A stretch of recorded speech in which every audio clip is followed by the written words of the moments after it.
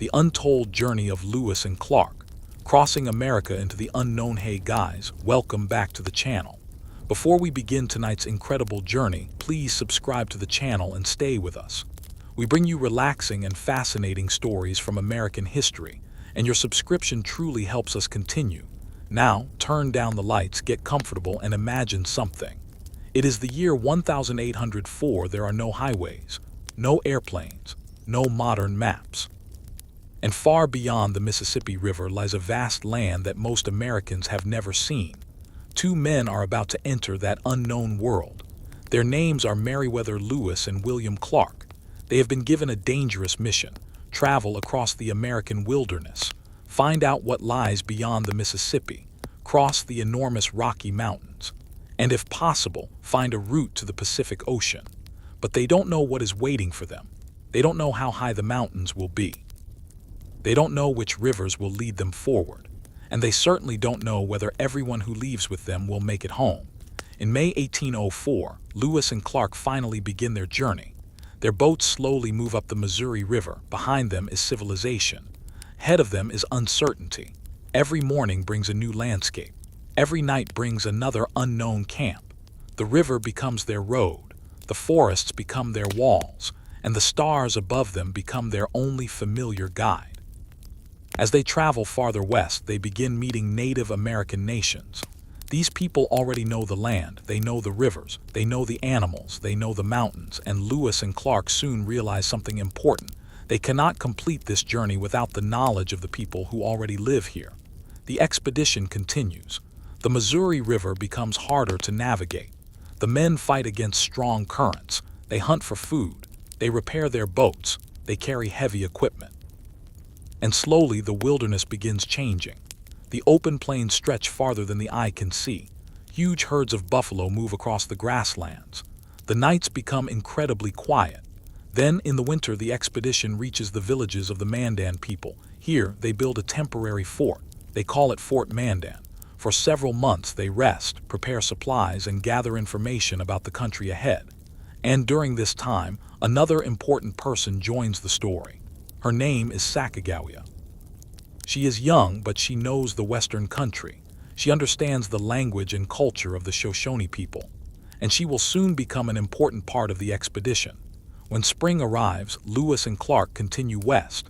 The river carries them deeper into unknown territory. Then suddenly the landscape changes. Far ahead, enormous mountains rise into the sky, the Rocky Mountains. The expedition has finally reached the greatest obstacle of their journey. The men expected mountains.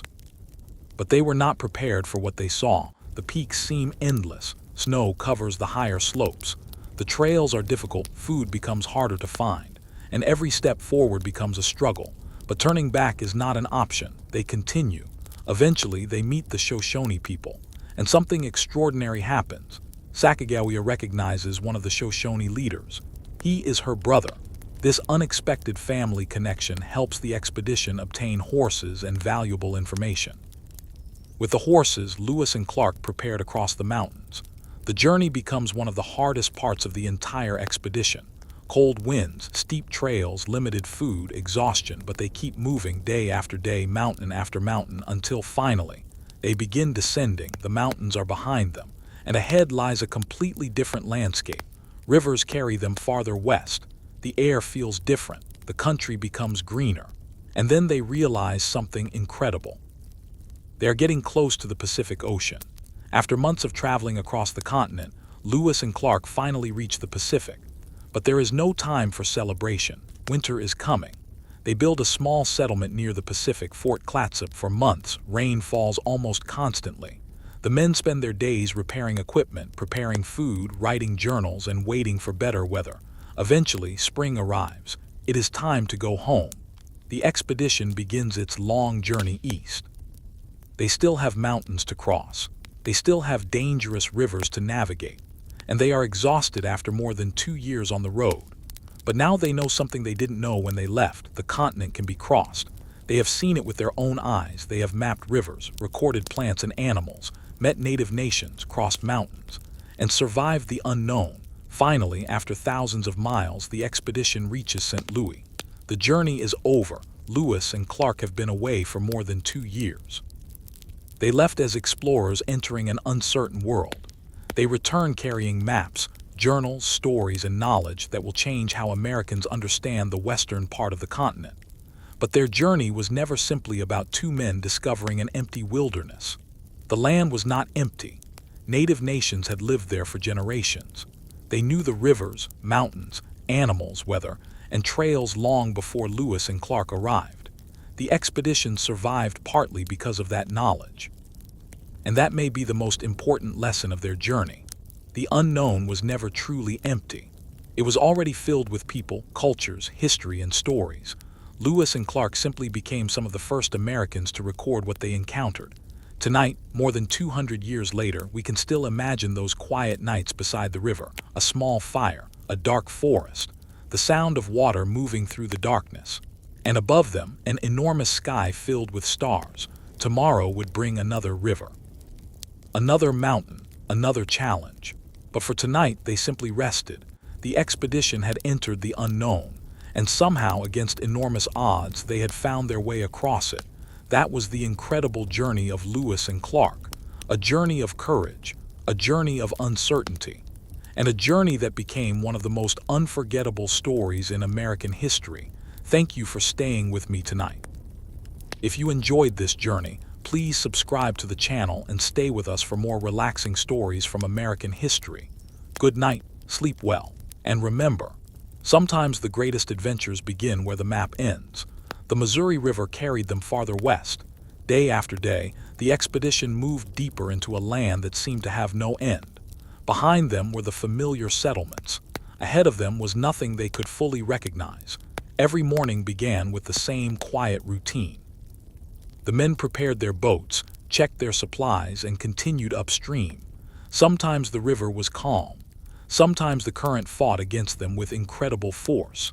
At night, they made camp beside the water. The fire burned softly while the men rested after another exhausting day. But Lewis knew they could not remain on the river forever. Somewhere ahead stood the Rocky Mountains. And beyond those mountains was the greatest question of the entire expedition.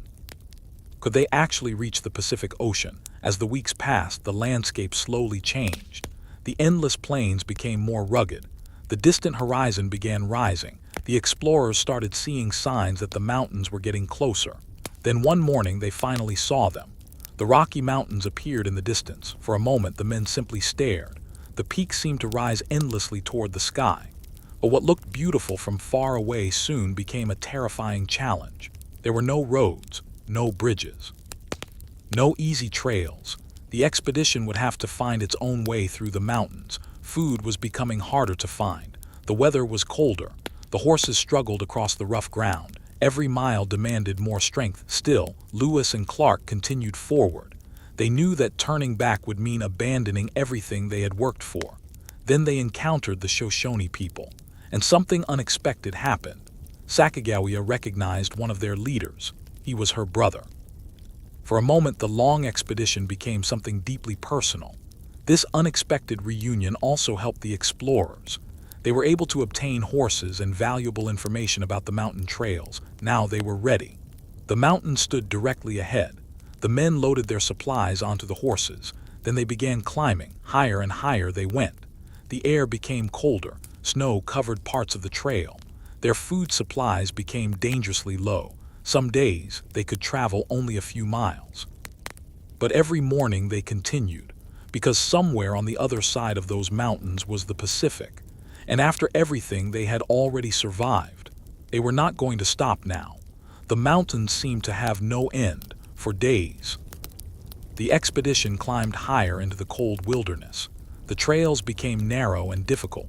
The horses struggled beneath the weight of the supplies. The men were exhausted, and food was becoming dangerously scarce. Sometimes they had little more than a small amount of meat to eat. The cold wind moved through their clothing. Snow covered parts of the trail. Yet every morning they continued.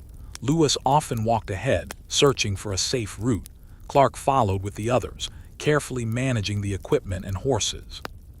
They were no longer traveling along a comfortable river. Now they were crossing a world of rock, snow, and steep mountains. Then one afternoon they reached a high ridge. Lewis stopped. He looked toward the horizon. For the first time, instead of seeing another mountain directly ahead, he could see valleys stretching beyond the peaks. They had crossed the Great Divide. The Rocky Mountains were finally behind them. But their journey was far from over. They descended into a new landscape. The rivers flowed in a different direction. The forests looked different. The air felt different. Everything reminded them that they had crossed into another part of the continent. Soon they reached the Clearwater River. The expedition built canoes and prepared to travel by water once again. After weeks of struggling through the mountains, the river felt like a gift. They pushed their canoes into the water. The current carried them west. For the first time in a long while, their journey became easier. But the river still had dangers. Strong currents could overturn a canoe. Hidden rocks could destroy their supplies. And the unfamiliar river could lead them into unknown territory. Still, they continued. The farther west they traveled, the closer they came to the Pacific. One evening, the men stopped beside the river. The sun slowly disappeared behind the mountains. A gentle wind moved through the trees. The sound of flowing water filled the valley. Lewis opened his journal. He wrote down what he had seen. He knew that this journey was becoming something much larger than he had imagined. They had crossed hundreds of miles. They had met people they had never known existed. They had survived storms, hunger, rivers, and mountains. But one question remained.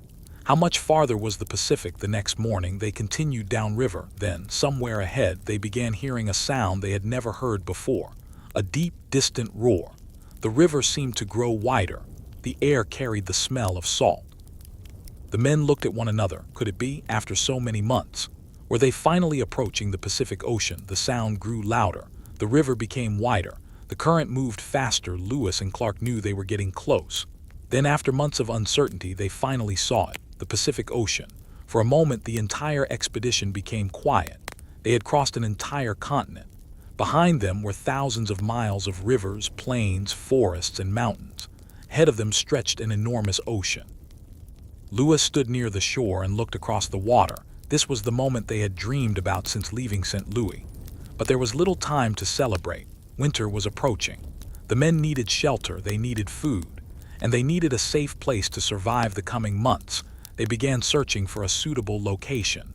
Eventually, they settled near the Nettle River and built a small wooden fort. They called it Fort Clatsop. The fort was simple. It was not a comfortable home.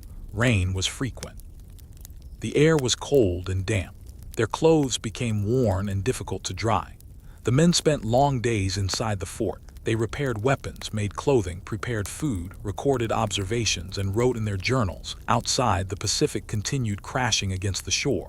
The sound of the waves became part of their daily lives. But there was another challenge. Their supplies were running low. They depended heavily on hunting. Fortunately, elk were plentiful in the area. The hunters went out almost every day. The meat helped keep the expedition alive through the winter. Meanwhile, Lewis continued writing. He recorded the landscape. He described animals and plants. Clark worked on maps. Together, they preserved a detailed record of their journey. But as the winter continued, one thought became stronger: home. The men had been away for more than a year. They had traveled farther than most of them had ever imagined. They had crossed the Rocky Mountains. They had reached the Pacific. But now they had to turn around. The journey home would be long, and it would not be easy. Finally, spring arrived. The rain began to lessen. The rivers became easier to travel. The expedition prepared its equipment. The fort was abandoned. The canoes were loaded. The men looked one last time toward the Pacific Ocean. Then they turned east. They had reached the farthest point of their journey. Now they had to find their way home. And waiting between them and St. Louis were thousands of miles of wilderness once again. The journey home began quietly. After spending the winter beside the Pacific, Lewis and Clark packed their supplies and prepared to leave Fort Clatsop. The ocean disappeared behind them. Ahead lay the enormous wilderness they had already crossed once before. But this time, they were not traveling into complete uncertainty. They knew the general direction: home. Still, they knew the journey would be dangerous. The mountains were waiting. The rivers were waiting. And their bodies were already tired from more than 2 years of travel. As they moved eastward, the expedition separated into smaller groups. Lewis wanted to explore areas they had not seen during the journey west. Clark also wanted to investigate more of the country. Their mission was not simply to return. They wanted to learn as much as possible before reaching home. Lewis and a small group traveled toward the north. The landscape was beautiful but unpredictable. They moved through forests and open valleys. At night, they slept beneath the trees. During the day, they followed rivers and old trails. But then the journey suddenly became dangerous. Lewis's group encountered a group of Blackfeet warriors. Tension rose quickly. Neither side knew what the other intended to do. The situation became violent. The explorers managed to escape, but the encounter reminded Lewis that even after everything they had survived, danger could appear without warning. Lewis continued east. Meanwhile, Clark and the others traveled along another route. The expedition was now spread across a huge area. For a while, nobody knew exactly where the other groups were. Eventually, they planned to meet again near the Missouri River. But before that could happen, Lewis had another difficult challenge. The wilderness. It seemed endless. There were no signs pointing toward home, no roads, no settlements, only mountains, rivers, forests, and distant trails. Yet Lewis had his maps, and more importantly, he had experience. He was no longer the uncertain explorer who had left St. Louis 2 years earlier. He had learned how the rivers moved. He had learned how to read the landscape. He had learned to recognize trails. He had learned that survival often depended on patience. Slowly, his group moved toward the Missouri. Then the familiar river finally appeared. For Lewis, seeing the Missouri again must have felt almost like seeing an old friend. This was the river that had carried them west. Now it would carry them home. The separate groups eventually reunited. The men exchanged stories about what they had seen.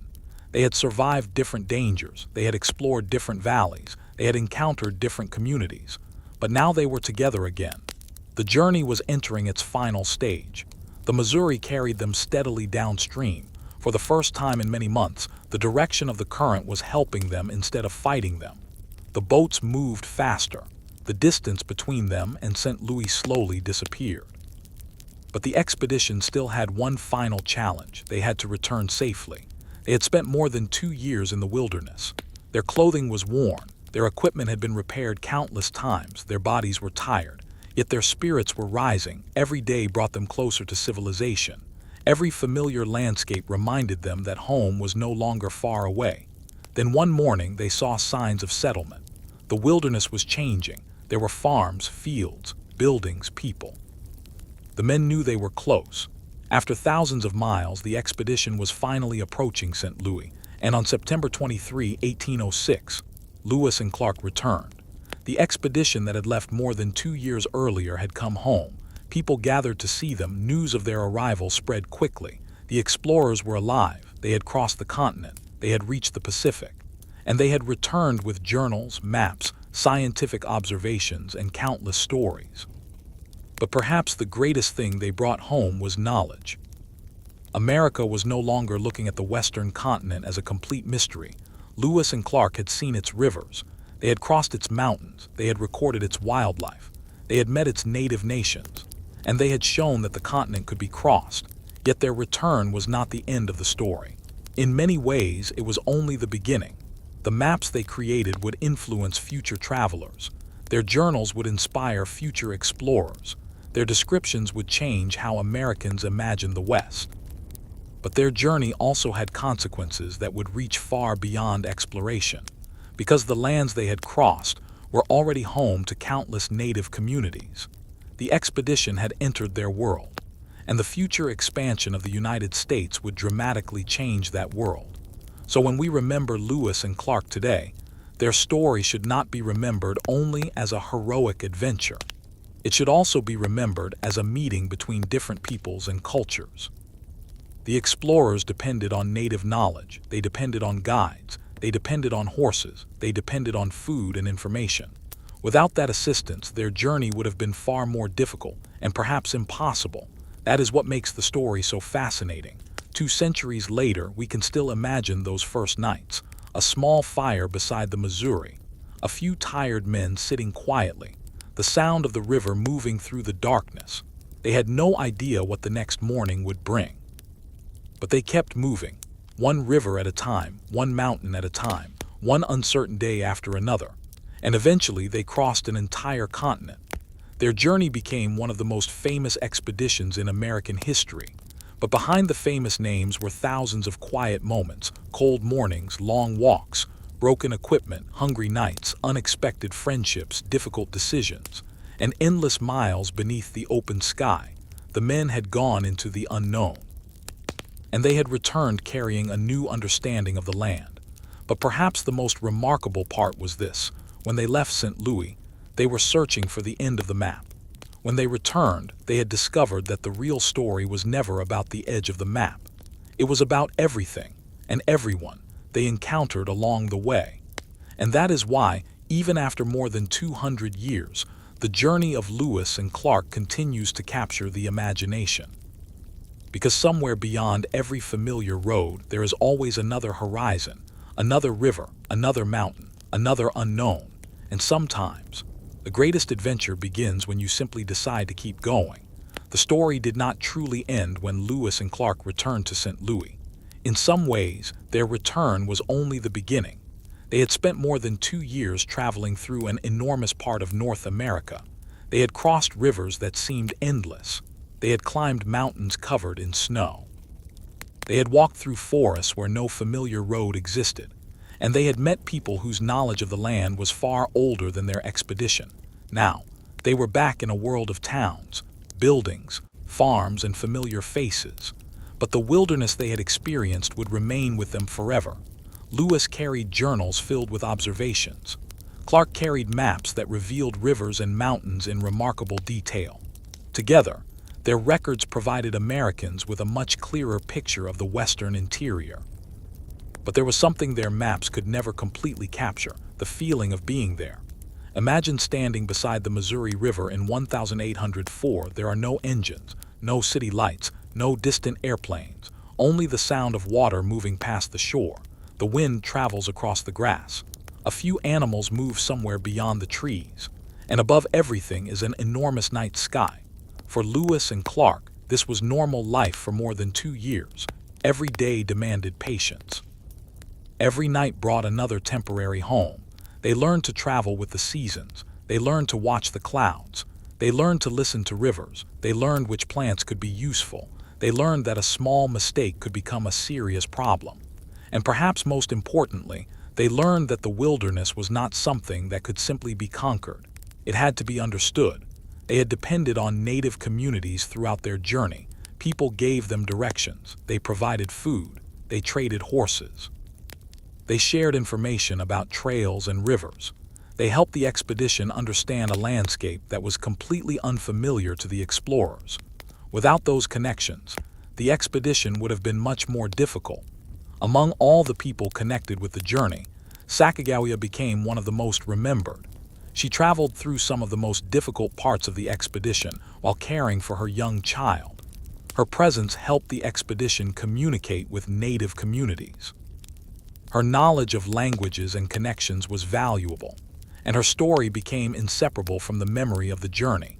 But there were many others whose names became less famous: the boatmen, the hunters, the soldiers, the interpreters, the native guides, the people who shared information, the people who provided food, the people who helped the explorers survive.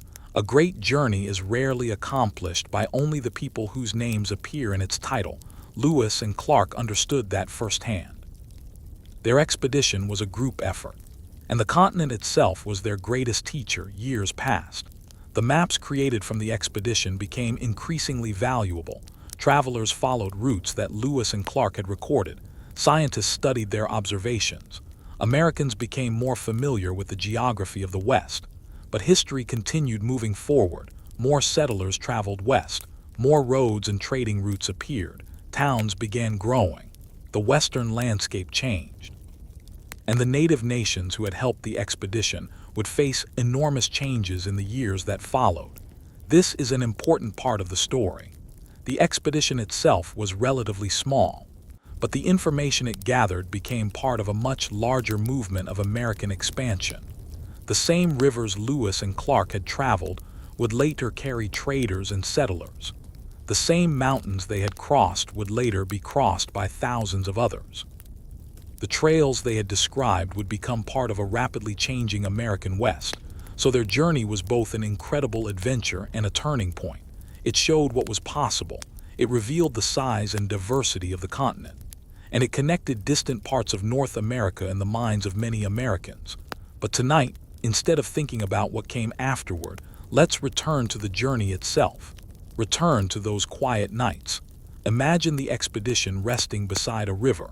The men are tired. The fire is low, someone is repairing a piece of clothing, someone is checking the supplies, another person is writing in a journal, nobody is speaking loudly. The wilderness surrounds them. The river flows quietly beside the camp.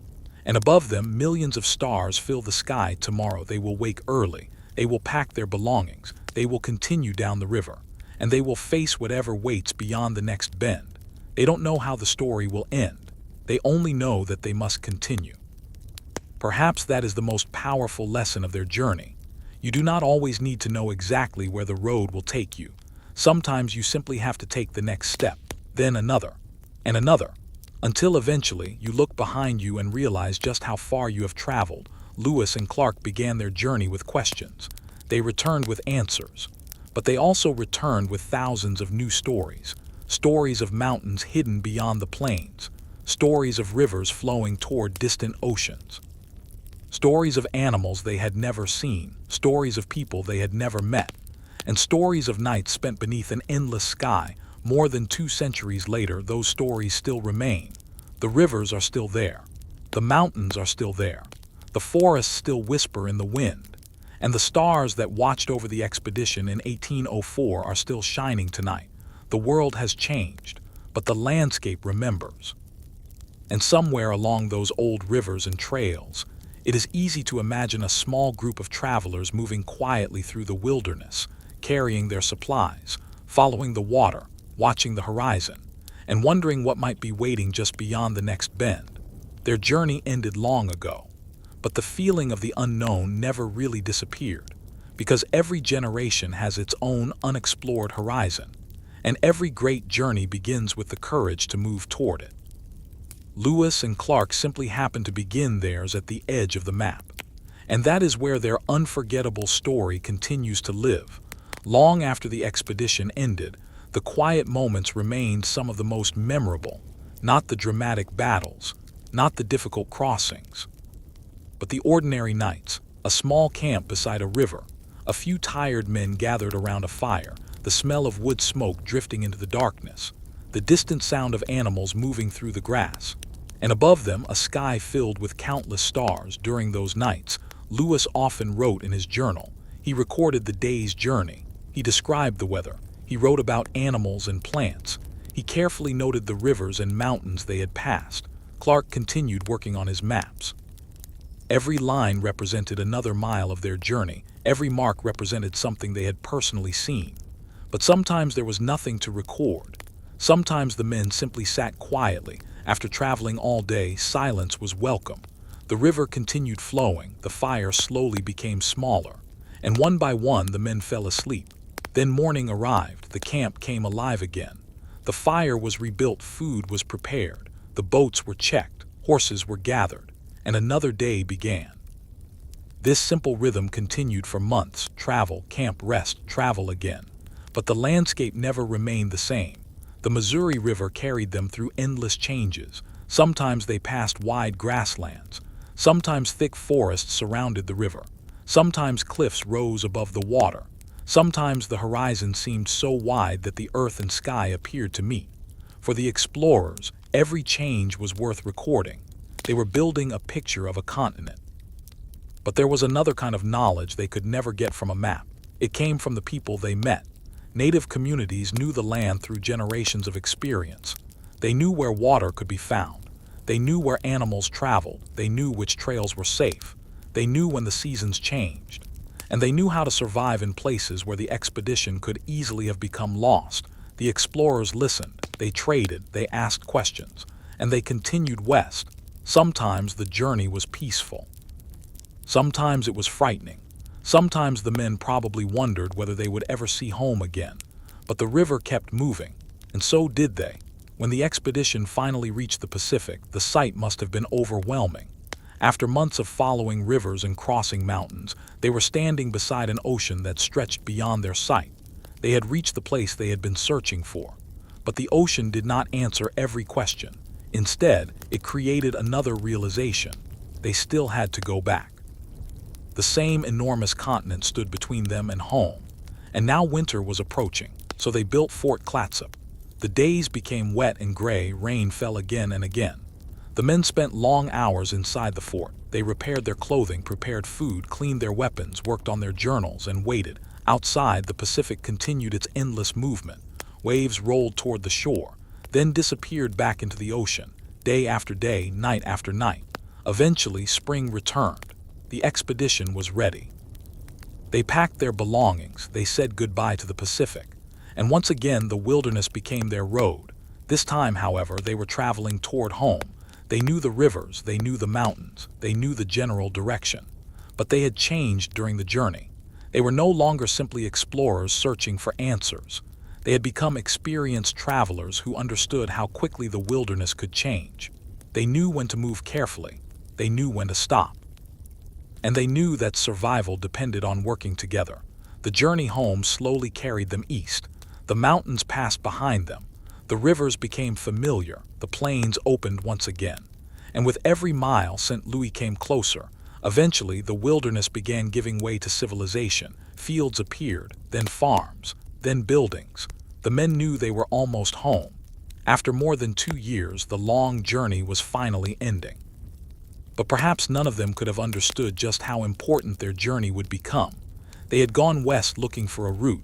They had returned with something much greater, a record of a vast continent, a collection of stories, a deeper understanding of the people who lived there, and a journey that would be remembered for generations. The campfires were gone. The boats had been put away. The mountains were far behind them, but the memories remained.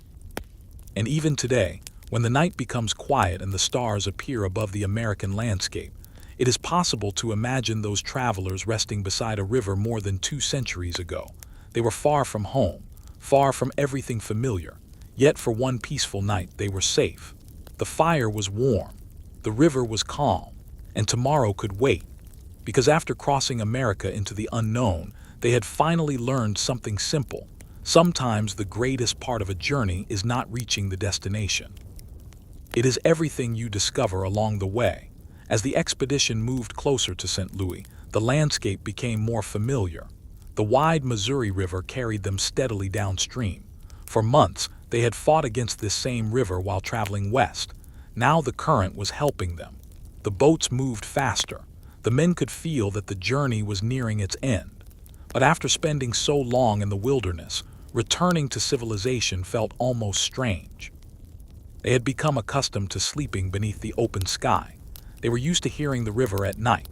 They were used to waking before sunrise and preparing for another day of travel. Soon those routines would disappear.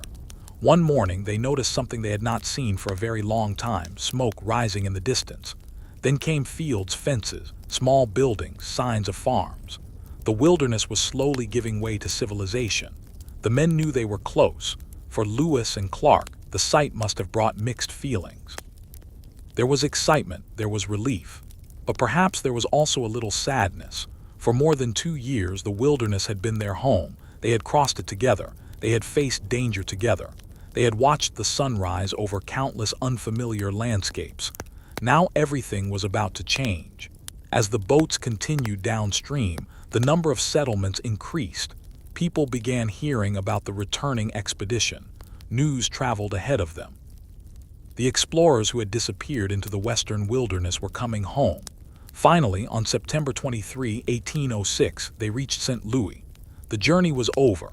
The men stepped onto familiar ground. More than 2 years earlier, they had left this place with questions. Now they returned carrying journals, maps, specimens, and stories. They had traveled thousands of miles. They had crossed the Rocky Mountains. They had reached the Pacific Ocean, and they had survived. But the greatest achievement was perhaps not the distance they traveled. It was what they learned. They discovered that the American West was far more diverse and complex than many people in the East had imagined. They encountered countless landscapes. They documented unfamiliar plants and animals. and they met native nations whose knowledge of the continent was essential to their survival. Their journals preserved many of these experiences. Clark's maps showed rivers and mountain ranges with new detail. Lewis's observations provided information about the natural world. Their work would influence Americans for years to come. Yet history also reminds us that exploration can change the world around it. The information brought back by the expedition encouraged future American expansion. More travelers would follow, more settlements would appear, and the lives of many native nations would eventually be deeply affected. That part of the story is complicated. The expedition itself was relatively small, but the knowledge it gathered became part of a much larger movement. This is why the journey of Lewis and Clark is remembered in many different ways. To some, it represents courage and exploration. To others, it is a story of cultural encounters and the beginning of enormous change. And perhaps both perspectives belong in the story, because history is rarely only one thing. It is made of people choices, consequences, and countless individual experiences. Lewis and Clark could not have known everything their journey would eventually lead to. They were focused on the road ahead, one river, one mountain, one day at a time. And perhaps that is why their journey still feels so human. They were not traveling with modern technology. They could not call for help. They could not check a digital map. If a bridge was missing, they had to find another way. If food became scarce, they had to hunt. If a river became dangerous, they had to wait or take a risk. Every mile required effort. Every decision mattered. And yet, despite everything, they continued. Tonight, imagine their final evening before returning home. The river is quiet. The campfire is small. The men are tired. But for the first time in a very long time, they know that home is close. Someone looks toward the dark horizon. Someone listens to the water. Someone remembers the mountains. Someone remembers the Pacific. And perhaps someone wonders how different life will feel after returning. The journey had changed them. They had left St. Louis as men beginning an uncertain mission. They returned carrying experiences that could never be fully explained in words. They had seen places few Americans had ever seen. They had walked where maps were incomplete. They had crossed a continent. And now the journey was becoming history. The campfires would eventually disappear. The boats would be stored away. The journals would be read by others. The maps would be copied. But the memory of those thousands of miles would remain. A river, a mountain, a forest, a distant ocean, and a group of travelers moving slowly westward into the unknown. Their journey had begun with a question. It ended with a new understanding of the continent. And perhaps that is why, even after more than 200 years, people still look back at Lewis and Clark, not because they had every answer, but because they were willing to travel into a world where there were almost none. And sometimes, the courage to begin is the most important part of any journey. But the story of the expedition does not become less interesting once the men returned home. In fact, some of the most important questions began after their return. What would happen to the enormous lands they had traveled through? Who would travel there next? And what would happen to the people who already called those lands home? Lewis and Clark had returned with information that many Americans had never possessed before. Their journals described rivers, mountains, forests, animals, and communities across the West. Their maps gave future travelers a clearer idea of what lay beyond the Mississippi. But a map can never show everything. It cannot show the sound of the wind moving through the grass. It cannot show the exhaustion of climbing a mountain. It cannot show the fear of traveling through an unknown valley. And it cannot fully explain the knowledge carried by the people who had lived there for generations.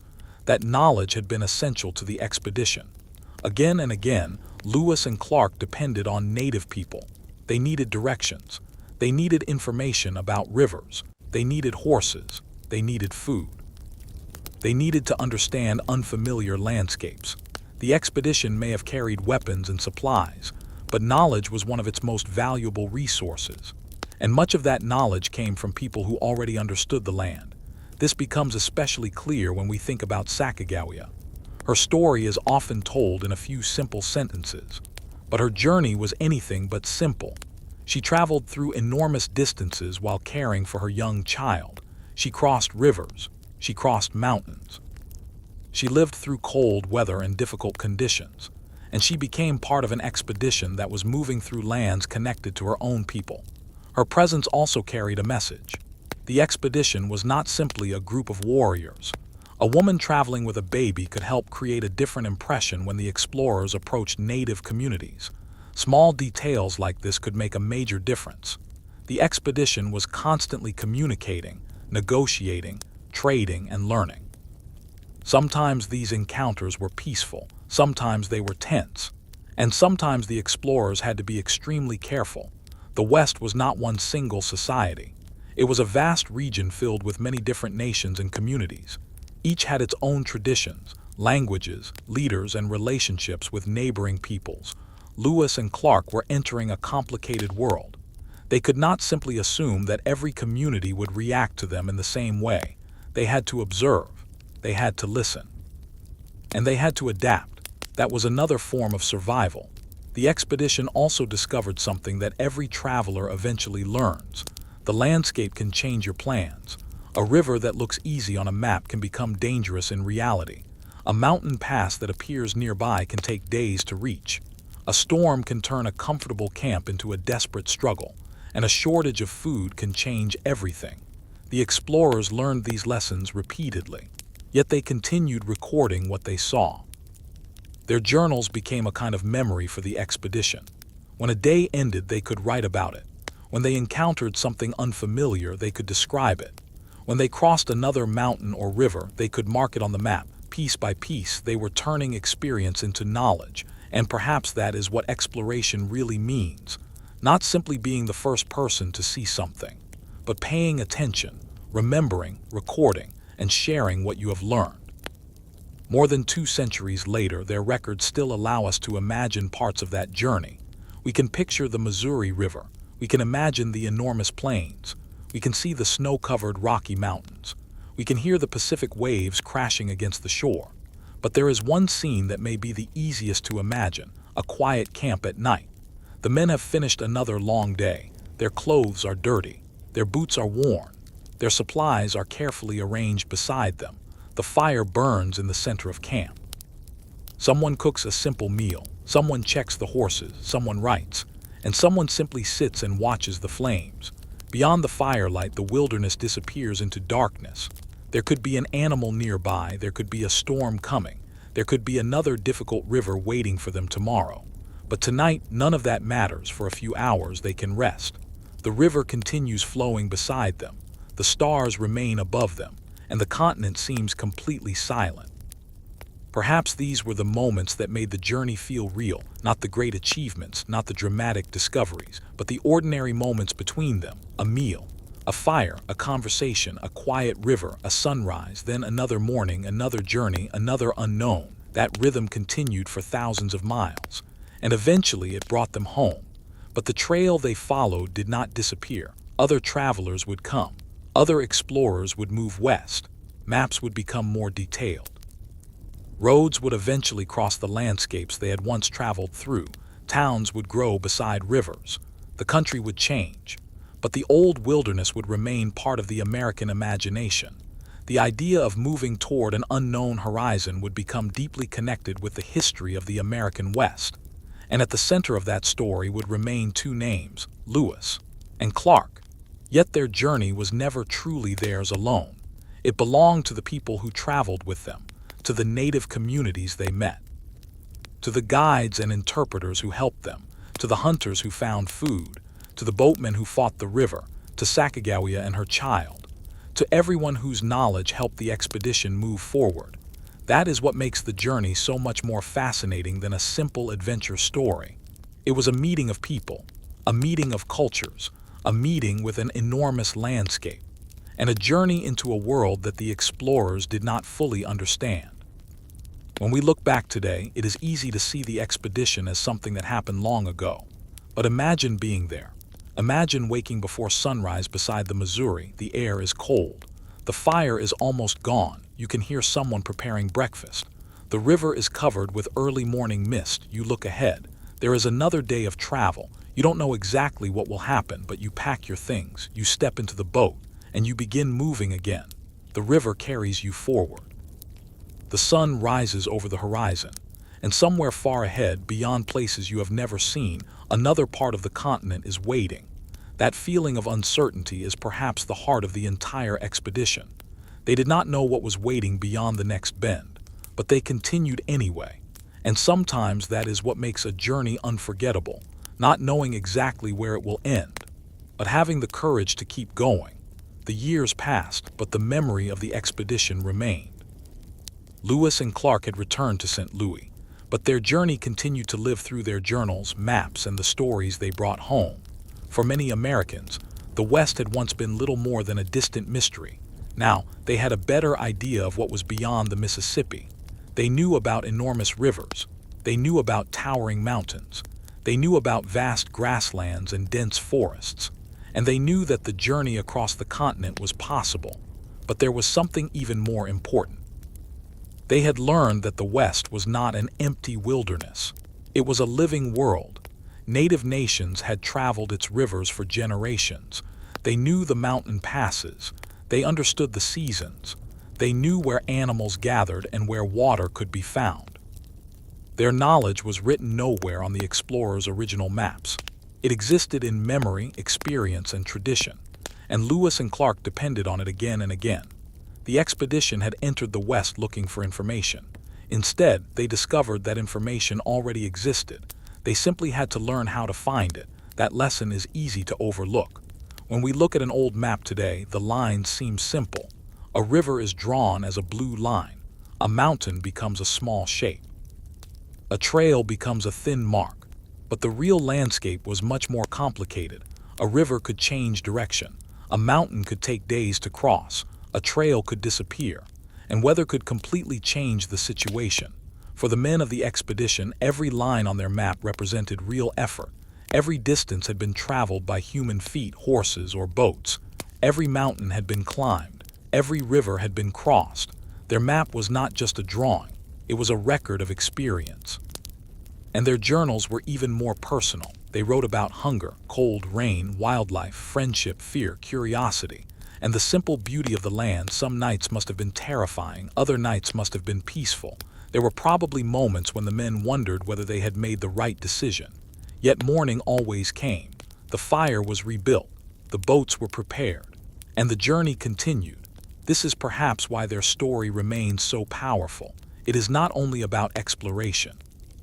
It is about endurance, the ability to continue when the road becomes difficult. The expedition faced challenges that would have stopped many people, but they kept moving. 1 mile, 1 river, 1 mountain, 1 day at a time. And eventually they reached the Pacific. Then they turned around. Then they came home. The journey that had seemed almost impossible was complete. But history rarely ends when the travelers reach home. Their discoveries became part of a much larger American story. The information they brought back encouraged more people to look west. Traders, travelers, settlers, and other explorers would eventually follow. The country continued expanding, and the West began changing. For native nations, however, these changes could be devastating. More newcomers meant greater pressure on their lands and traditional ways of life. The story of American expansion, therefore, cannot be separated from the people who already lived across the continent. This is one reason the Lewis and Clark expedition should be remembered carefully. It was an extraordinary achievement of travel and observation, but it was also an early moment in a much larger historical transformation. 2 different worlds were coming into closer contact, and the consequences would last for generations. Still, tonight, we can return to the quieter side of the story. Forget the later years for a moment. Forget the maps. Forget the celebrations. Imagine only the journey. A small boat moving through the Missouri River. The sun is beginning to set. The water reflects the fading light. The men are tired. They have traveled all day. Soon they will stop. A fire will be built beside the river. Food will be prepared. Someone will write in a journal. And slowly the wilderness will become quiet. There are no city lights, no roads, no traffic, only the river, the wind, the fire, and the stars. For a moment, the entire continent seems still. Tomorrow will bring another challenge, but tonight they can rest. Perhaps that is what makes these old journeys so fascinating. They remind us how different life once was. A journey that today might take a few hours could once take months. A mountain that we can see from an airplane window could once require days of climbing. A river that looks peaceful on a modern map could once determine whether an expedition survived. Lewis and Clark lived in that world. They had no way of knowing what history would say about them. They were simply trying to complete their mission. They were trying to find a route. They were trying to record what they saw. They were trying to make it home.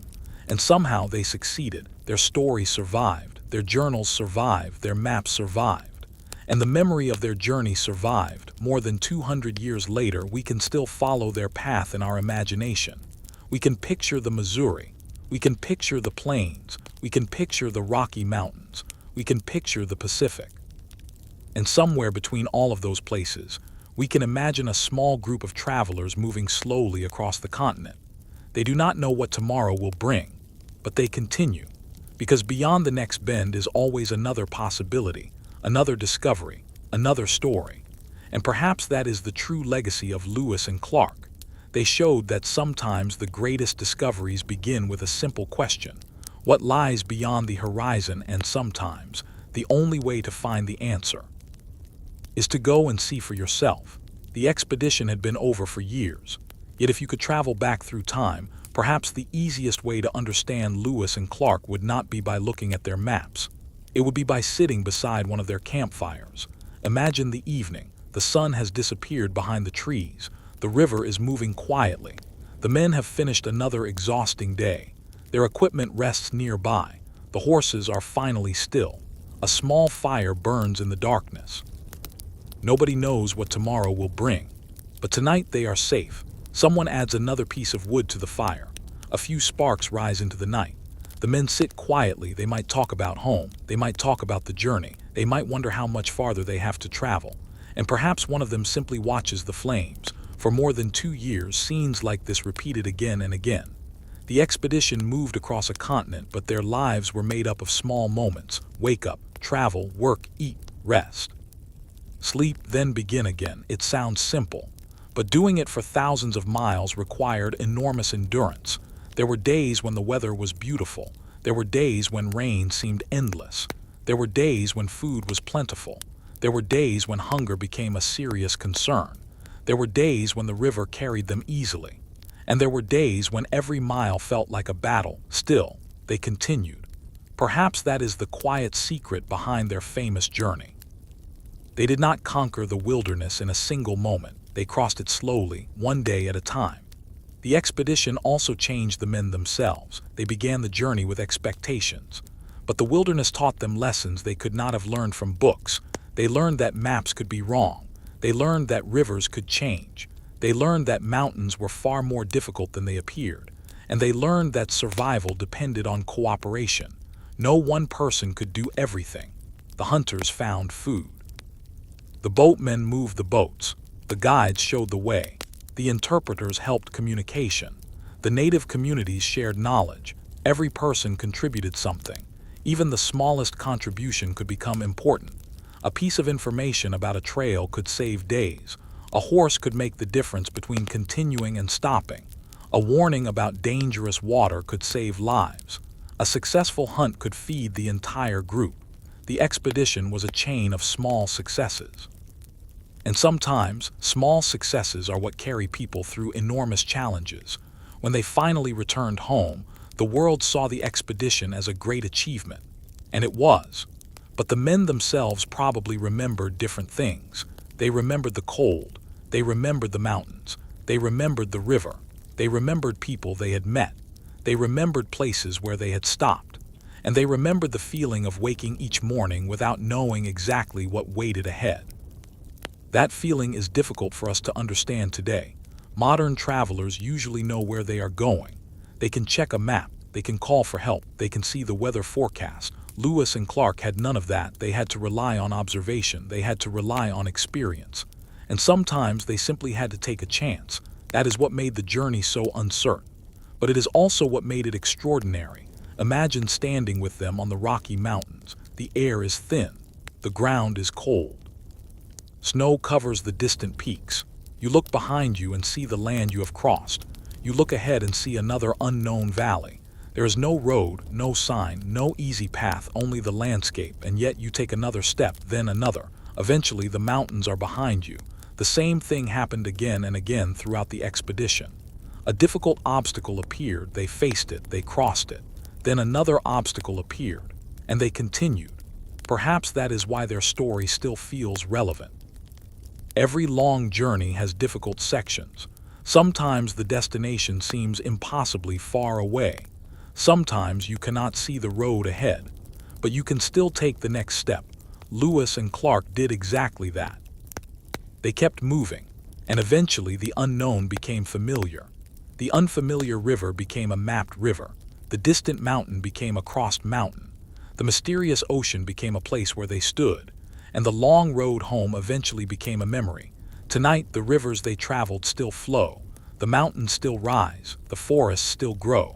The wind still crosses the plains, and the stars still shine above the same continent. The world around those landscapes has changed enormously. But nature has its own kind of memory. A river does not remember names.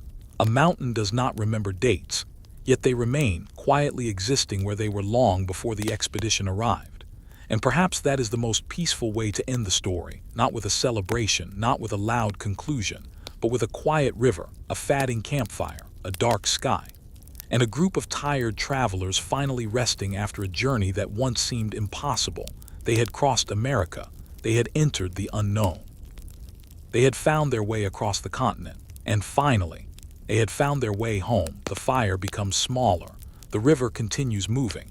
The night grows deeper, and somewhere beneath the same stars, the journey becomes a story that still lives more than 2 centuries later. The night became quieter. The expedition had already traveled farther than most people of their time could imagine. But the greatest part of their journey was not simply the distance. It was everything they learned along the way. At the beginning, Lewis and Clark believed they were traveling into an unknown world. But slowly, they discovered that the land was not unknown to everyone. For thousands of years, native nations had lived beside these rivers and mountains. They knew the seasons, they knew the animals, they knew the trails, they knew where to find water. And they understood the land in ways that no map could explain. The explorers depended on that knowledge. Every conversation could provide something valuable, a direction, a warning, a name, a trail, a place to find food. The expedition moved forward because many different people contributed to its survival. That is an important part of the story. The journey was never just about Lewis and Clark. It was about a group of people moving together through an enormous continent. And sometimes the smallest moments became the most important. A horse arriving at the right time, a guide pointing toward the correct trail, a hunter finding food, a river becoming calm enough to cross, a storm ending before nightfall. Each small event helped the expedition continue. But there were also moments when luck seemed to disappear. The weather could turn suddenly. Supplies could become damaged. People could become sick or exhausted. The landscape could become almost impossible to cross. And yet they kept moving. They learned to accept uncertainty. They could not control the river. They could not control the weather. They could not control the mountains. They could only decide how to respond. That may be one of the deepest lessons hidden inside their journey. Sometimes survival is not about controlling the world around you, it is about adapting to it. Lewis and Clark adapted again and again. When the river became difficult, they changed their approach. When the mountains blocked their way, they searched for passes. When food became scarce, they hunted. When communication became difficult, they searched for interpreters. When they needed horses, they negotiated. The journey continued because they were willing to change their plans. Eventually, the expedition reached the Pacific. They had achieved the major goal, but standing beside the ocean, they probably understood something else. The Pacific was not the end of the world. It was simply another horizon. The ocean stretched beyond their sight, just like the plains had stretched beyond their sight, just like the mountains had seemed endless. The journey had taught them that there was always something beyond what they could see. And then came the long journey home, eastward once again. The same continent, different direction, different experiences. This time they knew the route, but they were still cautious. They knew how quickly conditions could change. They had learned to respect the landscape. They knew that confidence could be dangerous if it became carelessness. Slowly, they moved toward St. Louis. Eventually, the familiar world returned, fields appeared, settlements appeared, people appeared, and finally the expedition arrived home. The journey that had begun with uncertainty was finished, but the story continued. Their journals were studied, their maps were used, their experiences were remembered, and their names became part of American history. Yet perhaps the most lasting image is not of a famous explorer standing on a mountain. It is of an ordinary traveler sitting beside a fire, tired, cold, hungry, but still moving forward, because great journeys are usually built from ordinary days, one morning, 1 mile. One difficult decision, then another. That is how Lewis and Clark crossed America, not in one great leap, but through thousands of small steps. And perhaps that is why their story still speaks to people today, because every person has a journey. Sometimes the path is clear, sometimes it disappears, sometimes the destination seems far away, but there is always another step, another morning, another opportunity to continue. The expedition eventually became history, but the feeling behind it remains timeless. The feeling of standing before something enormous, something unfamiliar, something that makes you wonder what lies beyond it. Lewis and Clark saw that feeling again and again. And instead of turning away, they moved toward it. They followed the river, they crossed the mountains, they entered the unknown, and eventually they came home. The rivers continued flowing after they left. The mountains remained silent, the forests grew, the plains stretched beneath the sky, and the stars continued shining. Long after the expedition disappeared from those landscapes, the land remained, quiet, patient, unchanged in its deepest places. And perhaps that is where the story truly belongs, not only in books, not only in maps, but beside the rivers, among the mountains. And beneath the endless American sky, the journey is over, the explorers are home. But the road they traveled still invites us to wonder. What lies beyond the horizon? What waits around the next bend, and what might we discover if we simply keep going? The expedition was finished, but life did not simply return to the way it had been before. Lewis and Clark were no longer the same men who had left St. Louis in 1804. They had seen too much. They had traveled too far. And they had experienced a world that few Americans of their generation could even imagine. Meriwether Lewis returned to a country eager to hear about the expedition. His journals contained descriptions of places that had once existed only as rumors. People wanted to know about the mountains. They wanted to know about the rivers. They wanted to know about the animals. And they wanted to hear about the people Lewis and Clark had encountered. William Clark also continued his work. The maps and information gathered during the expedition remained valuable. But perhaps the most remarkable thing was how quickly the journey became part of American memory. The expedition had started as a mission. It became an adventure. Then it became history. And eventually it became legend. But legends can sometimes make real people seem almost unreal. Lewis and Clark were not superheroes. They became tired. They made mistakes. They became frightened. They disagreed. They struggled. They depended on others. And they sometimes had to make difficult choices with very little information. That is what makes their story so fascinating. They were ordinary human beings placed in extraordinary circumstances. Imagine Lewis standing beside the Missouri River before the expedition began. He could not see the Rocky Mountains. He could not imagine the Pacific shore. He did not know the people he would meet.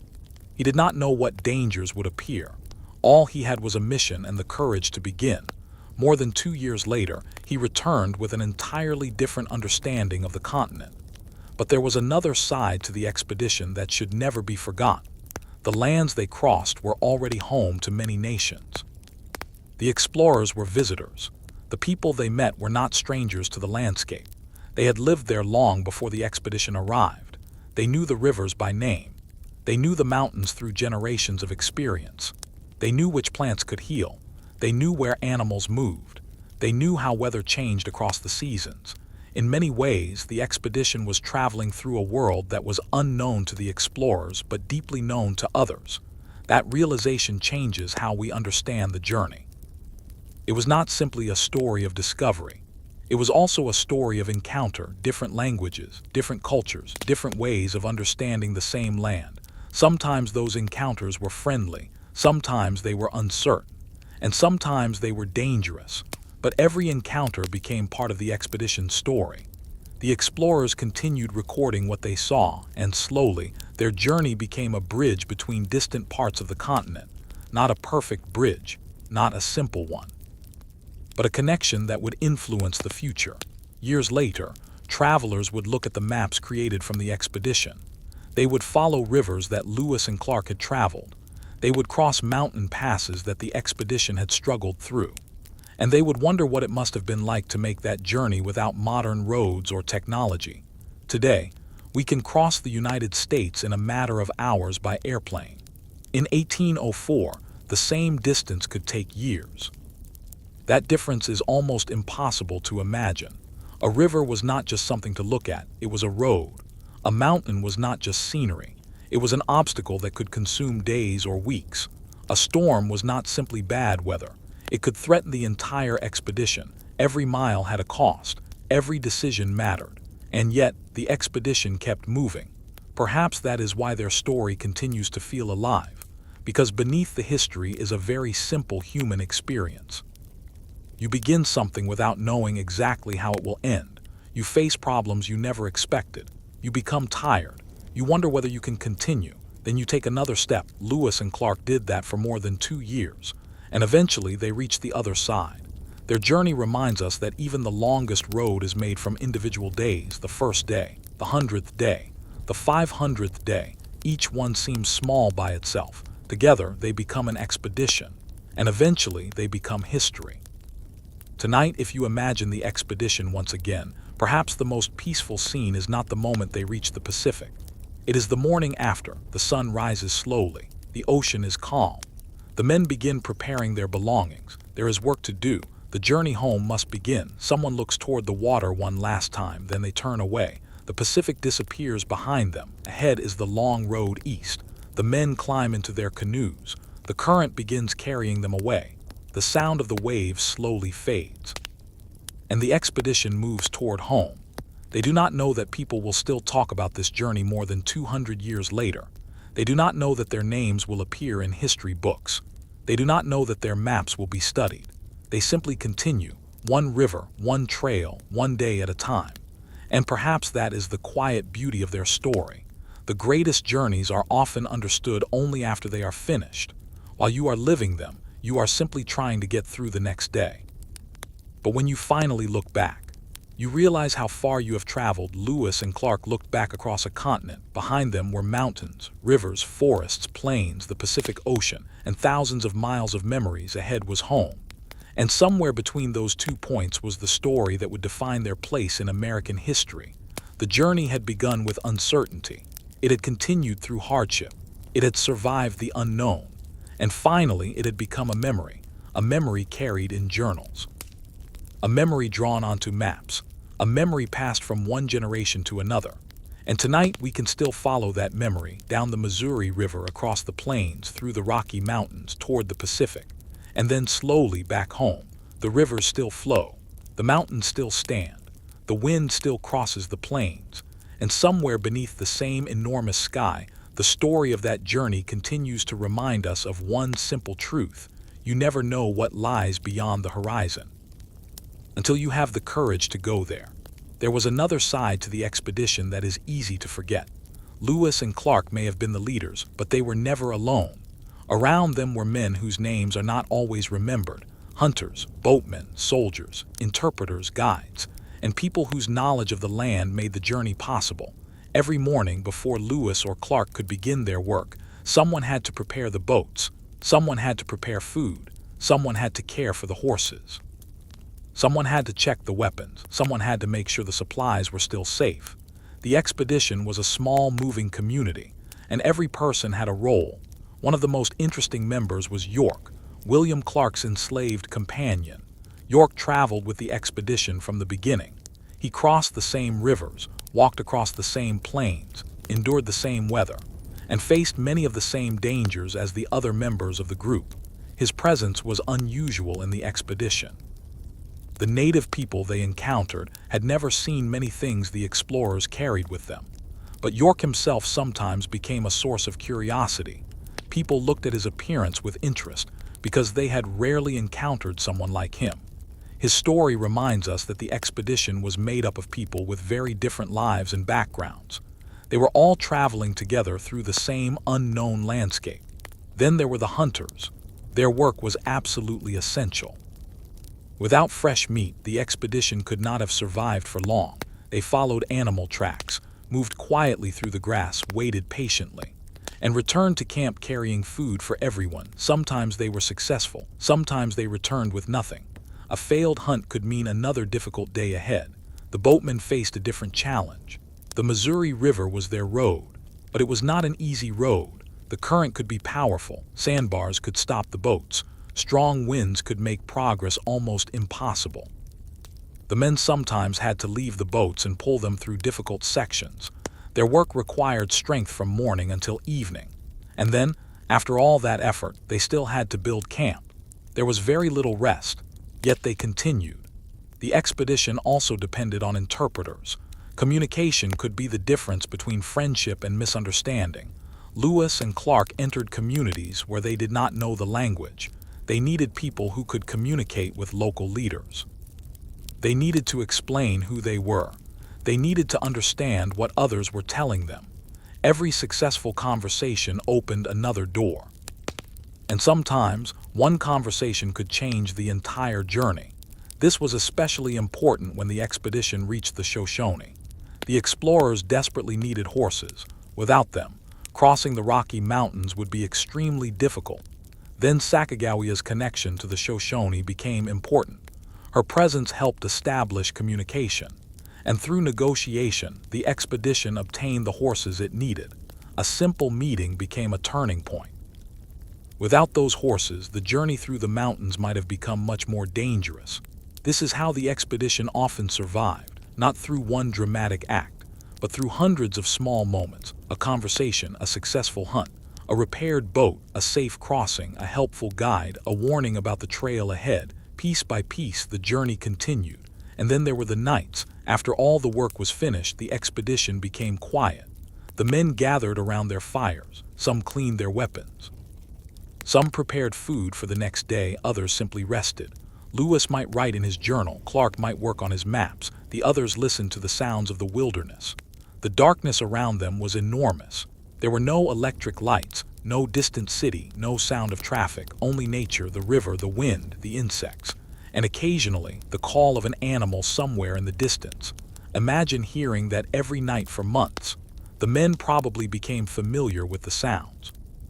They learned which noises were ordinary and which ones required attention. The wilderness slowly became less mysterious, but it never became completely safe. That was something they understood very well. One morning could be peaceful, the next could bring a sudden storm. A calm river could become dangerous. A friendly meeting could become tense.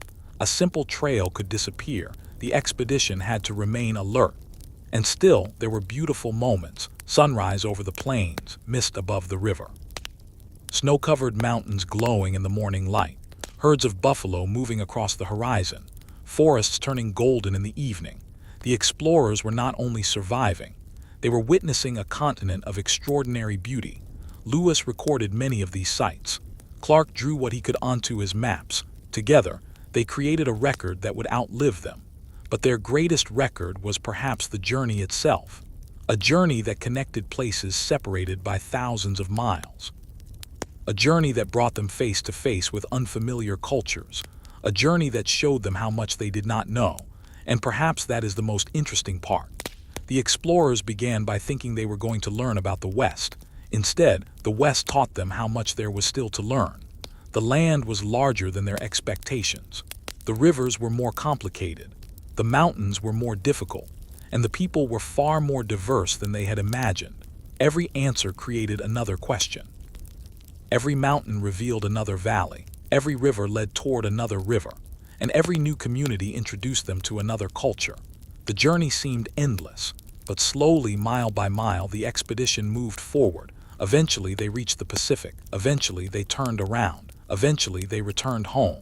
But the memory of those people remained: the men who carried the boats, the hunters who found food, the guides who showed the way, the interpreters who opened conversations, Sacagawea and her child, York, and countless native people whose knowledge helped the expedition survive. When we remember Lewis and Clark, we are really remembering a much larger story, a story about people working together in a difficult world, a story about curiosity, a story about survival, and a story about entering a place you do not understand and learning from those who do. The fires eventually went out. The boats eventually returned. The trails became quiet again, but the journey remained. And tonight, if we imagine one final camp beside the Missouri, the scene is simple. The men are tired. The river moves slowly beneath the moonlight. The fire burns softly. Tomorrow they will travel again. But for this moment, nothing is required of them. They can simply sit, listen, rest, and watch the stars. The same stars that watched them leave St. Louis. The same stars that followed them across the mountains. The same stars that shone above the Pacific. And the same stars that would guide them home. The expedition was only a moment in the enormous history of this continent, but it became a story that refused to disappear. And perhaps that is because, beneath all the maps and history books, it contains something we all understand: the desire to know what lies ahead, the fear of the unknown, and the hope that, if we keep moving forward, we will eventually find our way home. The expedition continued to live in the memories of the men who had made it. For Lewis and Clark, the wilderness was no longer simply a distant place on a map. It had become part of their lives. They had slept beside its rivers, walked across its plains, climbed its mountains, and listened to its silence. But there was one thing they could never fully leave behind: the feeling of standing before a horizon that seemed to have no end. During the expedition, every new morning began with uncertainty. They never knew what the next bend in the river would reveal. Sometimes it was another peaceful valley. Sometimes it was a difficult stretch of rapids. Sometimes it was a new community. And sometimes it was a mountain rising directly ahead. Yet the expedition always moved forward. The river became their guide. When they could follow the water, they did. When the water ended, they searched for trails. When trails disappeared, they looked to the landscape. And when the landscape became unfamiliar, they depended on people who knew it. This was perhaps the greatest lesson of the journey. No single person knew everything. Lewis knew much about science and observation. Clark was skilled at mapping. The hunters understood animals. The boatmen understood the rivers. The guides understood the trails. Native communities understood the land. Together, their knowledge became greater than anything one person could have achieved alone. That was why the expedition survived, not because it was fearless, but because it learned to depend on others. Imagine one of their mornings. The sky is still gray. The camp is quiet. Someone wakes and adds wood to the fire. Soon smoke rises into the cold air. Others begin preparing breakfast. The horses are gathered, the boats are checked. The journals are packed carefully, then the camp disappears. Within minutes, the travelers are moving again. From a distance, they might look like a tiny group crossing an enormous world. And that is exactly what they were. The continent was huge. The expedition was small. But they continued anyway. There were days when the landscape seemed almost endless. The plains stretched beyond sight. The mountains disappeared into clouds. The forest seemed to continue forever.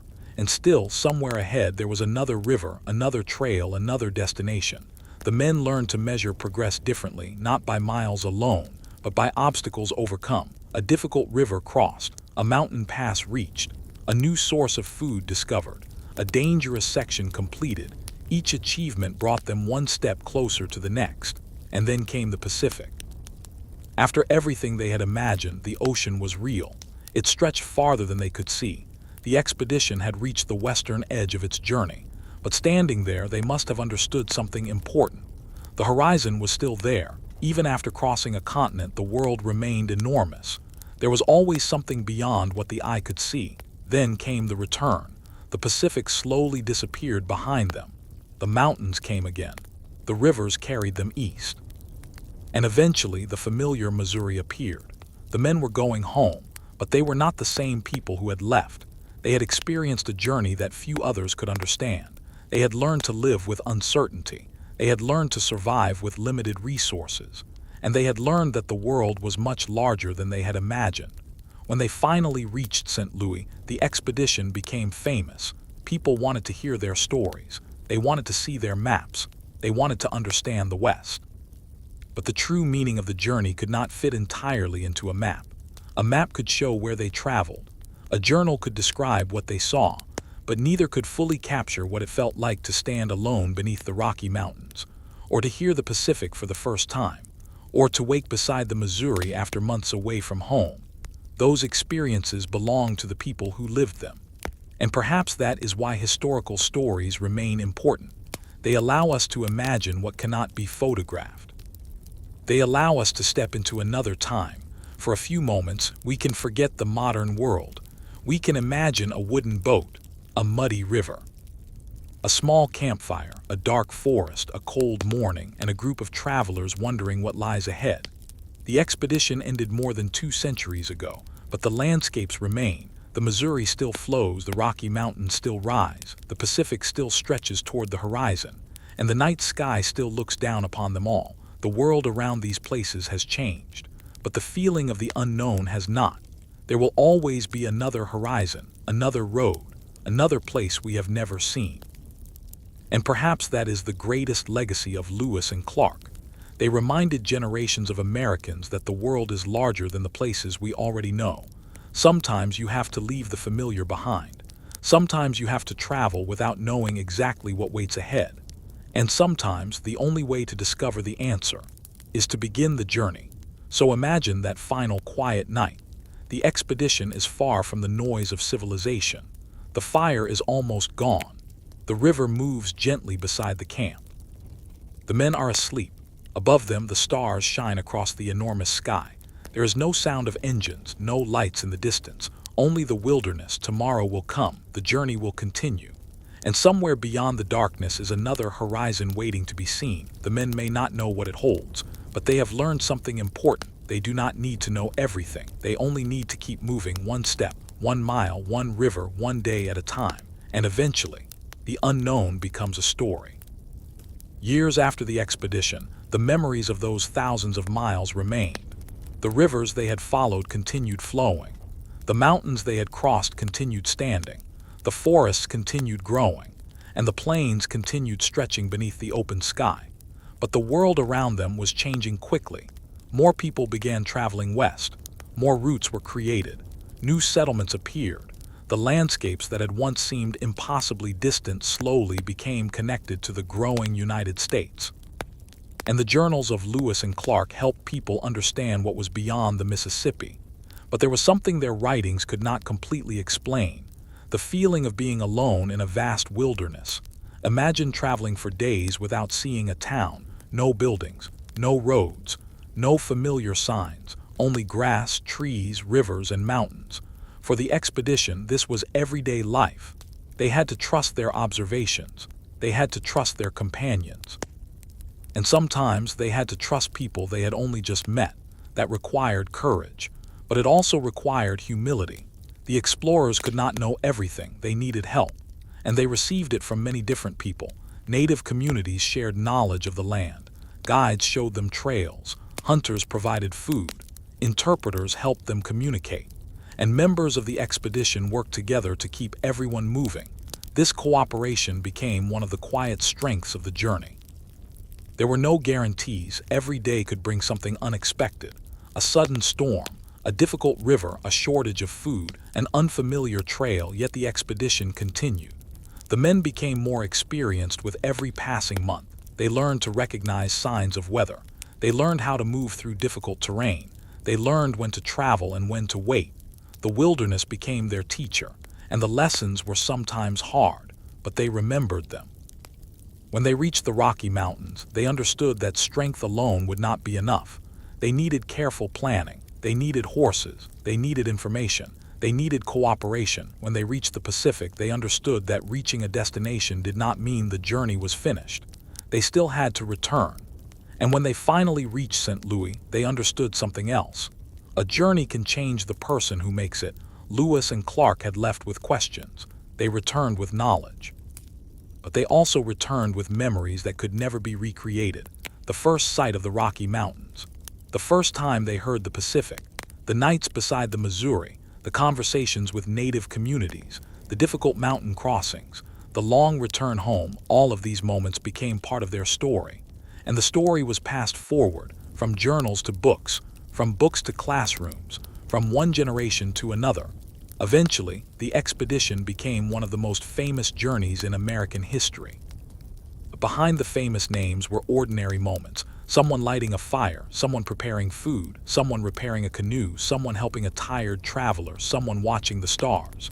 These small moments were the true rhythm of the expedition. And perhaps that is why the story feels so peaceful when we slow it down. The expedition was enormous, but life was lived one day at a time. Tonight, imagine the river again. The water moves gently beneath the moon. The camp is quiet. The men have finished their work. The fire glows softly. A few sparks rise into the air and disappear. The horses stand quietly nearby. The forest is dark. And above everything, the stars seem endless. Nobody knows exactly what tomorrow will bring. But they have learned not to fear every unknown. They have learned to move carefully. They have learned to listen. They have learned to continue. And perhaps that is the deepest lesson hidden inside their journey. The unknown does not always need to be conquered. Sometimes it simply needs to be explored. One small step at a time, Lewis and Clark eventually returned home. But the horizon they had followed remained. It remained in their memories, it remained in their maps, and it remained in the imagination of the people who came after them. The West was no longer just a distant mystery. It had become part of a story of rivers, mountains, people, cultures, challenges, and discovery. Yet even after the maps became clearer, the horizon never disappeared. There was always another place beyond it. Another road, another mountain, another question. And that is perhaps why their journey continues to matter, because the world may become easier to map. But there will always be something we do not know, something waiting beyond the familiar, something asking us to look a little farther, to take another step, to keep moving. And somewhere beneath the same stars that watched Lewis and Clark cross the continent, that timeless feeling remains. The feeling of standing at the edge of the known world and wondering what lies beyond. The expedition had crossed America, but the story it left behind was much larger than the journey itself. When Lewis and Clark began, they were looking for answers. What was beyond the Mississippi? What rivers crossed the western lands? What mountains stood between them and the Pacific? And what kind of world existed beyond the horizon? They found answers to many of those questions, but they also discovered something they could never have learned from a map. The continent was alive with people, cultures, languages, animals, rivers, and ancient trails. The West was not empty. It was a world already known by the native nations who lived there. Again and again, the expedition depended on that knowledge.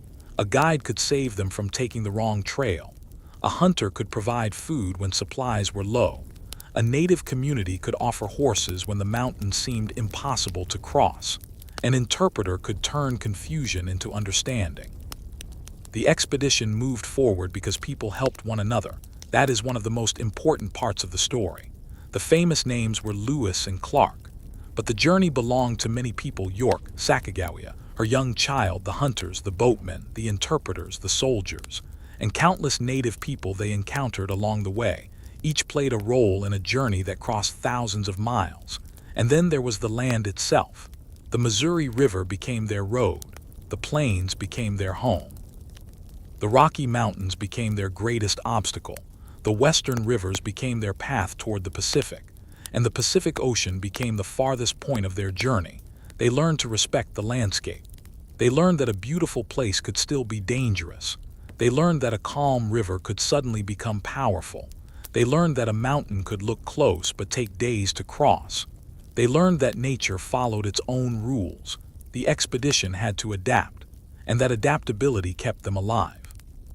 Think about how different their world was. There were no modern roads, no cars, no phones, no GPS, no weather apps, no emergency services waiting nearby. If something went wrong, the expedition had to solve the problem itself. If a boat broke, they repaired it. If food became scarce, they hunted. If a trail disappeared, they searched.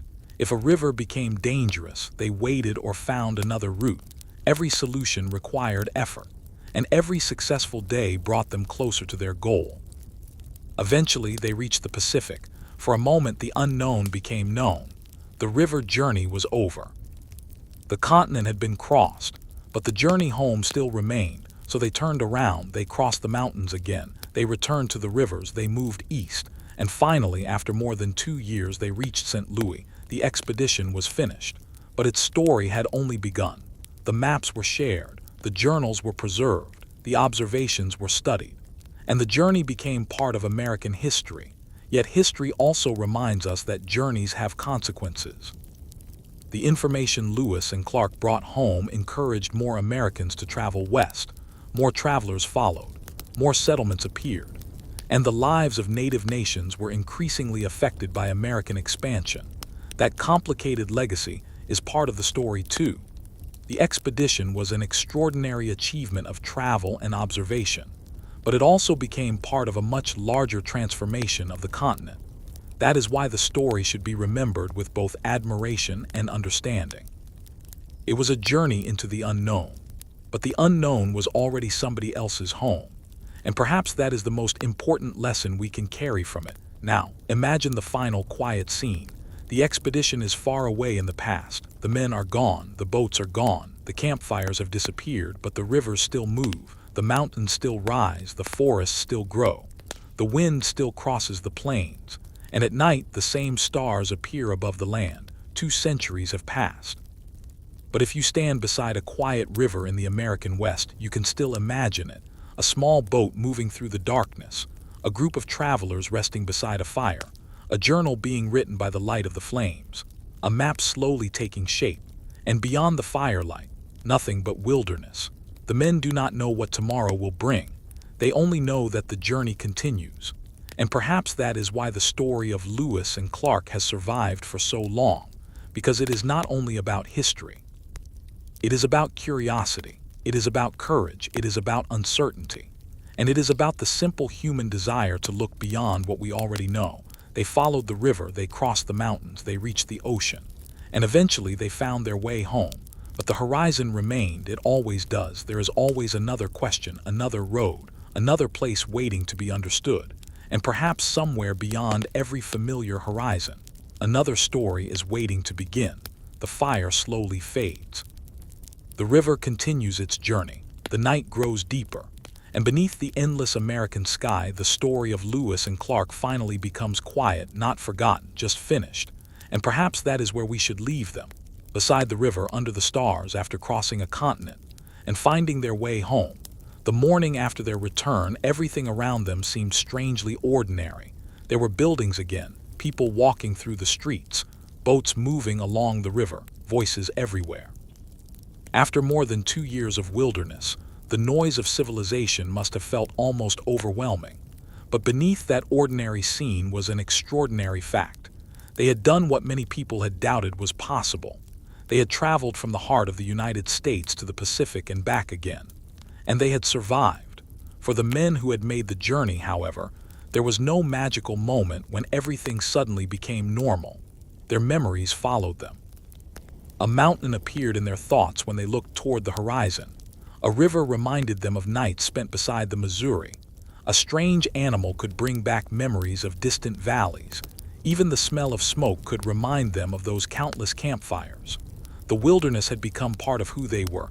Lewis began preparing his official reports. He had thousands of observations to organize: plants, animals, weather, geography, native nations, rivers, mountain ranges. So much information had been gathered that it could not be explained in a single conversation. Every page represented another part of the journey. Clark worked with maps and records as well. His maps were especially important because they transformed the expedition's experiences into something other people could understand. A traveler looking at one of those maps could see the route. But Lewis and Clark knew what the lines did not show. They knew how difficult each section had been. They knew which river nearly destroyed their boats. They knew which mountain forced them to travel on foot. They knew which nights were freezing. They knew which communities had welcomed them. And they knew which moments had frightened them.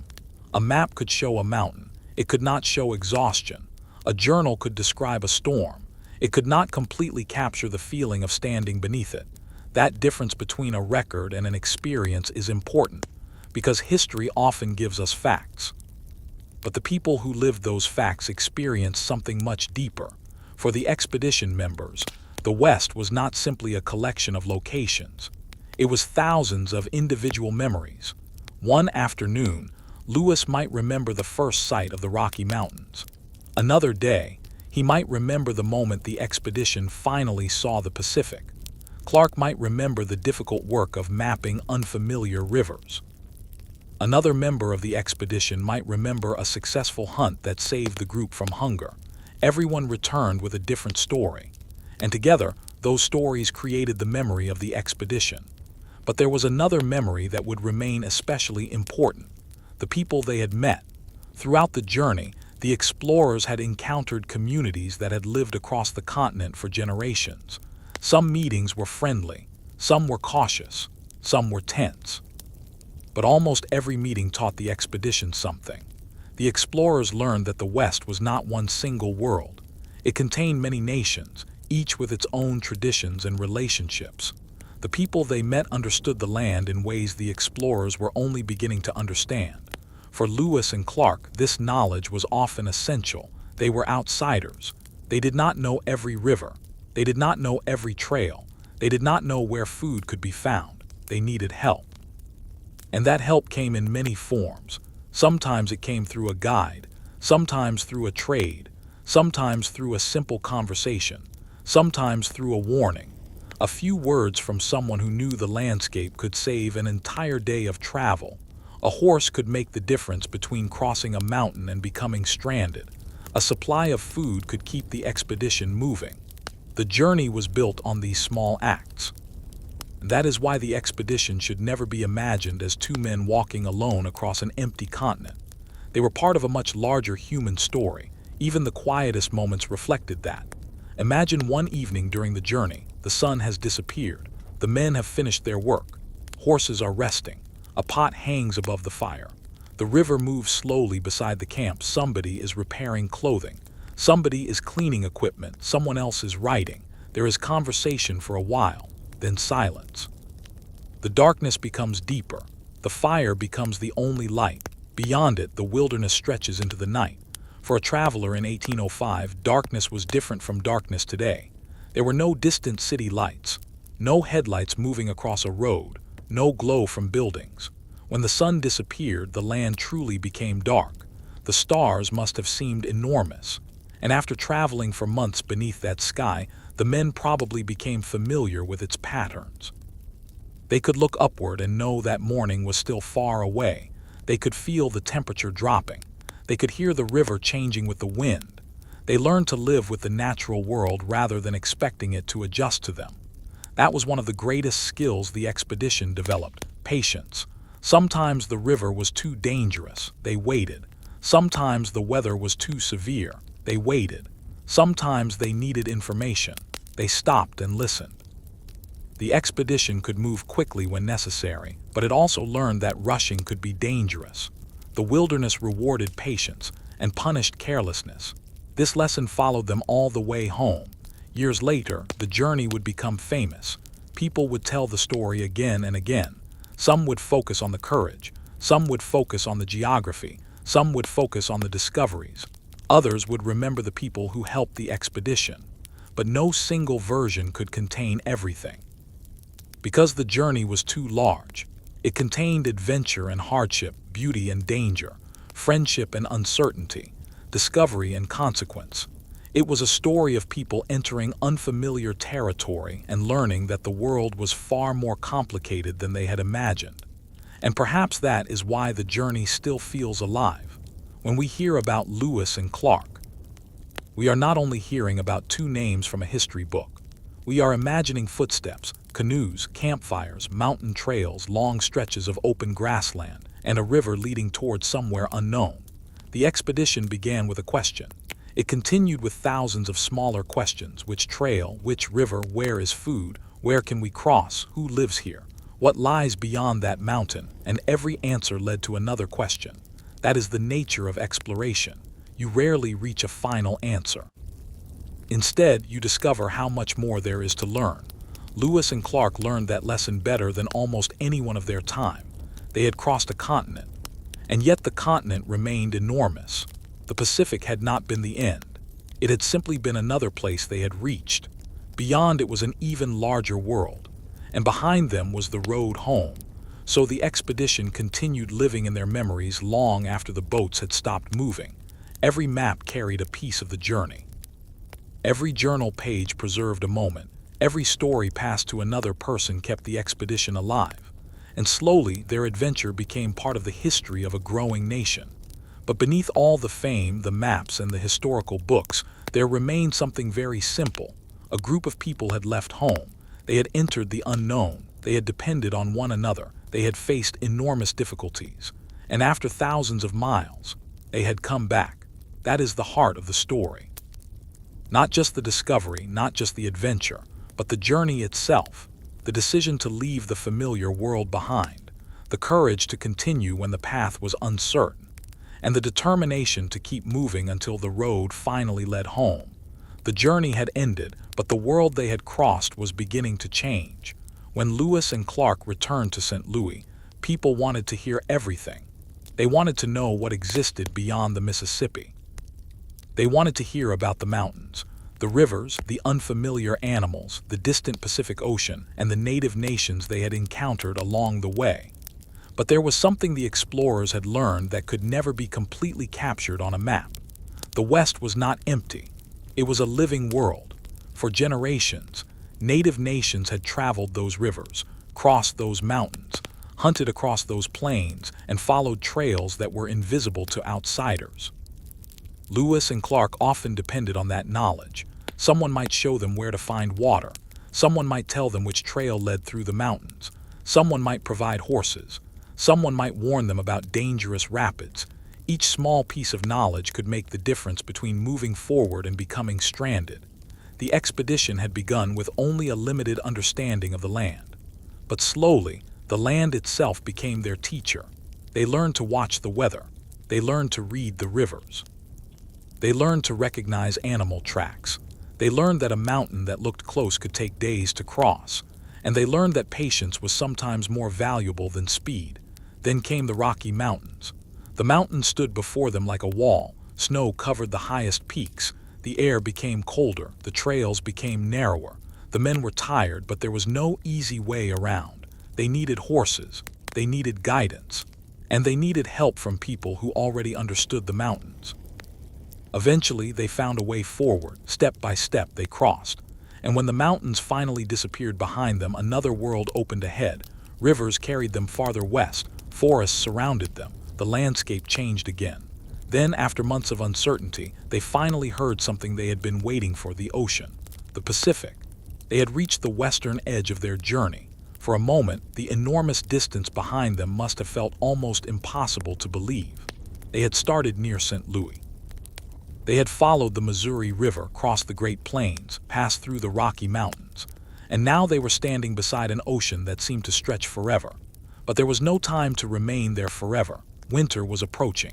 The expedition needed shelter. They built Fort Clatsop near the Pacific and settled into a long, wet winter. Rain fell frequently. The days became quiet. The men repaired clothing and equipment. They prepared food. They wrote in their journals. They waited for spring. And outside the fort, the Pacific continued its endless rhythm. Waves came toward the shore, then disappeared again, day after day, night after night. Eventually, spring arrived. The expedition packed its belongings. The Pacific disappeared behind them, and the long journey home began. This time they were traveling east. The mountains were still difficult. The rivers were still dangerous. But they were no longer completely unfamiliar. They had memories of the route. They had maps. They knew what dangers might be waiting. The unknown was slowly becoming familiar, and every mile brought them closer to home. They traveled through the mountains again, returned to the plains, found the Missouri River. Then the current began carrying them downstream. For the first time in a very long time, the river was helping them move toward home. The men were tired, their clothing was worn, their equipment had been repaired many times, but their spirits were rising. They could feel that the journey was almost finished. Then the wilderness began to change. Fields appeared. Farms, buildings, people, signs of civilization. After more than 2 years in the wilderness, they were almost home. And finally, on September 23, 1806, they returned to St. Louis. The expedition was over, but its consequences were only beginning. Lewis and Clark had returned with journals, maps, scientific observations, and stories from thousands of miles of travel. Their records gave Americans a clearer picture of the Western interior. But those records also became part of a much larger movement. More travelers would eventually follow west, more settlements would appear, and the relationship between the expanding United States and native nations would change dramatically. That complicated legacy is an important part of the story. The expedition was an extraordinary achievement of exploration, but the land they crossed was already home to countless people.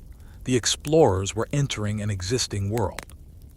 They were not creating one from nothing, and without the knowledge and assistance of many native people, their journey would have been far more difficult.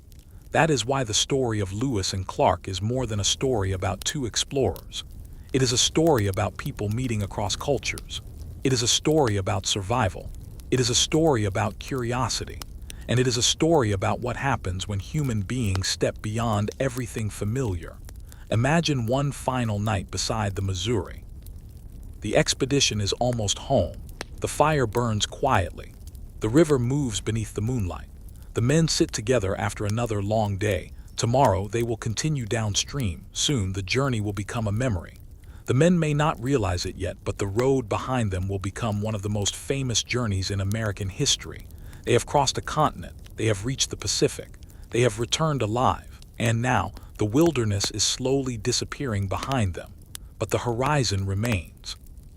It always does. There is always another river, another mountain, another question, another unknown waiting somewhere beyond the familiar world. And perhaps that is the greatest lesson Lewis and Clark left behind. You do not need to know everything that lies ahead. Sometimes you only need enough courage to take the next step, then another, and another, until one day you look back and realize that the road you were afraid to take has become the story you will never forget. The years after the expedition brought new responsibilities, but the memories of the journey remained close. For Lewis, the journals were more than records. They contained moments of uncertainty, discoveries, dangers, and encounters that could never be repeated. Every page carried a piece of the wilderness, a river seen at sunrise, a strange animal crossing the trail, a mountain covered in snow, a conversation with people whose languages were unfamiliar, a night when the cold seemed endless. These details transformed the expedition from a simple journey into a living record of the American West. Clark continued to preserve the maps and information they had gathered. His maps were especially valuable. For the first time, large portions of the western interior could be represented with greater accuracy. Rivers were connected. Mountain ranges became clearer. Routes became easier to understand. But the explorers knew that a map could never tell the whole story. A line on paper could not show how exhausted a traveler became after climbing a mountain. It could not show the fear of entering dangerous rapids. It could not describe the silence of a forest at night. And it could never fully explain the generosity of someone who helped a group of strangers survive.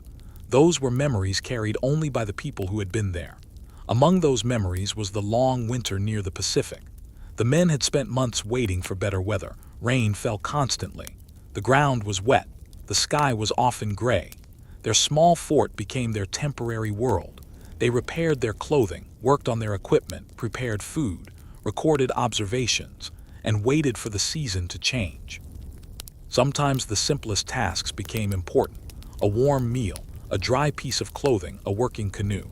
A successful hunt, nothing could be taken for granted. When spring finally arrived, they were ready to leave. The Pacific was behind them, home was thousands of miles away. But the men had learned something during their journey west. They knew how to survive, they knew how to travel together, they knew how to adapt. And they knew how important local knowledge could be. As they moved east, they encountered familiar landscapes again. The mountains they had once feared were now behind them. The rivers that had seemed mysterious were becoming familiar. The plains opened before them. And slowly, the distance between the expedition and St. Louis disappeared. Then came another change. They began encountering signs of American settlements. The world was becoming familiar again. But the men themselves had changed. They had spent too long in the wilderness to simply forget it. They had learned to wake with the sunrise. They had learned to sleep beside rivers. They had learned to listen carefully to the sounds of nature. They had learned that silence could be just as powerful as noise. And they had learned that survival depended on cooperation. No single person could carry the entire expedition. Every member mattered. A hunter's success could feed everyone. A boatman's strength could move the expedition through dangerous water. A guide's knowledge could prevent the group from becoming lost. An interpreter could turn strangers into partners. And the knowledge shared by native communities could change the entire direction of the journey. These contributions were often quiet, but they were essential. The expedition was built from thousands of such moments. One successful day followed another, and eventually those days became thousands of miles. That is how enormous journeys are completed, not all at once, but slowly, step by step, river by river, camp by camp. When the explorers finally returned to St. Louis, celebrations followed. People were amazed that they had survived. The expedition had become a remarkable story. But the men knew something that many listeners did not. The story had never been as simple as it sounded. There had been fear, there had been hunger, there had been exhaustion. There had been moments when the path ahead was uncertain. There had also been friendship, kindness, curiosity, and moments of extraordinary beauty. The West had shown them all of these things. And perhaps that is why the journey remained so powerful in their memories. It had not simply taken them somewhere. It had changed how they understood the world. The men had started with the idea of exploring a distant region. They returned having experienced an entire continent. They had seen how different environments could exist within a single journey. They had crossed grasslands that seemed endless. They had entered forests filled with unfamiliar sounds. They had climbed mountains where snow remained even during warmer seasons. They had stood beside an ocean that stretched beyond their sight. And then they had turned around and crossed it all again. Few journeys in their lifetime could compare. Yet the expedition's greatest legacy would not belong only to the men who traveled. Future generations would read their journals. Future travelers would follow their routes. Historians would study their decisions. And people who had never seen the Missouri River or the Rocky Mountains would imagine those places through their words. The expedition would become a symbol of exploration. But the deeper story would remain more complicated. The West was already home to many peoples. The expedition had depended on them. And the expansion that followed would eventually bring enormous changes to their lives. So the journey can be remembered with admiration for the endurance of the explorers while also recognizing the larger history surrounding them. Both stories existed at the same time, and neither should be forgotten.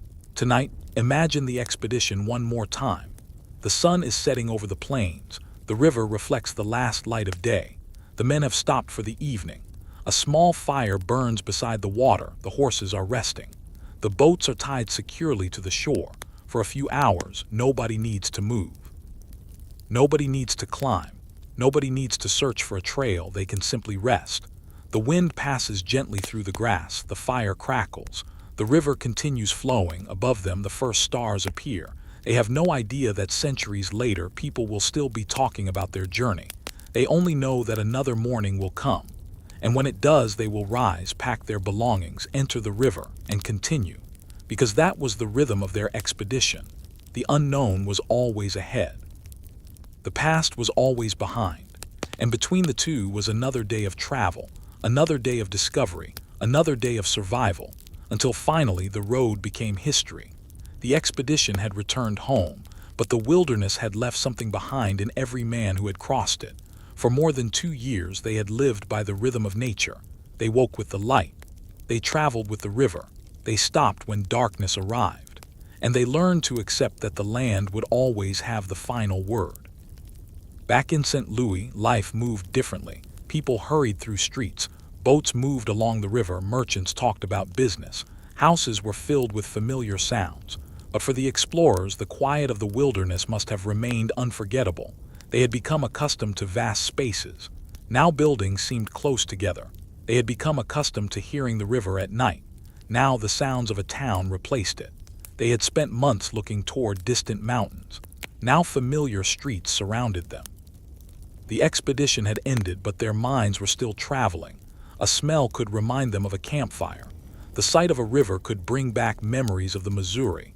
A cold morning could remind them of the Rocky Mountains, and the sound of rain could take them back to the Pacific Northwest. The journey had become part of them, but something else had changed. The country itself was beginning to look toward the west. The information brought back by the expedition created curiosity. People wanted to see the lands Lewis and Clark had described. Traders wanted new routes. Travelers wanted new opportunities. Government leaders wanted better knowledge of the continent.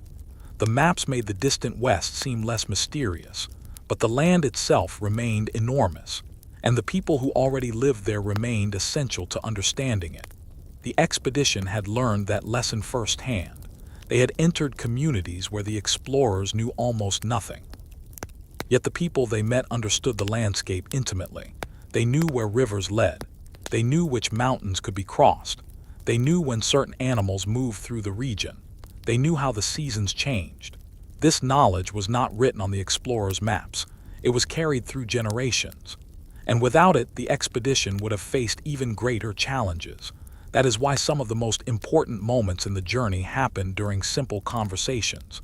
A few words exchanged beside a river. A meeting around a fire, a trade for horses, a warning about a trail, a gesture that showed friendship. These moments rarely became dramatic stories, but they helped keep the expedition alive. Then there were the difficult moments. The men sometimes disagreed. They became exhausted. They became frustrated. They worried about supplies. They worried about weather. They worried about what might happen if they became separated. Yet they continued working together.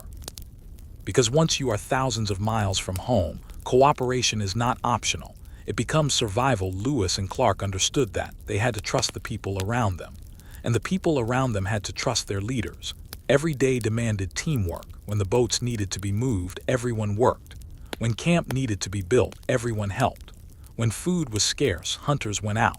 When danger appeared, everyone became alert. The expedition functioned almost like a small, moving village. They traveled together. They suffered together. They celebrated small victories together. And they eventually returned together. Perhaps one of the most beautiful parts of the journey was the way ordinary moments became meaningful. A warm meal after a difficult day. Dry clothing after hours of rain. A successful river crossing. A peaceful morning. A clear night beneath the stars. These moments may seem small, but when life is difficult, small comforts become precious. Imagine waking beside the Missouri after a freezing night. The fire is almost gone. The air is cold. The river is covered with mist. Someone quietly begins preparing breakfast. The others slowly wake. There is no rush. For a few moments, the world is peaceful. Then the work begins. The boats are prepared. The supplies are loaded. The horses are gathered. And the expedition starts moving again. This happened hundreds of times. Yet each morning was different. The weather changed. The landscape changed. The people they encountered changed. And so did the explorers. By the time they reached the Pacific, they had become different men. They had learned patience. They had learned caution. They had learned how to live with uncertainty. Most importantly, they had learned that the unknown was not always something to fear. Sometimes, the unknown was simply something waiting to be understood. That lesson stayed with them, and it became part of the story they brought home. Years later, people would remember the expedition as a great American adventure. But behind the famous story were thousands of ordinary moments: footsteps in mud, hands pulling a canoe, a fire burning beside a river, a hunter returning to camp, a map being drawn by firelight, a tired traveler looking toward the horizon. Those moments made the journey real. And perhaps that is why the story still feels so close, even after more than 2 centuries. We can imagine the landscape. We can imagine the silence. We can imagine the uncertainty. We can imagine what it felt like to wake each morning knowing that another unknown day waited ahead. And then we can remember the final truth. They kept moving. They did not know exactly what waited beyond every mountain. They did not know what dangers the next river might bring. They did not know how history would remember them. They simply continued, and eventually they crossed the continent. The expedition had begun as a mission. It became an adventure. Then it became a record. And finally, it became a legend. But legends begin with ordinary people making difficult decisions. Lewis and Clark made those decisions one day at a time, and every decision carried them farther into the unknown, until the unknown itself became part of American history. Farther they traveled, the more the landscape seemed to reveal another side of itself. The wide plains slowly gave way to forests. The forests opened into valleys, and beyond those valleys stood mountains that seemed to reach into the sky. For the men, every change meant new challenges, but it also meant new discoveries. Lewis was especially interested in the natural world. He observed unfamiliar plants and animals. He studied the landscape carefully. He wrote down details that might otherwise have been forgotten. Clark focused heavily on mapping. Every river and mountain became part of a growing picture of the continent. Together, their work created something larger than either man could have produced alone. But they were still explorers first. They had to keep moving. The river often determined their schedule. When the current was strong, the boats could move quickly. When the water became shallow, the men had to work harder. Sometimes they had to push. Sometimes they had to pull. Sometimes they had to leave the river and carry equipment across land. There were days when progress was painfully slow, yet the next morning always came. And with it came another attempt. One of the most difficult parts of the journey came when they reached the Rocky Mountains. From a distance, the mountains looked beautiful, but beauty did not make them easy to cross. The explorers had expected mountains. They had not expected how enormous they would feel. The trails were difficult. Snow covered parts of the landscape. Food became harder to find. The men were already exhausted, and the route ahead was uncertain. For a while it seemed as though the mountains might stop the expedition. But they did not turn back. They searched for a way forward. They relied on local knowledge. They obtained horses. They moved carefully through difficult terrain. Every mile demanded effort. Every day required patience. Eventually they reached the other side. The mountains were behind them, and the western rivers carried them onward. As they continued, the landscape changed once again. The air became wetter. The forests became thicker. The rivers carried them farther toward the coast. The men began to realize that the ocean could not be far away. Then one day the sound of waves reached them. The Pacific Ocean was ahead. After months of travel, they had finally reached their destination. For a moment the journey seemed complete, but the explorers knew better. They still had to return. The ocean marked the end of the westward journey. It was also the beginning of the journey home. They spent the winter near the coast. The weather was often wet and cold. Life inside the fort became repetitive. But after so many months of travel, repetition was not necessarily a bad thing. The men had time to rest. They repaired equipment, they prepared supplies, they recorded observations, they waited for spring. Outside, the Pacific continued its endless movement. The sound of the waves became part of their daily lives. Then, finally, winter ended.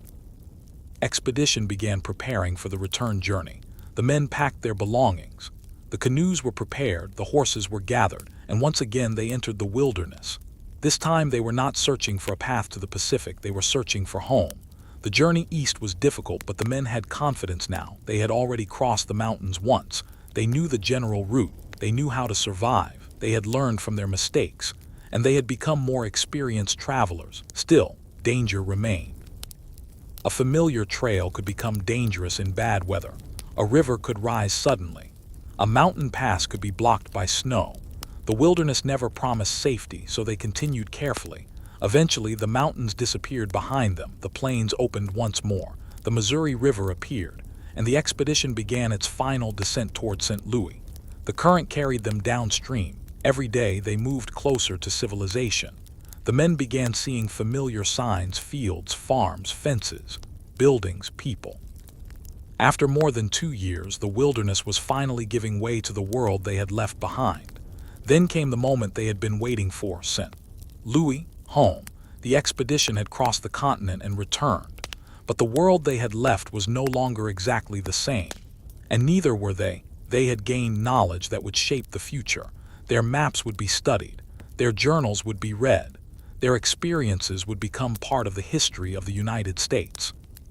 But the men could not have known how far their story would travel. They could not have imagined that people centuries later would still discuss their journey. They could not have imagined that their names would become symbols of American exploration. They simply knew that they had survived. And perhaps, after everything they had experienced, that was enough. Because when a journey is difficult, reaching home is its own kind of victory. The final miles must have felt different from the first. At the beginning, every mile had taken them farther into uncertainty. Now every mile brought them closer to something familiar. The river moved beneath them. The wind passed over the water. The men looked toward the horizon. And somewhere ahead was the place where their journey had begun. They had left with questions. They returned with stories. And behind those stories was a continent they would never forget. A continent of rivers and mountains, of forests and plains, of native nations and unfamiliar languages, of danger and beauty, of uncertainty and discovery. The journey had changed them, but more importantly, it had changed the way many Americans understood the world beyond the Mississippi. The unknown was no longer simply a blank space. It had become a landscape filled with life, and their journey had become one of the most remarkable chapters in American history. The years passed, but the memories of the expedition remained. For Lewis, the wilderness never seemed completely distant. For Clark, the rivers and mountains remained familiar through the maps he had drawn. The expedition had ended, but its story continued, moving from one generation to another. People read about the journey and imagined themselves traveling beside the Missouri. They imagined the endless plains, the towering mountains, the cold mornings, the quiet camps beneath the stars. But there was something those stories often could not capture: the patience required to travel such a distance. Day after day, week after week, month after month, there were no shortcuts. If the river slowed, they slowed. If the mountains blocked their path, they searched for another route. If the weather became dangerous, they waited. The expedition was built on patience, and patience became one of its greatest strengths. The men also learned to respect the people who knew the land. Again and again, native knowledge helped them understand unfamiliar places. The explorers might see a river and wonder where it led. Someone who had lived nearby might already know. They might see a mountain pass and think it was impossible. A local guide might know a safer route. They might struggle to find food. A community might show them where to hunt or trade. The expedition could never have traveled as successfully without these encounters. But the journey was not always peaceful. There were moments of uncertainty. Meetings between strangers could become tense. Languages were different. Intentions were sometimes difficult to understand. The explorers carried weapons. The people they met had their own concerns. Every encounter required caution. Yet many meetings ended peacefully. Trade took place. Information was exchanged. And the expedition continued. This mixture of cooperation and uncertainty was part of life on the trail. There was no simple rule for what would happen next. Every situation had to be judged on its own. That made the journey unpredictable. And perhaps that unpredictability was part of what made it so remarkable. Imagine waking every morning without knowing what the day would bring. Maybe the weather would be calm. Maybe a storm would arrive. Maybe the river would be easy. Maybe the current would become dangerous. Maybe the next people they met would welcome them. Maybe they would be cautious. Every morning carried a question, and every evening brought another memory. At night, the expedition became quiet. The work was finished. The men gathered around the fire. The river moved beside them. Sometimes there was conversation. Sometimes there was laughter. Sometimes there was only silence. A few men might stare into the flames. Others might look toward the dark horizon. Lewis might write. Clark might review his notes. The fire would slowly become smaller, and the stars would fill the sky. Those nights were probably some of the quietest moments of the entire journey. No rushing. No climbing. No paddling, just rest. But the next morning always arrived, and the expedition continued. This rhythm repeated hundreds of times. That is what made the journey extraordinary. Not one single dramatic moment, but the ability to continue through thousands of ordinary moments. One difficult day did not end the expedition. Neither did another. They simply kept moving. Eventually, the Pacific appeared. Then the journey turned around, and the same determination carried them back. By the time they reached home, they had traveled thousands of miles. They had seen places few Americans had ever seen. They had met people whose cultures were unfamiliar to them. They had collected information about animals and plants. They had drawn maps. They had recorded weather. They had survived dangerous rivers and mountains. And they had returned with a story that would last far longer than their journey, but history would eventually become more complicated. The information gathered by the expedition helped encourage further American expansion into the West. More travelers followed, more settlements appeared, and the lives of native nations were increasingly affected. For those communities, the changes that followed were often devastating. So the expedition's legacy cannot be understood only as a tale of adventure. It was also part of a larger transformation of North America. The men who traveled west could not see the entire future. They were living one moment in history, but their journey became connected to events that would unfold for generations. That is one reason the story remains worth remembering carefully. It contains courage and hardship, curiosity and consequence, friendship and uncertainty, discovery and change. All of these things existed together. And perhaps the most peaceful way to remember the journey is to return to the river. Imagine the Missouri at sunset. The sky slowly darkens. The water reflects the last light. A small camp rests quietly along the shore. The men have finished their work. The boats are secured. The horses are resting. The fire burns low. Beyond the camp, the plains disappear into darkness. Above them, the stars begin to appear. The same stars have watched them travel for months. They watch them leave. They watch them cross the plains. They watch them climb the mountain. They watch them reach the Pacific. And now they watch them return. The river continues flowing. It does not remember the expedition. It simply moves forward. But the men sitting beside it will remember.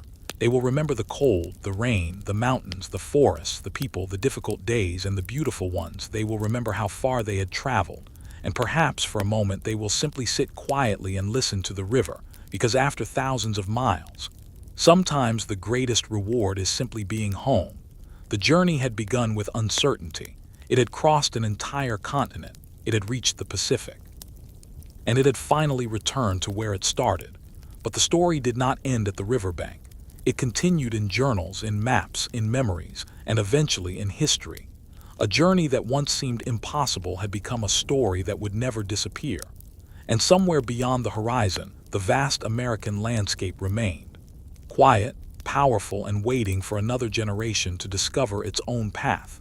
The expedition had become a memory, but the lessons of those years remained.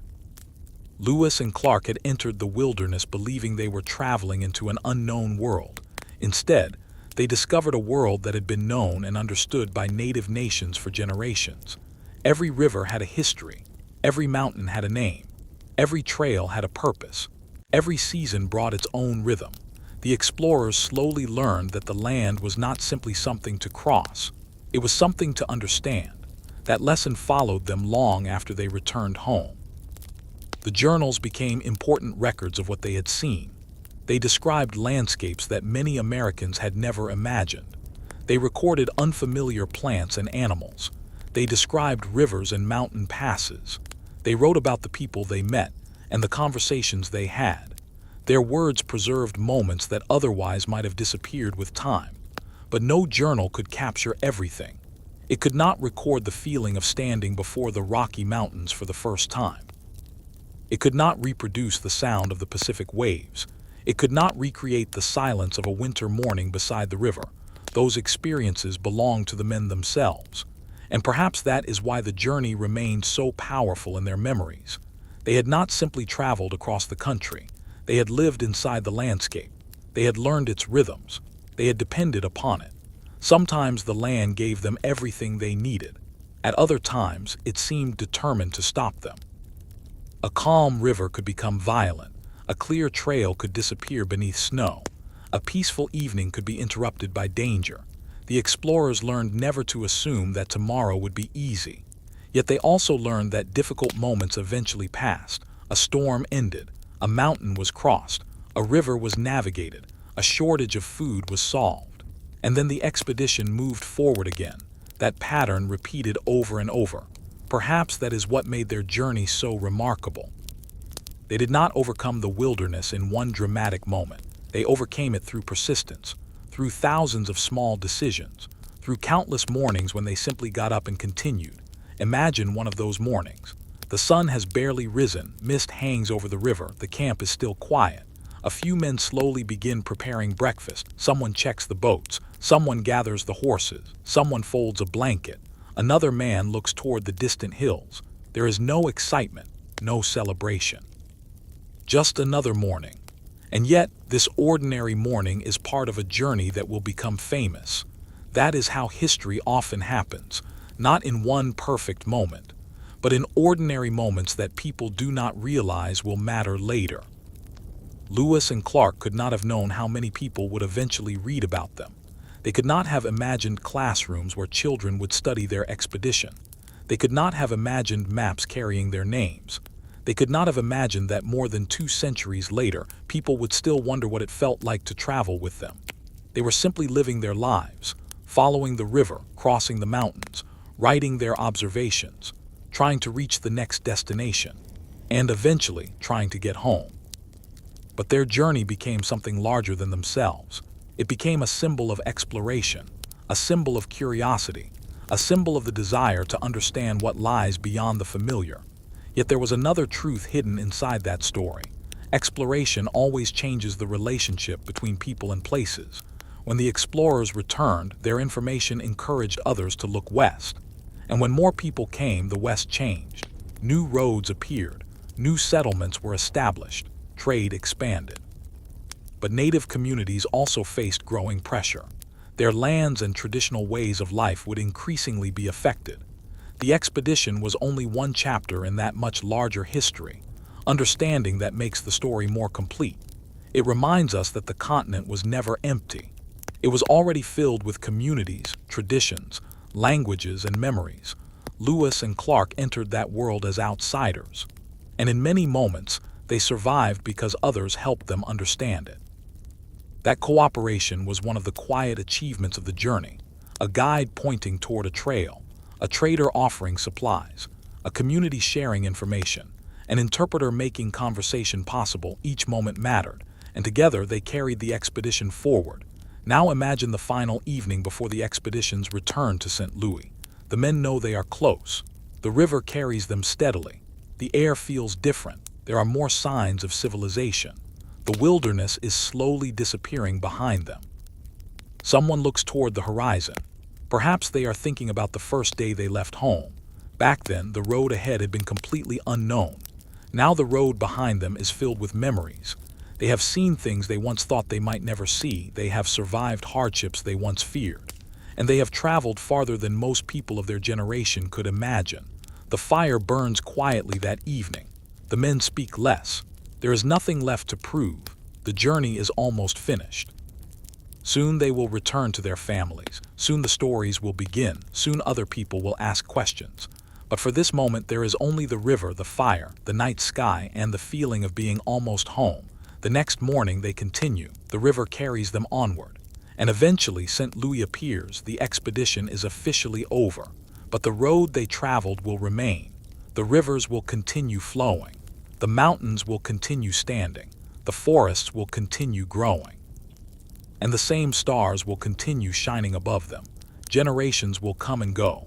Maps will change. Cities will rise. Technology will transform the country. But the landscapes that witnessed their journey will remain part of the American story. And perhaps that is why, even today, the journey still feels so distant and yet strangely familiar. Because every person understands what it means to stand before something unknown, to wonder whether you are ready, to take the first step, and then to keep going. Lewis and Clark did exactly that. They followed the river into the unknown. They crossed mountains they had never seen. They depended on people they had never met. They reached the ocean. And eventually they found their way home. Their journey was over, but the horizon was still there. And beyond it, there was always another story waiting to begin. For a while after returning home, the men had to learn how to live without the constant movement of the expedition. There was no longer a river waiting for them each morning. No mountain pass to cross. No unfamiliar trail to follow. No distant camp to build before nightfall. Instead, there were ordinary streets, familiar faces, and the routines of life in American settlements. But ordinary life must have felt different after everything they had experienced. During the expedition, every day had demanded their attention. They had learned to notice small changes in the weather, They had learned to listen to rivers. They had learned to watch the animals around them. They had learned that even a quiet landscape could contain danger. Those habits did not simply disappear when they returned home. The wilderness had trained them to observe, and they carried those observations with them. Lewis continued thinking about the information gathered during the journey. There were plants that needed to be described, animals that needed to be recorded, places that needed to be explained. The journals contained countless details. Some were scientific, some were practical, others were simply memories. A strange sound heard in the darkness, a beautiful sunrise over the mountains, a difficult crossing, a peaceful evening beside a river. Together, these details created a picture of a continent that was still unfamiliar to most Americans. Clark's maps were equally important. A blank space on an old map could now be replaced by rivers, mountains, and routes, but every line on those maps represented real effort. A river line represented days of travel. A mountain range represented difficult climbs. A new route represented uncertainty. The maps looked simple. The journey behind them was anything but simple. And as the years passed, the expedition became increasingly famous. People began telling the story in different ways. Some remembered the courage of the explorers. Others focused on their scientific observations. Some admired the maps. Others were fascinated by the places they had seen. But the true expedition had been much more complicated than any single story could explain. It had been a mixture of courage and fear, hardship and beauty, curiosity and uncertainty, cooperation and conflict, and above all, endurance. The men had learned that survival was rarely about one heroic moment. More often, it was about doing the next necessary thing. When the boat needed repair, they repaired it. When food was needed, they hunted. When the weather became dangerous, they waited. When the trail became uncertain, they searched. When they needed information, they asked those who knew the land. That simple pattern carried them across an entire continent, and perhaps it is one of the quietest lessons of their story. A great journey is not completed by one giant step. It is completed by thousands of small ones, one morning, one river, one mountain, one campfire, one more day, then another, and another, until suddenly the destination appears. For Lewis and Clark, that destination had first been the Pacific, then it became home. But after they returned, the meaning of the journey continued to grow. The United States was changing. The West was becoming more familiar to American officials and travelers. The information from the expedition helped people understand the geography of the interior. But with that new knowledge came new movement. More people would travel west. More trade routes would develop. More settlements would appear. And native nations would increasingly face the consequences of American expansion. The expedition itself had not created all of these changes, but its records became part of the larger story. That is why the journey must be remembered in its full context. The explorers were traveling through lands that were already deeply inhabited. They were discovering those places for themselves. They were not discovering them for the people who already lived there. That distinction matters. And perhaps the most remarkable part is how much the expedition depended on people who understood the land better than the explorers did. Without that knowledge, the journey could have ended very differently. A wrong trail could cost precious days. A lack of horses could make the mountains nearly impossible. A misunderstanding could turn a peaceful meeting into danger. A shortage of food could weaken the entire group. The expedition survived because it adapted, it listened, it learned, and it kept moving. Imagine the men one evening, years after returning home. Perhaps someone asks Lewis about the Pacific. Perhaps someone asks Clark about the mountains. And suddenly, the years disappear. For a moment, they are back beside the river. They can almost hear the water. They can see the mountains. They can smell the smoke from the campfire. They remember the men who traveled beside them. They remember those who helped them. They remember the difficult days. And they remember the first moment they realized the Pacific was truly ahead. Memories can carry a person farther than any boat. And for these explorers, the journey never completely ended. It simply moved from the landscape into their minds. The rivers remained on the maps. The mountains remained in their memories. The Pacific remained at the far edge of their story. And the long road home remained one of the greatest journeys they had ever known. Today, when we look at a map of the United States, the distance they traveled can seem almost ordinary. Roads cross the country, airplanes fly above the mountains. Modern technology allows travelers to know exactly where they are. But in the early 19th century, the continent felt different. The unknown was not a blank screen that could be searched. It was a real place. You had to walk through it. You had to paddle through it. You had to climb it. You had to survive it. And you had to trust people along the way. That is what makes the journey so remarkable, not simply how far they traveled, but how little they knew when they began. They left home with questions. They returned with knowledge. But the journey also taught them that every answer creates another question. Beyond one mountain was another valley. Beyond one river was another river. Beyond the western horizon was the Pacific. And beyond the Pacific was an even larger world. The horizon never truly ended. It simply moved farther away. And perhaps that is the most lasting image of the entire expedition. A small group of travelers moving across an enormous landscape. Behind them, the familiar world. Ahead of them, uncertainty. Above them, an endless sky. Beneath their feet, a continent that would forever remember the paths they had taken. They kept moving, not because they knew exactly where every step would lead, but because they believed the next step was worth taking. And sometimes that is how the greatest journeys begin. The story of the expedition did not disappear when the men returned home. Instead, it slowly became something larger than the people who had lived it. Years passed. The young nation continued to grow. New travelers moved across the continent. New roads and settlements appeared, and the maps created from the expedition became part of a changing understanding of the American West. But for Lewis and Clark, the journey remained personal. They remembered the people who had traveled beside them. They remembered the rivers that had carried them west. They remembered the mountains that had almost stopped them. And they remembered the nights when the wilderness seemed endless. Perhaps the strongest memories were the quiet ones. A morning when the mist floated above the river, a peaceful evening when the men sat around a fire, a clear night when thousands of stars filled the sky, a moment when the entire expedition stopped moving and simply listened to the land around them. These moments were not dramatic, but they were the moments that made the journey real. The expedition had been filled with difficult decisions. Every route had to be considered, every supply had to be protected, every crossing had to be planned. The men could not afford to waste resources. They had to think ahead. But sometimes planning was not enough. Nature could change everything in an instant. A storm could arrive without warning. A river could become dangerous. Snow could block a mountain pass. An animal could disappear just when food was needed. The explorers learned to adapt. They could plan their next move, but they could never control the wilderness. That realization followed them throughout the journey. They were not masters of the land. They were travelers moving through it. And the more they traveled, the more they understood that distinction. The land had existed long before them.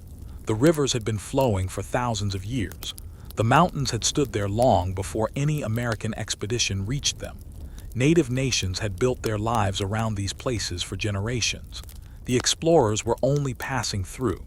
That understanding is one of the most important parts of the story. Their journey was an exploration for the United States. But the land itself was not unexplored to the people who lived there. They knew it. They depended on it. They understood its seasons. They knew where to find food. They knew how to cross difficult terrain. And many times they shared that knowledge. Without it, Lewis and Clark would have faced even greater challenges. The expedition's success was therefore not created by two men alone. It was created by many people working together. Some names became famous. Many others did not. But their contributions remain part of the journey. A guide pointing toward a mountain pass, a hunter returning with food, a trader offering supplies, an interpreter helping two groups understand one another, a family offering information about the river ahead. These moments rarely sound dramatic, yet they could determine whether the expedition continued. That is the hidden rhythm of exploration. Small decisions, small acts of help, small victories, repeated day after day, until thousands of miles have passed. Imagine the expedition moving through the plains again. The land seems endless. Grass moves in the wind. The sky stretches from one horizon to the other. The men walk beside their boats. Some days the sun is warm, other days the wind cuts through their clothing. They continue, the landscape changes slowly. But the journey continues quickly. One evening they stop beside the river. The horses are tied nearby. The boats rest in shallow water. The men prepare their meal. Someone adds wood to the fire. The flames rise. For a moment the entire world seems to shrink to that small circle of light. Beyond it is darkness. Beyond the darkness are miles of wilderness. But inside the circle there is warmth, there is food, there is companionship, and there is rest. Tomorrow will bring another challenge, but tonight they are safe. Perhaps these quiet moments were what allowed them to continue. A difficult journey needs moments of peace. Without them, exhaustion would become overwhelming. So the men learned to appreciate simple things: warm food, dry clothes, a calm river, a clear sky, a successful hunt, a friendly encounter. These were small victories, but small victories kept the expedition alive. Eventually, those small victories became the journey itself. And then came the day when they returned home. The wilderness was behind them. The familiar world was ahead. But their experience had changed their understanding of what home meant. Home was no longer simply a place on a map. It was the place they had been trying to reach through every difficult day. Every river they traveled, every mountain they crossed, every night they spent under unfamiliar stars. Home had become the destination that gave meaning to the journey back. And perhaps that is why the final return was so important. They had not simply finished an expedition. They had completed a promise to themselves and to the people who had sent them. They had gone west. They had reached the Pacific. And they had come back. The story would eventually become legendary. But the men themselves had lived it one ordinary day at a time. That is what makes the journey so powerful. A legend may sound impossible, but underneath the legend were tired people, cold mornings, wet clothing, broken equipment, long walks, difficult decisions, and countless moments when someone simply had to keep going. That is the human side of the expedition. It was not easy, it was not perfect, and it was not accomplished by courage alone. It required patience, teamwork, adaptability, knowledge, and help from people along the way. The expedition became famous because it crossed a continent, but perhaps its deeper meaning is simpler. It reminds us that the unknown can be faced one step at a time. You do not need to see the entire road. You only need to see far enough to take the next step. Lewis and Clark followed that principle for thousands of miles, and eventually the unknown became familiar. The Pacific became real. The mountains became memories. The rivers became routes on a map. And the journey became history. But beyond every map, the horizon remained silent, distant, endless, waiting for whoever would be brave enough to follow it. The expedition had become part of history, but its meaning continued to grow with every passing year. People began to look back at those 2 years and wonder what it must have felt like to travel across such an enormous continent without modern roads, machines, or communication. For the explorers, there had been no easy way to know what waited beyond the next bend. Every river had to be followed in person. Every mountain had to be crossed with their own feet. Every unfamiliar community had to be approached face to face. Every storm had to be endured where it happened. There was no way to simply turn on a device and ask for directions. The land itself was the guide. And sometimes, the people who lived there were the only reliable guides available. That was one of the greatest lessons of the expedition. Knowledge could be more valuable than equipment. A person who knew the right trail could save days of travel.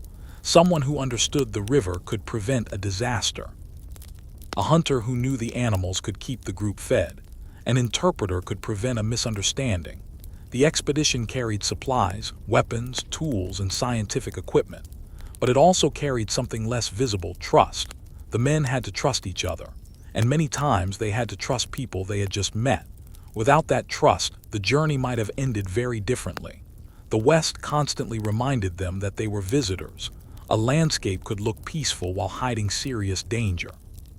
A mountain could appear close while remaining days away. A river could seem calm on the surface while moving dangerously underneath. The explorers learned to slow down. They watched, they listened, they waited, and they continued. The journey was not a race. It was a test of endurance. Some days they traveled only a short distance.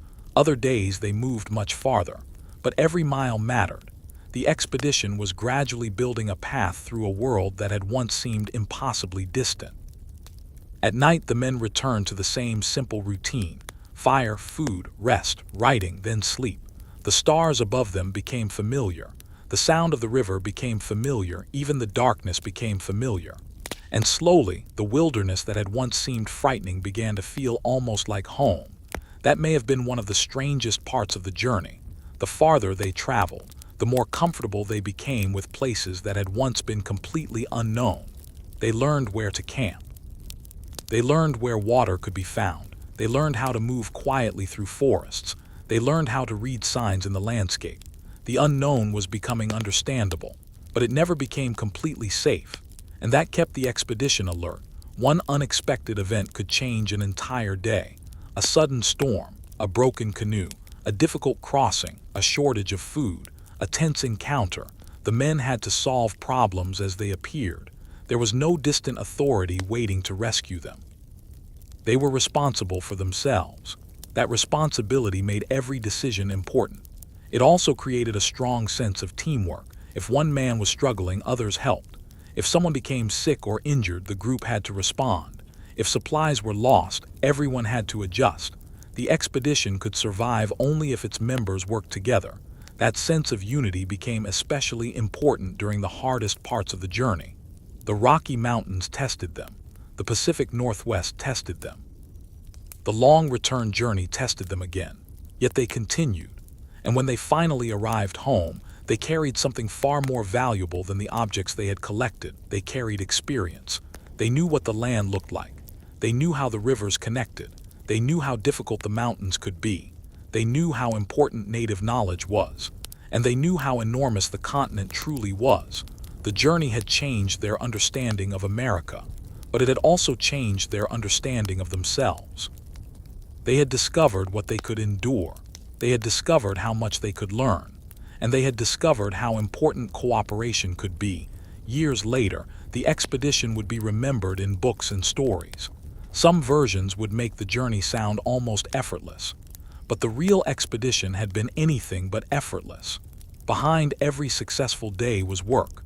Behind every map was uncertainty. Behind every discovery was risk. And behind every peaceful evening was another difficult morning waiting ahead. That is why the story feels so human. It was not a perfect adventure. It was a long struggle filled with ordinary people trying to complete an extraordinary mission. And perhaps that is why their journey still captures the imagination. We understand the feeling of being somewhere unfamiliar. We understand wondering what comes next. We understand being tired and still having work to do. We understand taking one more step because stopping is not an option. Lewis and Clark lived that experience for years. They kept moving even when the horizon seemed impossibly far away. And eventually, they reached it. Then they turned around and came home. The rivers that once carried them into the unknown now carried them back toward civilization. The same mountains that once seemed impossible were now behind them. The same plains that once seemed endless now marked the final stages of their journey. And somewhere ahead was St. Louis home. As the expedition approached, the men must have realized how much had changed. They had left as explorers. They were returning as witnesses to a world most Americans had never seen. Their story would soon belong to everyone. But for one final moment, it belonged only to them. The river, the boats, the tired men, the setting sun, and the knowledge that they had made it. The fire burned that night. The water moved quietly beside them. The sky darkened. Stars appeared one by one. Tomorrow would bring another day of travel. But this time the destination was certain. Home was ahead. And behind them was a journey that would never truly disappear. Because some journeys end when the traveler arrives, others continue for centuries. The journey of Lewis and Clark became one of those stories. It began with a question. It crossed mountains and rivers. It reached an ocean. It returned home.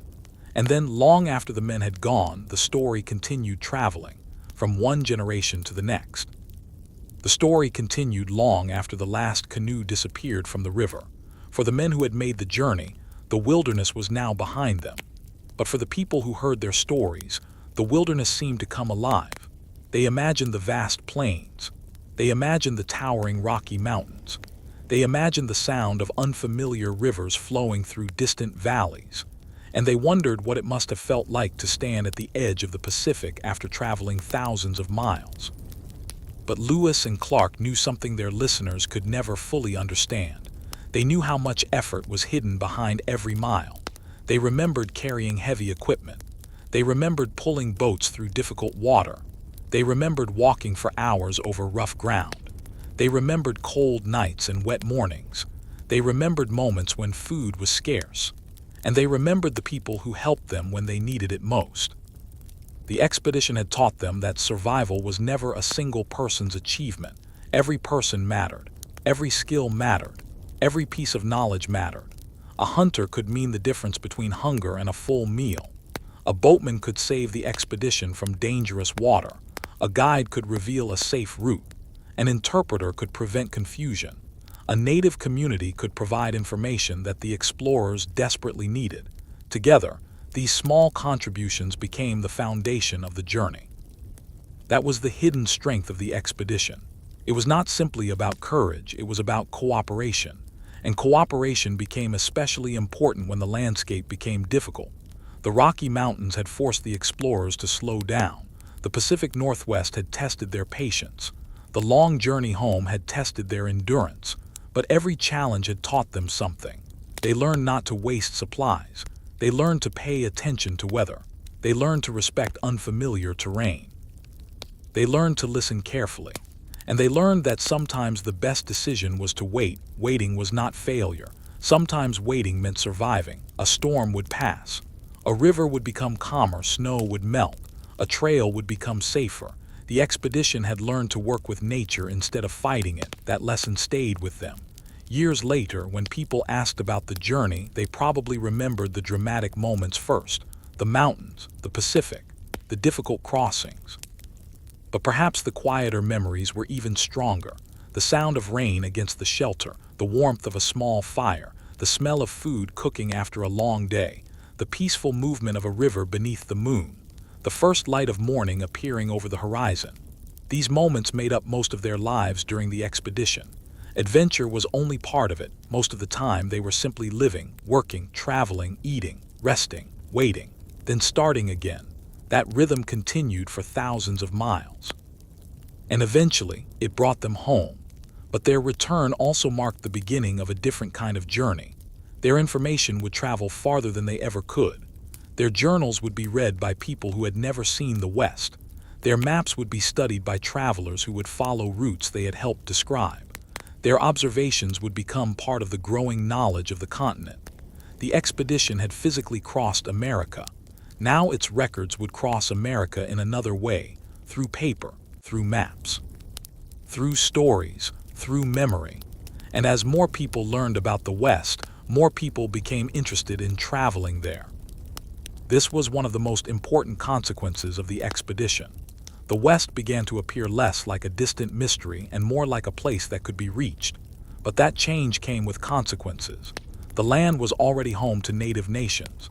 Their communities had existed long before Lewis and Clark arrived. They had their own histories, their own political relationships, their own traditions, their own understanding of the land. As American expansion increased, those communities faced enormous changes. So the expedition stands at an important moment in American history.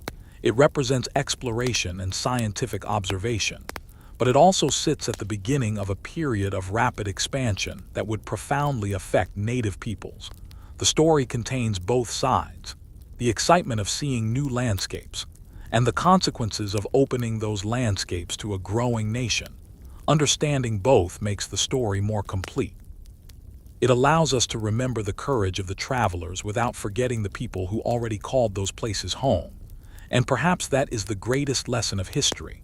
A journey can be important for one group while changing the lives of another. The past is rarely simple. It is made of many experiences happening at the same time. Lewis and Clark experienced one of those moments. They were traveling west. Native communities were living their lives. The continent was changing. And nobody could see the entire future. They could only see the next day, the next river, the next mountain, the next meeting. That was enough to keep them moving. And perhaps that is why their story still feels so powerful today. Because the unknown is not something that belongs only to explorers. Every generation faces its own unknown. Every person reaches a point where the road ahead is unclear. You may not know what is beyond the next turn. You may not know how difficult the next climb will be. But the only way to discover what lies ahead is to continue. Lewis and Clark learned that lesson thousands of miles from home. They followed the river, they crossed the mountains, they reached the ocean, and then they found the road back. At the end of the journey, the wilderness remained behind them, but the horizon was still ahead, always moving, always distant, always offering another question. And somewhere beneath that endless American sky, their journey became more than a mission. It became a reminder that the unknown does not disappear when you face it. Instead, it becomes part of your story. And sometimes, the road that begins with uncertainty becomes the road you remember for the rest of your life. The years continued to pass, but the journey remained alive in the memories of those who had made it. Sometimes, the greatest adventures are remembered not by the moments of danger, but by the quiet moments in between. A river flowing beneath a morning sky. A distant mountain glowing in the evening light. A small fire burning beside a silent forest. For Lewis and Clark, these scenes had become familiar, but they had once been completely unknown. That was the strange thing about exploration. At first, everything seemed mysterious. Then slowly, the unknown became familiar. A trail that once seemed impossible became a route they understood. A river that once looked confusing became a guide. A mountain that once appeared enormous became something they had already crossed. The world had not become smaller. They had simply learned more about it. And perhaps that was the greatest discovery of all. The expedition had taught them that knowledge changes the way we see the world. Before the journey, the western interior was largely unknown to the Americans who had sent them. Afterward, the picture was different. There were maps, there were descriptions, there were observations, there were stories. But even with all that knowledge, the West remained vast. The explorers had seen only a portion of it. Beyond the places they visited were countless other valleys, rivers, mountains, and communities. No journey could reveal everything, and that realization made the continent seem even larger. The men who had once believed they were traveling toward the edge of the known world had discovered that there was no true edge. There was always something beyond, and beyond that, something else. The horizon kept moving. That idea stayed with them. It also became part of the story people told about their expedition. They had gone farther than most Americans of their time had ever imagined. They had crossed places that seemed impossibly distant. They had reached an ocean, and they had returned. But perhaps the most remarkable part was that they had continued even when they were uncertain. They did not always know the answer. They did not always know the route. They did not always know what the next day would bring. Yet they continued to move. That required something more than physical strength. It required patience, required discipline, and it required the ability to accept uncertainty without allowing it to stop them. The expedition had many difficult days, but every difficult day eventually ended. Night came, the men rested, then morning arrived, and the journey began again. That simple rhythm carried them farther than they could have imagined. One morning became a week became a month became a year, and eventually the expedition crossed an entire continent. History often remembers the final achievement. But the real journey was made of all those ordinary days. That is why the quiet scenes matter. Imagine another evening beside the Missouri. The sun is low. The water reflects the fading light. The men have finished their work. The boats are tied to the shore. A small fire burns between them. Someone prepares the evening meal. Another man checks the equipment. Someone else sits quietly, looking toward the river. There is no celebration, no great speech, just another peaceful evening. Yet somewhere in that ordinary moment, history is being made. The men do not know it. They are simply resting after another day. The wilderness surrounds them. The stars slowly appear. The river continues flowing. And tomorrow they will move again. Perhaps that is the quietest truth of the entire expedition. They never knew they were living a legend. They were simply trying to survive the next day. Years later, others would give their journey great meaning. But the men themselves experienced it one day at a time. They felt the cold. They felt the hunger. They felt the exhaustion. They also felt the excitement of seeing something new. They experienced kindness from strangers. They experienced fear. They experienced relief. They experienced moments of wonder that no book could completely describe. All of those emotions traveled with them, and all of them became part of the story. The expedition also showed them something about the people who already lived across the continent. The explorers arrived with their own assumptions. But again and again, those assumptions were challenged. The people they met possessed knowledge the expedition desperately needed. They understood the land in ways outsiders could not. They knew how to survive seasons that were unfamiliar to the travelers. They knew the paths through difficult country. They knew the rivers. They knew the animals. And they had their own long histories connected to those places. The explorers could not have crossed the continent without learning from others. That lesson remains one of the most important parts of the journey. Exploration is never completely solitary. Behind every successful expedition are people who share knowledge, provide assistance, or make the journey possible. Lewis and Clark experienced this again and again. And eventually, their own knowledge would be shared with the people who came after them. Their maps and journals became tools for understanding the West. Their experiences became lessons. Their journey became history. But history did not stop moving. The country continued expanding. New generations looked westward, and the information from the expedition became part of that movement. The consequences would be enormous. Native nations would face increasing pressure as American settlement expanded. Land that had been home to communities for generations would become the center of new political and economic ambitions. The expedition was only one part of this much larger transformation. But because it helped Americans understand the geography of the West, its place in that history remained important. The story, therefore, contains both wonder and warning. It shows what people can accomplish through courage and cooperation. But it also reminds us that entering a new place for one group does not mean that place was new to everyone. The past becomes clearer when both truths are remembered. And when we return to the quiet image of the expedition beside the river, the larger story seems to fade for a moment. The fire burns lower. The men become silent. The river moves steadily through the darkness. Above them, the stars fill the sky. They have traveled farther than they ever imagined. They have seen mountains. They have seen the ocean. They have met people from different worlds. And now they are simply tired travelers resting beside the water. Tomorrow will come. The journey will continue. Eventually, they will reach home. But for this one quiet night, nothing needs to be solved. The river keeps moving. The fire slowly fades. And beneath the enormous American sky, the travelers rest, unaware that their footsteps will still be remembered centuries later. Morning came quietly over the river. A thin layer of mist floated above the water as the first light appeared beyond the trees. One by one, the men woke. The fire from the previous night had nearly disappeared, leaving only a few glowing pieces of wood. There was no need for anyone to explain what had to be done. The routine had become familiar. The boats were checked. The supplies were gathered. The horses were prepared. Breakfast was made. Then, once everything was ready, they moved toward the river. The journey continued. For the men, this was simply another day. But every day brought them closer to the end of an extraordinary chapter. They had already crossed the continent. They had already reached the Pacific. Now the direction was home. The Missouri carried them steadily downstream. The current helped them move faster than it had during the journey west.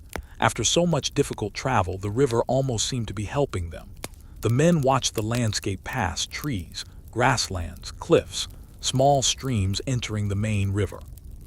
They had seen many of these places before, but now they looked different. They were no longer searching for an unknown route. They were following a path they understood. The confidence they had gained during the expedition was obvious. They knew how to handle the boats. They knew how to organize the camp. They knew how to deal with changing weather.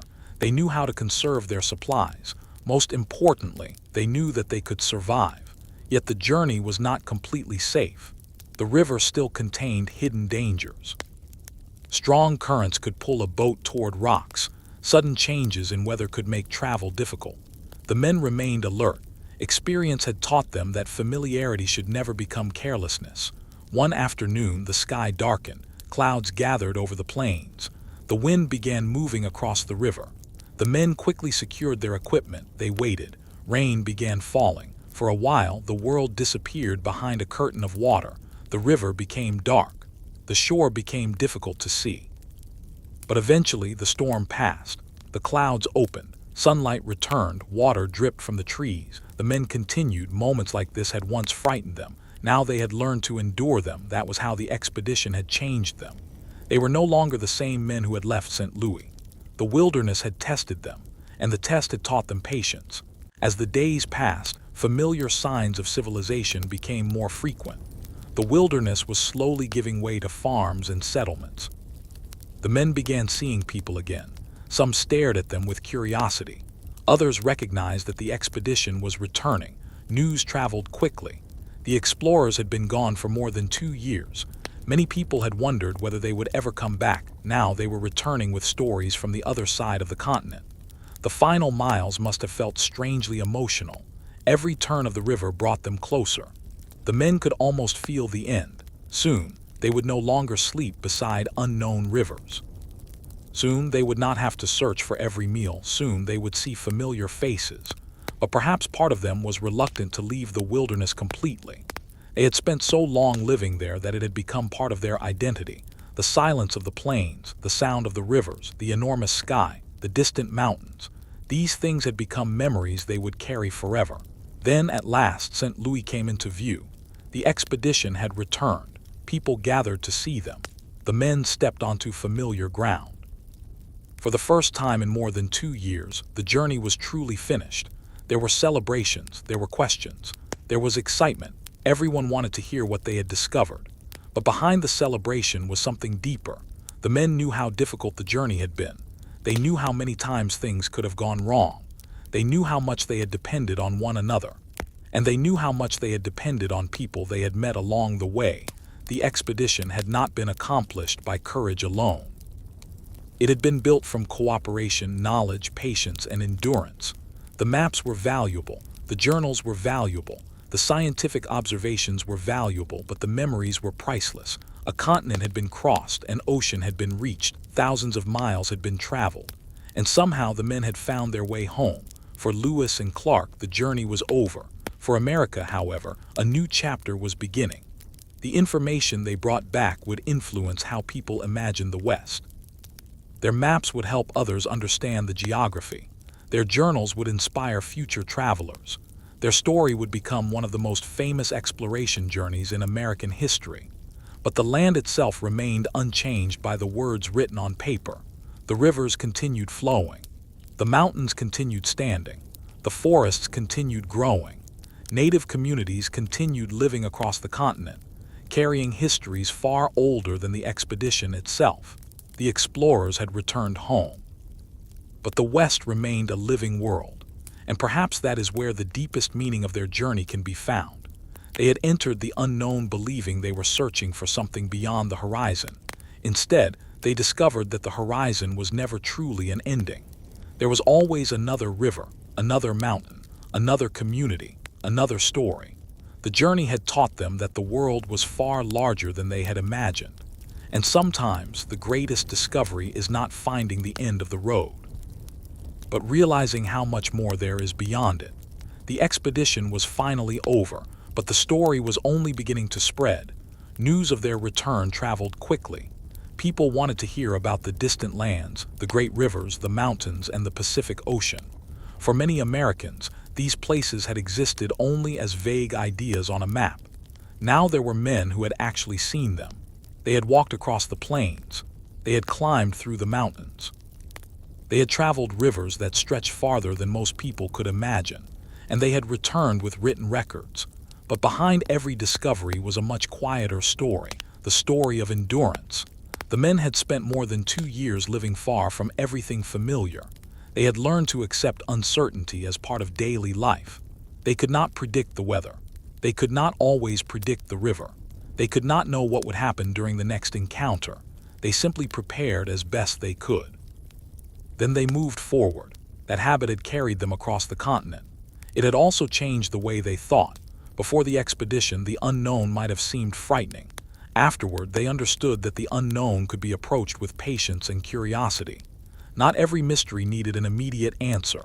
Sometimes the first step was simply observing, watching the river, listening to the wind, studying animal tracks, learning from people who knew the land. The expedition had taught them to pay attention. And that skill became one of their greatest strengths. They had also learned how much could be accomplished when people worked together. The journey was too large for one person. Every member of the expedition had a role. Some were skilled hunters, some were excellent boatmen, some knew how to repair equipment, some could communicate with people they met along the way, others simply worked hard every day. The expedition needed all of them. And beyond the expedition itself were the many native people who shared knowledge, food, directions, horses, and assistance. Their contributions were essential. Without them, the expedition's path through the West would have been far more difficult. This is one reason the journey cannot be understood as the achievement of only two men. Lewis and Clark led the expedition, but many people helped make its survival possible. Their journey was a network of human connections stretching across thousands of miles. Every connection mattered. Every encounter could change what happened next. Sometimes a conversation opened a new path. Sometimes a warning prevented danger. Sometimes a simple act of kindness made an exhausting day easier. These moments may never have appeared on a map, but they were part of the real journey. The maps showed rivers and mountains. The journals recorded observations, but the human relationships were often harder to record. Still, they remained in memory. Years later, a person might forget exactly where a camp had been, but they might remember the face of someone who helped them. They might remember sitting beside a fire with strangers. They might remember sharing food. They might remember a moment when communication seemed impossible, yet understanding was somehow achieved. These memories gave the expedition its human character. And then there was the land itself. The American West had left a permanent impression. The vastness of the plains, the silence of the mountains, the constant movement of the rivers, the power of the Pacific. The explorers had seen landscapes that were difficult to describe. Some were beautiful, some were frightening, some were both at the same time. The Rocky Mountains were a perfect example. From a distance they were magnificent. Up close they were exhausting. Snow, steep slopes, cold temperatures, and difficult trails tested the expedition. But once the men crossed them, the mountains became one of the greatest memories of the journey. The same was true of the Pacific. For months, the explorers had wondered when they would finally reach it. Then suddenly there it was, an enormous body of water stretching beyond the horizon. After traveling so far, they had reached the edge of the continent. But standing beside the ocean must also have created another feeling. They still had to go back. The journey was only halfway finished. That realization probably changed the way they looked at the Pacific. It was not simply the end. It was also the beginning of the return. They spent the winter near the coast. They waited, they prepared. And when spring finally arrived, they began the long journey east. By then, the expedition had become stronger. The men understood the wilderness better. They had learned how to survive. They knew what to expect. Yet the return journey still demanded effort. They had to cross the mountains again. They had to navigate rivers. They had to endure long days of travel. But every mile brought them closer to home. And eventually the Missouri carried them back. The final approach to St. Louis must have been unforgettable. After so much uncertainty, the destination was finally certain.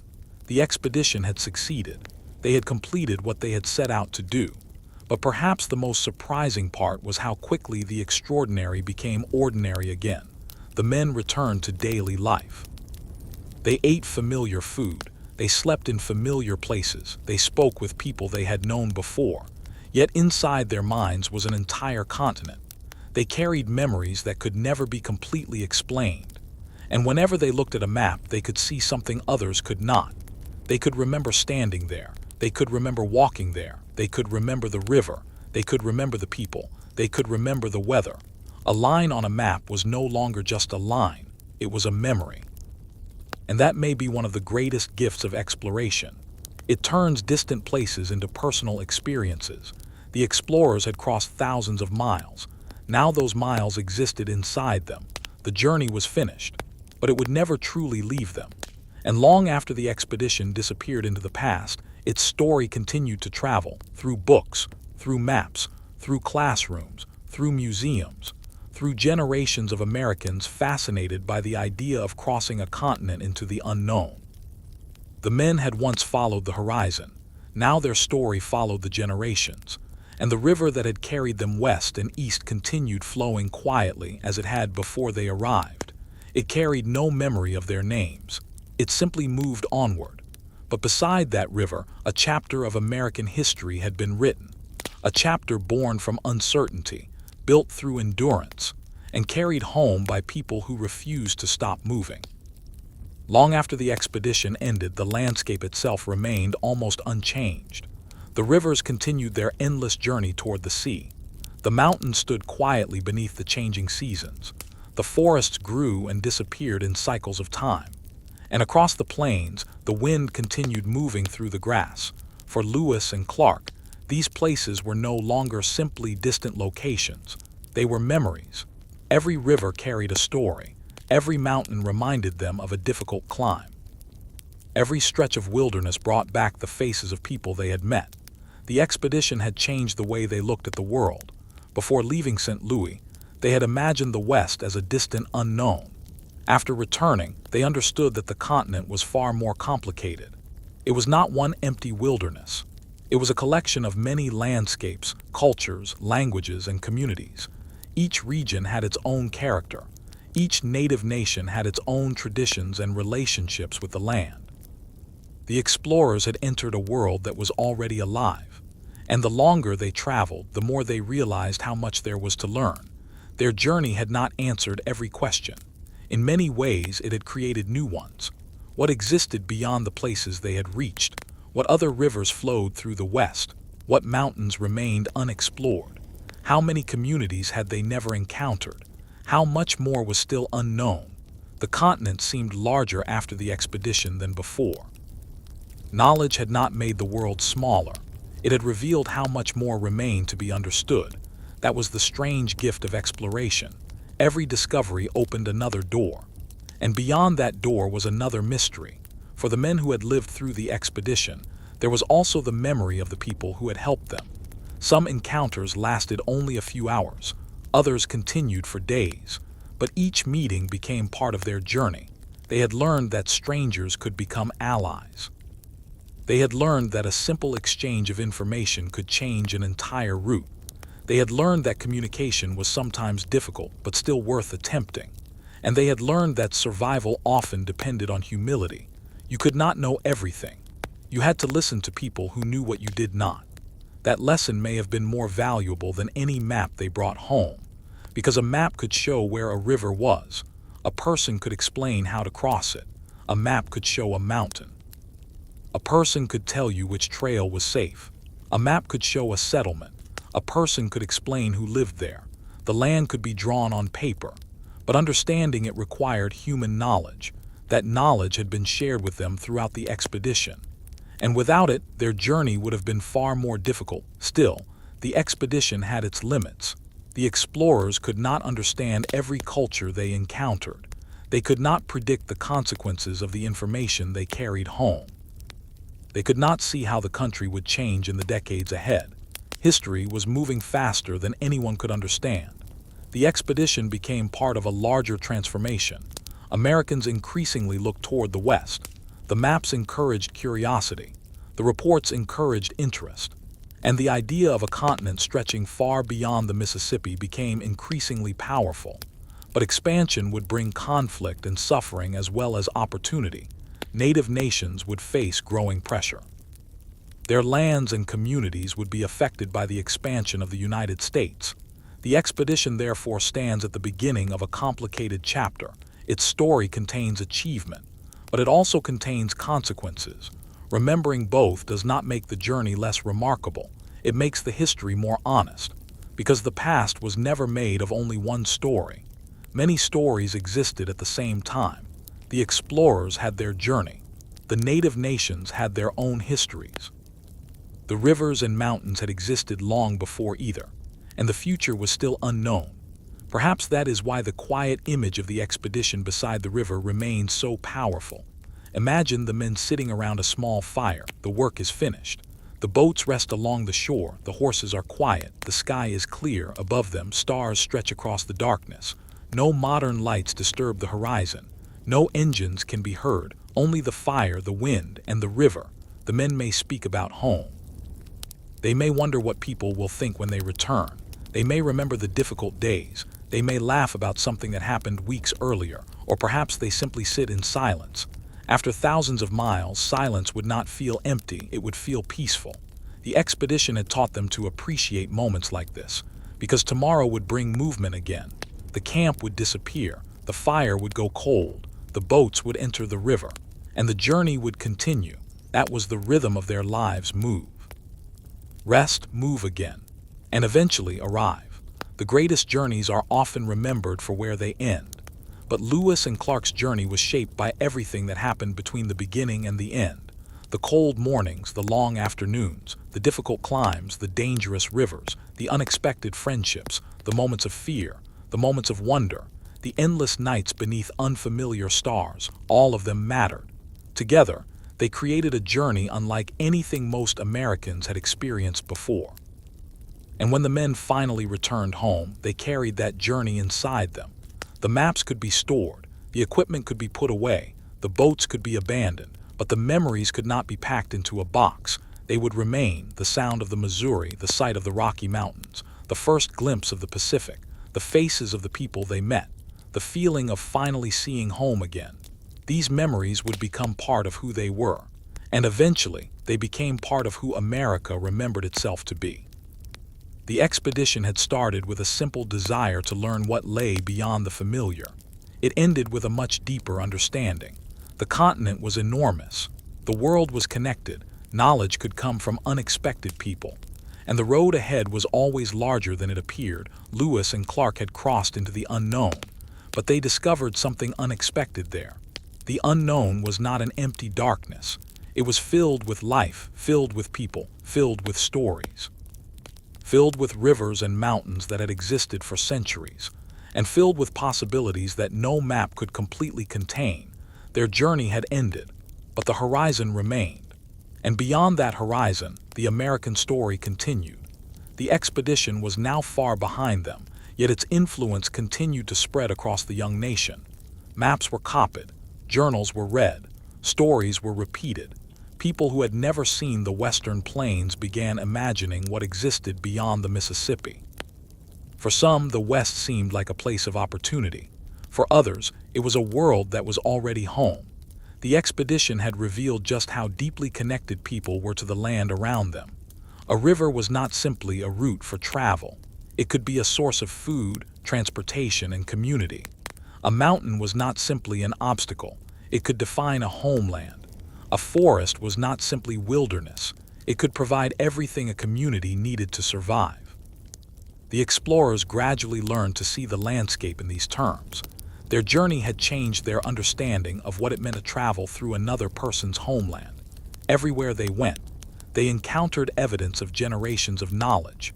Trails had been used long before the expedition arrived.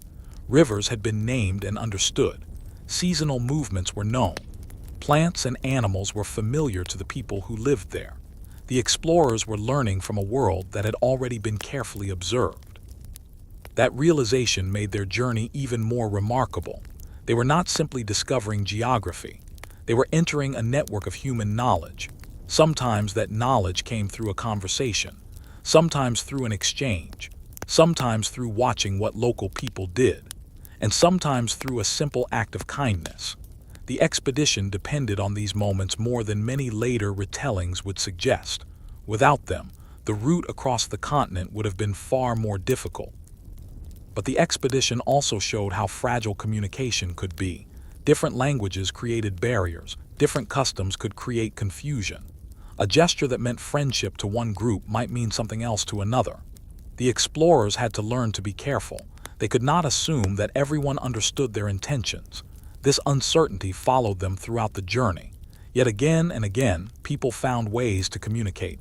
Food could be shared. Goods could be traded. Signs could be understood.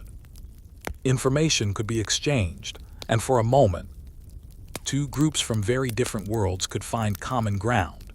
Those encounters became some of the most meaningful parts of the expedition, not because they were always dramatic, but because they showed that people could cooperate even when they did not share the same language or background. The journey also taught the explorers how dependent they were on nature. Their entire schedule was controlled by weather and geography. A storm could delay them. A drought could make water difficult to find. Snow could block a route. An abundant season could provide food. A poor season could create hunger. The men could plan. But nature always had the final word. That reality forced them to become patient. They learned that sometimes the smartest decision was to stop, to wait, to observe, then move when conditions improved. It was not always easy. Explorers naturally wanted to continue, but survival required discipline, and discipline became one of the reasons the expedition succeeded. The same patience helped them during the return journey. They knew they had thousands of miles to travel. There was no reason to rush into unnecessary danger. They had already learned the cost of mistakes. Now they used that experience to reach home. The final journey down the Missouri must have felt almost peaceful compared with the uncertainty of their westward journey. The river was familiar. The direction was certain. Civilization was approaching. And with every mile, the wilderness became smaller behind them. Yet the men were probably aware that something was ending. For more than 2 years, the expedition had been their entire world. Now it was becoming a memory. The camps would disappear, the trails would fade, the daily routine would end. The men would return to lives they had left behind. But they would never again be exactly the same. They had seen too much, they had traveled too far, they had learned too much about the enormous world beyond the familiar. Perhaps that is what every great journey does. It changes the traveler. You leave as one person, you return as another. The landscape may be the same, the town may be the same, the people may be the same, but your understanding has changed. For Lewis and Clark, that change was enormous. They had gone from uncertainty to experience, from unfamiliar rivers to mapped routes, from distant mountains to memories, from wondering about the Pacific to standing beside it, and finally from the wilderness back to home. Their story would eventually become part of American identity. But the real people behind the legend had experienced something much simpler. They had been tired. They had been cold, they had been afraid, they had been curious, they had laughed, they had argued, they had worked, they had rested, and they had continued. That is why the expedition remained so fascinating. It was not a journey made by perfect heroes. It was a journey made by human beings who did not know exactly what they would find, human beings who sometimes made mistakes, human beings who depended on others, human beings who simply refused to give up. And perhaps on the quietest nights, they realized how small they were compared with the landscape around them. The sky seemed endless. The mountains seemed eternal. The river seemed older than any story they were only passing through. But their journey would eventually become part of the story of that land. And tonight, if we imagine them beside the river once more, the scene is almost silent. The fire is low. The men are resting. Boats are secured. The horses are quiet. The river moves steadily through the darkness. Far above, the stars shine over the same landscape they had watched for centuries. The explorers look toward the horizon. They have traveled farther than they ever imagined. They have seen the Pacific. They have crossed the mountains. They have returned from the unknown. But they know something now that they did not know when they began. The world is much larger than any map, and there will always be another horizon waiting beyond the one you can see. The expedition may be finished. The road may have reached home, but the story of exploration never truly ends. The story of the expedition continued to live long after the men had returned to ordinary life. For those who had never traveled beyond the Mississippi, the West seemed almost unimaginable. They had heard descriptions of enormous rivers, endless grasslands, towering mountains, unfamiliar animals, and distant communities. But descriptions could never fully replace experience. Lewis and Clark had seen those places with their own eyes. They had felt the cold air of the mountains. They had walked through forests where every sound was unfamiliar. They had watched the sun rise over plains that seemed to have no end. They had stood beside the Pacific and realized just how far they had traveled. And yet, perhaps the most important thing they brought home was not a collection of objects. It was knowledge. Knowledge gathered through thousands of miles of travel. knowledge gathered from observation, and knowledge gathered from people who already understood the land.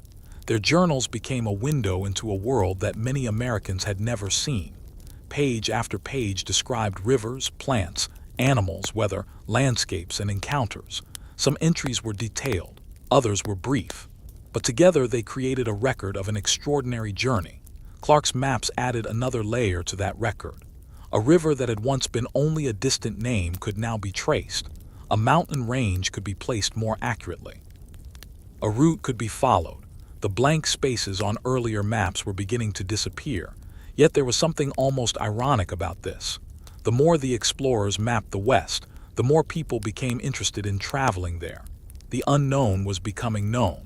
And once a place becomes easier to understand, people often begin asking how they can reach it. The expedition therefore became part of a much larger movement. The United States was growing. Its attention was turning westward. But the land was already occupied. Native nations had lived across these regions for generations. They had their own governments, traditions, economies, languages, and relationships with neighboring communities. Their knowledge had helped the expedition survive, yet the expansion that followed would bring profound changes to their lives.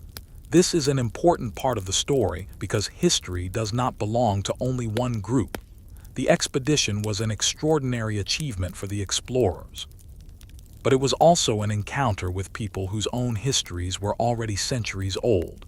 The West was never simply empty land waiting to be discovered. It was a living world. Lewis and Clark saw only a portion of it, but even that portion changed the way they understood America. They had entered the journey with questions. They returned with answers. And those answers created even more questions. What lay farther north? What existed beyond the rivers they had followed? How did distant communities live? What other routes crossed the mountains? The world seemed to become larger the more they learned. That was the strange nature of exploration. Discovery did not always reduce mystery. Sometimes it revealed how much remained unknown. For the men themselves, however, there was another reality. They had to return to ordinary life. There were no more endless camps, no more daily river travel, no more searching for the next trail, no more waking every morning hundreds of miles from civilization. Instead, they returned to familiar surroundings. But the wilderness had changed their habits. They had learned to live with uncertainty. They had learned to appreciate simple comforts. They had learned that a warm fire could feel precious after a cold day. They had learned that a dry blanket could be worth more than almost anything. They had learned to celebrate a successful meal. They had learned to value the quiet moments. These lessons remained, and perhaps that is why the memories of the expedition never completely disappeared. A river could bring back an entire chapter of their lives. A mountain could remind them of a difficult crossing. A rainy night could bring back memories of the Pacific Northwest. The smell of smoke could return them to a camp beside the Missouri. Memory has its own kind of geography. A person does not need to physically return to a place to visit it again. Sometimes a single sound is enough, a single smell, a single image, and suddenly years disappear. For Lewis and Clark, the continent had become part of their memory. The journey was over, but it was never truly gone. And the same could be said about the expedition itself. Its physical journey ended in St. Louis. Its historical journey continued. People kept telling the story. Maps continued to circulate. Journals were preserved. Future generations studied the expedition. The names Lewis and Clark became connected with exploration itself. But beneath the famous names were hundreds of ordinary moments. Men walking through mud, men pulling boats, repairing equipment, men waiting for storms to pass, men sharing food around a fire, men falling asleep beneath a sky filled with stars. That was the real expedition, not one dramatic scene, but thousands of small scenes connected together. One day became another, one river led to another, one mountain led to another valley, and eventually the Pacific appeared. Then the journey turned homeward. That is how an enormous adventure is actually completed, not in a single heroic moment, but through persistence. The ability to continue when the destination is still far away. The ability to wake up after a difficult day and begin again. The ability to accept that some problems cannot be solved immediately. and the ability to trust the people traveling beside you. Lewis and Clark had learned all of this, and that may be why their journey still feels relevant, because the unknown exists in every generation. The landscape changes, technology changes, the world becomes more connected. But the feeling of standing before something unfamiliar remains the same. You wonder what lies ahead. You wonder whether you are prepared. You wonder whether the road will be difficult. And then eventually you take the first step. The explorers did the same. They took the first step, then another and another, until the road carried them farther than they had ever imagined. And when they finally looked back, they could see the enormous distance behind them, the rivers, the mountains, the forests, the plains, the Pacific. All of it had become part of one extraordinary memory. The expedition had crossed America, but in the end, perhaps the greatest distance they traveled was within themselves. They left as people searching for answers. They returned as people who had learned how much there was still to discover. And somewhere beyond the horizon, the continent continued waiting. Vast, quiet, and filled with stories that had not yet been told. The journey had ended, but the silence of the wilderness remained with them. In the years that followed, ordinary life slowly returned. Yet there were moments when the past seemed close enough to touch. A river flowing past a town could remind them of the Missouri. A cold wind could bring back the Rocky Mountains. The smell of wet earth could return them to the forests of the West. And the sound of distant waves could bring back the Pacific. They had crossed thousands of miles, but memory could cross that distance in an instant. Their journals preserved what they had seen. Their maps preserved the routes they had followed, but neither could fully preserve what the journey had felt like. A map could show a mountain range. It could not show the exhaustion of climbing it. A journal could describe a storm. It could not recreate the feeling of standing in the rain with nowhere else to go. A report could mention a native community. It could not fully capture the human connection created during an encounter. The true journey lived in the memories of those who experienced it. And perhaps that is why the expedition became more fascinating as time passed. Every generation saw something different in it. Some saw adventure. Some saw scientific discovery. Some saw courage. Others saw a turning point in the history of westward expansion. And some looked more closely at the native nations whose lands the expedition crossed. The full story was never just one thing. It was many stories woven together. The explorers had entered a world they did not fully understand. They depended on people who knew that world better than they did. They learned from the land. They adapted to the weather. They survived difficult conditions. And eventually they returned home. But the consequences of their journey continued. The maps and information they brought back helped make the West more understandable to Americans. And when a place becomes easier to understand, it often becomes easier for others to enter. Travelers followed, traders followed, settlers followed. The country moved westward. For native nations, this movement brought enormous disruption. Land that had supported communities for generations became increasingly contested. Traditional ways of life were pressured. Political relationships changed. The expedition was only one part of that much larger transformation, but its place in the story was important. It stood near the beginning of a new era of American expansion. That makes the expedition both inspiring and complicated. It shows what determination and cooperation can accomplish, but it also reminds us that exploration can have consequences beyond what explorers themselves imagine. Lewis and Clark could not see the entire future. They could only see the road ahead, and even that road was uncertain. Perhaps that is why their journey remains so human. They were not looking at history from the future. They were living in the present. They made decisions with the information they had. They took risks. They learned from mistakes. They trusted others, and they continued. The same pattern repeated every morning. The sun rose, the camp came alive, the boats were prepared, the horses were gathered, the men ate, then they moved. Sometimes they traveled for hours, sometimes they barely advanced. But the direction remained forward. That word seems simple. Yet for an expedition crossing a continent, forward was everything. When the mountains appeared, they moved forward. When the rivers became dangerous, they moved carefully forward. When the weather turned against them, they waited and then moved again. When the Pacific finally appeared, they moved toward it. And when it was time to return, they turned around and moved toward home. The journey was defined by movement, but the most important movement may have been invisible. The men were changing. Their understanding was changing. Their confidence was changing. Their relationship with the wilderness was changing. The unknown slowly became familiar, and familiarity brought respect.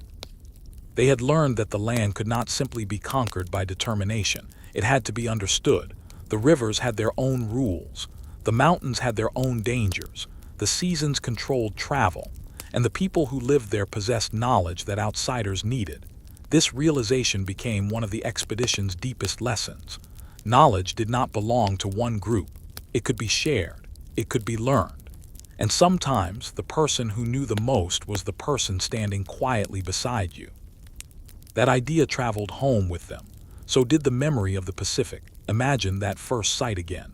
After months of difficult travel, the trees begin to thin.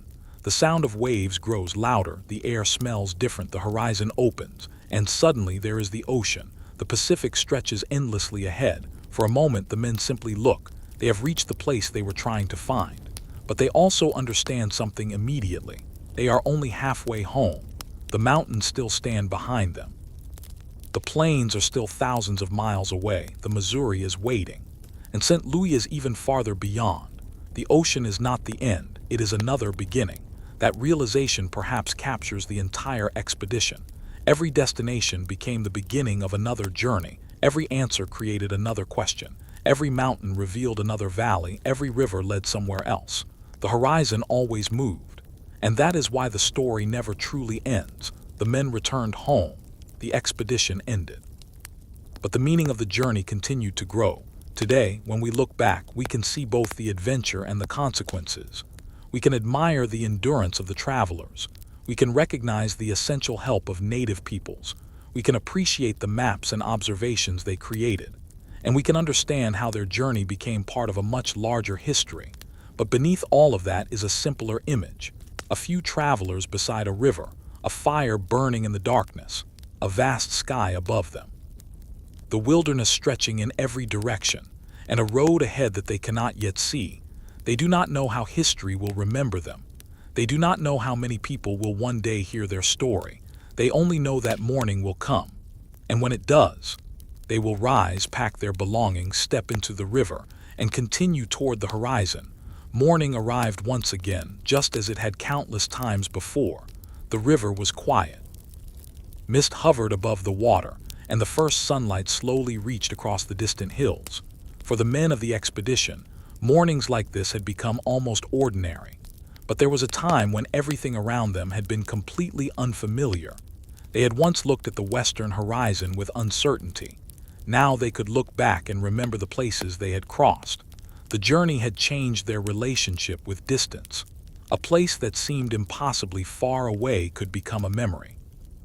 A mountain that once seemed impossible to cross could become a story told around a fire. A river that once appeared mysterious could become a familiar route.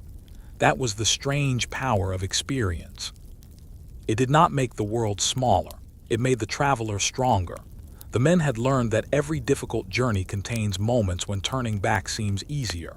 There had been such moments during the expedition, when food was scarce, when the weather became dangerous, when the mountains seemed endless, when the trail disappeared, when exhaustion made even a short distance feel enormous. But they had continued, sometimes because they had no other choice, sometimes because they trusted their mission, and sometimes simply because the people beside them kept moving. That last reason may have mattered more than anything.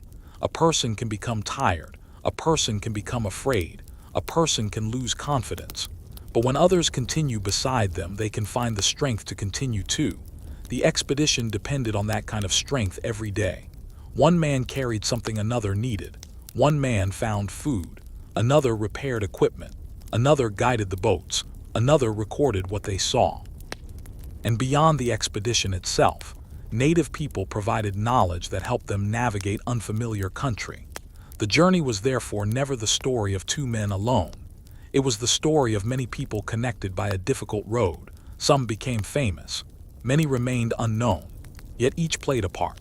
The expedition moved forward because all those small contributions came together. Years later, The maps could show where the expedition had traveled. The journals could explain what they had seen. But the names of everyone who helped them could never fully be placed on a map. Their contributions lived in the journey itself. Without them, the story would have been different. Perhaps the expedition would have taken longer. Perhaps some routes would never have been found. Perhaps some dangers would have become disasters. The West demanded knowledge, and knowledge was often shared by people who had lived there for generations. That is one of the most important truths hidden inside the famous story. The explorers were entering an existing world. They were not walking through an empty wilderness. Everywhere they went, there were people with their own histories. They had their own homes, their own traditions, their own understanding of the rivers and mountains. The explorers were visitors, and the land itself had been known long before the expedition arrived. That understanding became increasingly clear as the journey continued. The men learned to listen. They learned to observe. They learned that their assumptions were not always correct, and they learned that survival often depended on admitting what they did not know. That lesson was difficult, but it was valuable, because once a person admits that they do not know something, they can begin learning. And the expedition had an enormous amount to learn. They learned from the landscape. They learned from animals. They learned from weather. They learned from mistakes. And they learned from people. Every day added another piece to the larger picture. Until eventually, the picture became a journey across a continent. When they finally returned home, they carried that knowledge with them. But the world they returned to was beginning to change. The information from their expedition would encourage greater interest in the West. People would look at their maps and imagine new possibilities. The country would continue expanding, and the consequences would reach far beyond what the explorers themselves could understand. Native nations would experience increasing pressure as American expansion moved westward. The landscapes Lewis and Clark had crossed would eventually look very different. Roads would appear, towns would grow, new settlements would spread across regions that had once seemed impossibly distant. The quiet wilderness of their journey would slowly become connected to a rapidly expanding nation. Yet the rivers would remain, the mountains would remain, the wind would still move across the plains, the land would continue its ancient rhythm.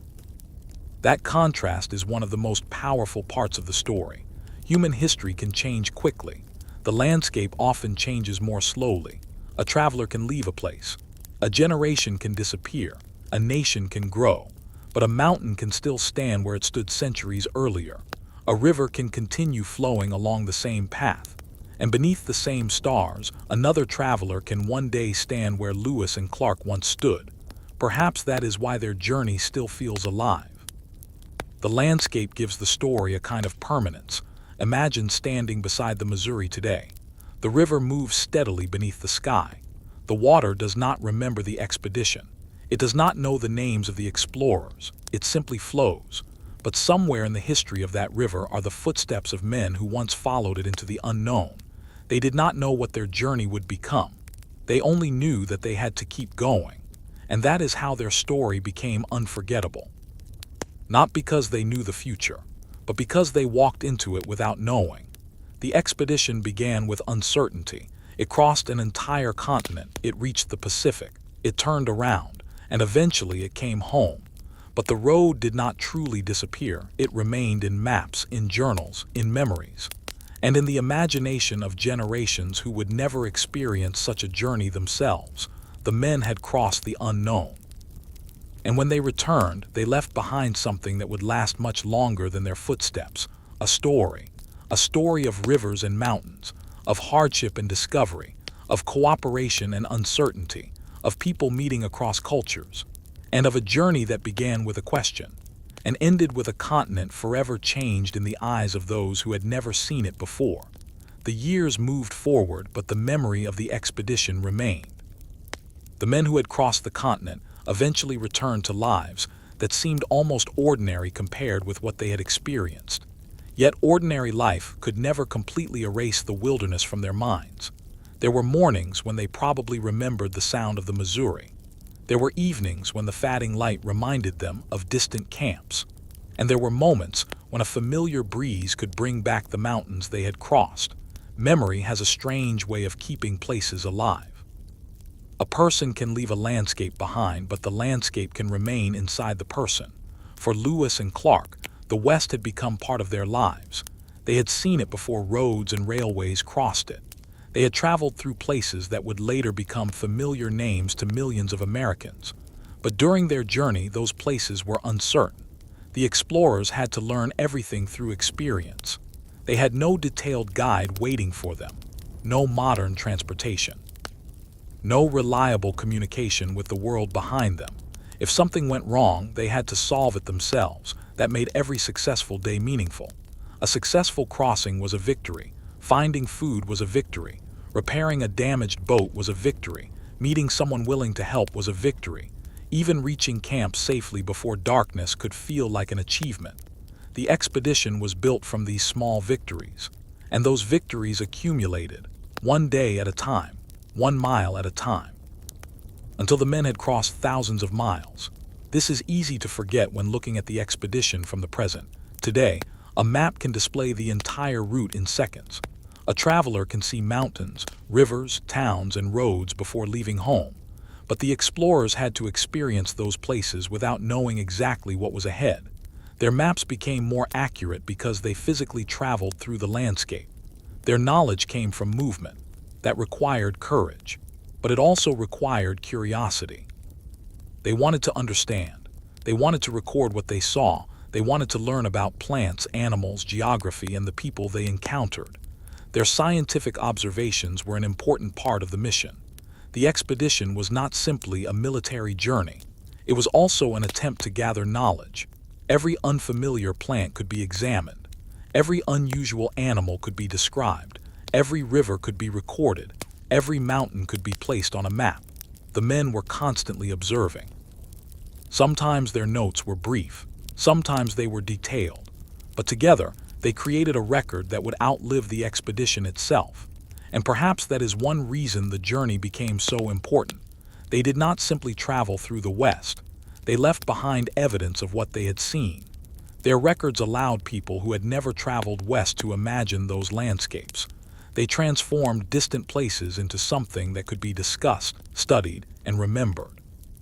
But even their detailed records could not capture everything. They could describe the height of a mountain. They could describe the width of a river. They could describe an animal. But they could not completely describe what it felt like to stand beneath an enormous sky with nothing familiar around you. They could not fully capture the silence of a wilderness night. They could not recreate the feeling of seeing the Pacific after months of uncertainty. Some experiences belong only to the people who lived them, and those experiences became part of their personal memories. The expedition also created friendships that would have been impossible before the journey. Men who began as companions became a team. Hardship has a way of revealing character. When people face difficult conditions together, they learn who can be trusted. The expedition faced enough hardship to create strong bonds.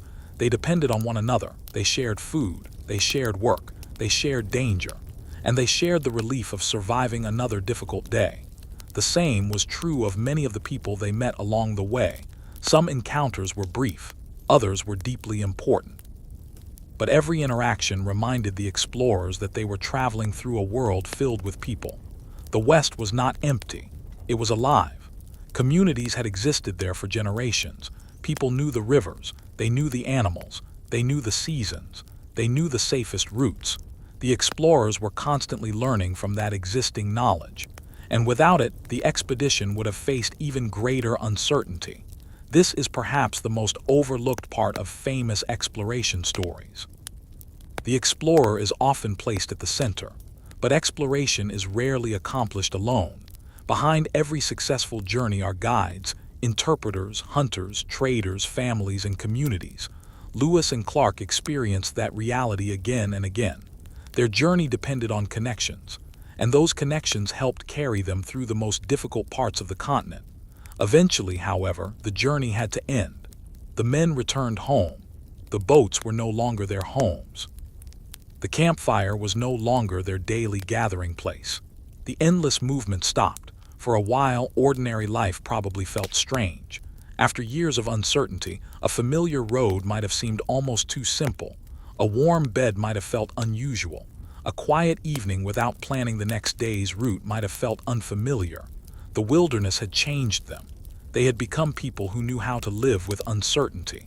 And that knowledge stayed with them. The expedition had ended physically. But mentally, it continued. Every map could reopen the journey. Every river could bring back a memory. Every story could return them to the road. And eventually, the journey became something larger than the people who had made it. It became part of American history. But the deeper we look, the more we see that the expedition was never just about reaching the Pacific. It was about learning how to move through uncertainty. It was about discovering the value of cooperation. It was about understanding the power of nature. It was about meeting people whose worlds were different from their own. And it was about realizing that the unknown is rarely empty. It is full of life, full of history, full of people, full of stories. And sometimes the greatest discovery is not the destination itself. It is everything you learn while trying to reach it. Lewis and Clark learned that lesson thousands of miles from home. And when they finally returned, they brought that lesson with them. The continent behind them was enormous. The future ahead was uncertain. But they had already learned the most important skill of all: when the road disappears. Keep looking when the mountain rises. Keep climbing. And when the horizon seems impossibly far away, take one more step. The expedition had crossed the continent, but its final meaning could not be measured in miles alone. For Lewis and Clark, the journey had become a lesson in patience. There were days when progress was almost invisible. They might travel for hours and feel as though the landscape had barely changed. Yet those small distances mattered. A few miles today, a few more tomorrow. Eventually, thousands of miles had passed behind them. That was how the expedition succeeded. Not through one extraordinary moment, but through countless ordinary efforts. Every morning demanded the same decision. Get up, prepare, continue. The men could not afford to think constantly about how far they still had to go. If they had stared at the entire distance ahead, it might have seemed impossible. Instead, they focused on the next task, the next river bend, the next trail, the next campsite. That approach kept the journey manageable. And perhaps that is why their story still feels so familiar. Everyone faces moments when the destination seems far away. The road can appear too long. The obstacles can seem too large. But progress does not always look dramatic. Sometimes progress is simply refusing to stop. Lewis and Clark understood that better than most. They had learned it from the wilderness. The land did not reward impatience. A mountain could not be rushed. A storm could not be commanded to disappear. A river could not always be crossed immediately. The explorers had to adapt. They had to wait when necessary. They had to move when the opportunity appeared. And they had to accept that some things were beyond their control. That was one of the greatest lessons of the journey. The wilderness was not an enemy that could simply be defeated. It was an environment that had to be understood. The more the explorers learned, the better they became at surviving within it. They watched the weather, they studied the rivers, they observed animals, they listened to people who knew the land, they learned where to find food, they learned how to protect their supplies, they learned when to travel and when to stop. Each lesson made the next challenge slightly easier, but the journey remained difficult. No amount of experience could remove every danger. The mountains were still steep. The rivers were still unpredictable. The weather could still change suddenly. And exhaustion could still affect even the strongest traveler. The men had to remain alert. That constant alertness became part of their lives. Even after returning home, they carried some of those habits with them. The expedition had taught them to notice details. A change in the wind, a change in the sky, a distant sound, a track in the ground. Small details could contain important information. The wilderness rewarded those who paid attention, and the explorers became careful observers. Their journals reflected that. They recorded what they saw because they understood that future generations might depend on those observations. A plant that seemed unimportant could later prove valuable to science. An unfamiliar animal could become part of a larger understanding of the continent. A river route could help future travelers. Their notes were therefore more than personal memories. They became a record of a changing America. But the record also showed something else. The West was not an empty place. Everywhere they traveled, they encountered evidence of human life: trails, camps, villages, trade routes, people who knew the country.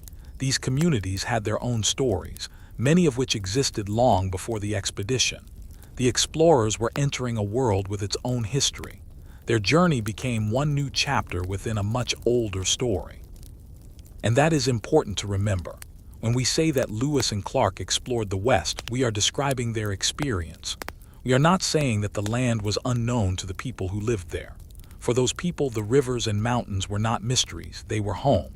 The expedition often depended on that knowledge. Without local guidance and assistance, many challenges would have been much harder. The explorers could observe, they could record, they could map, but they were still outsiders, they were learning.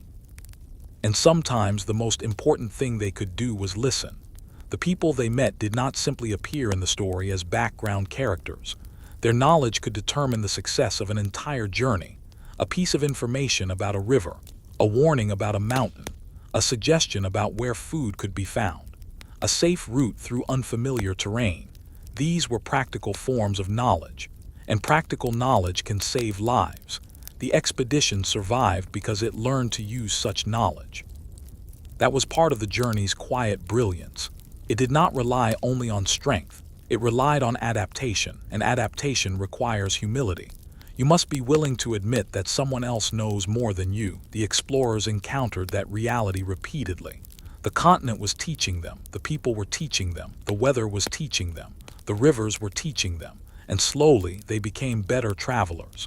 By the time they reached the Pacific, they were not the same men who had left St. Louis. They had become experienced travelers who understood the challenges of the West.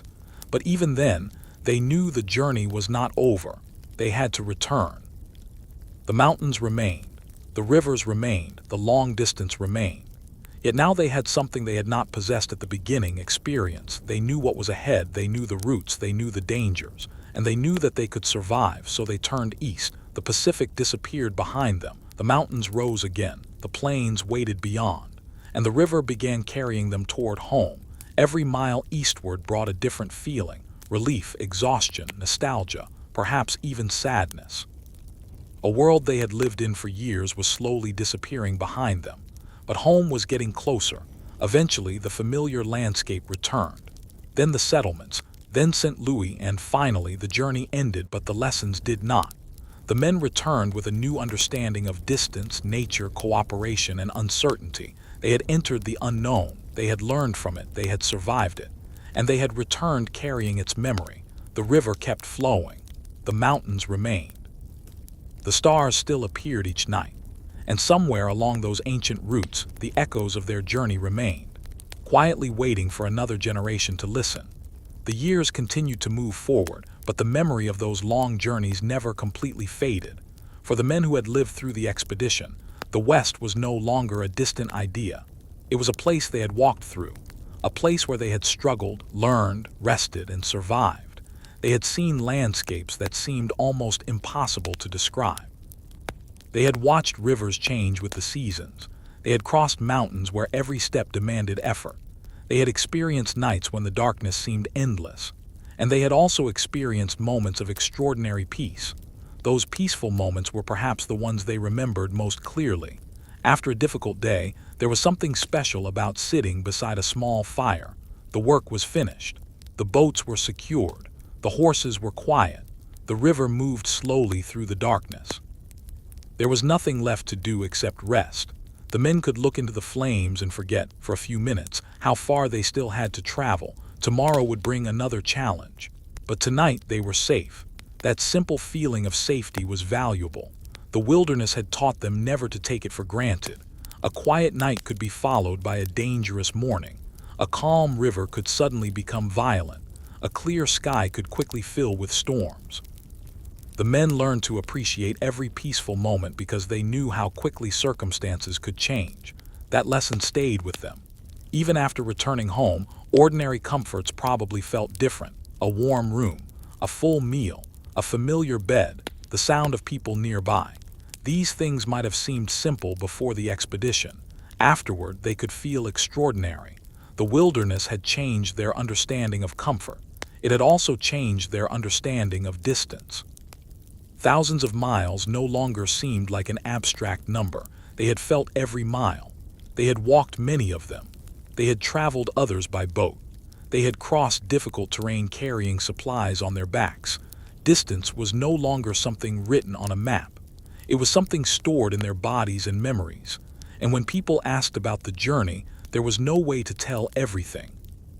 How could they describe every morning, every camp, every conversation, every difficult crossing, every face, every night beneath the stars?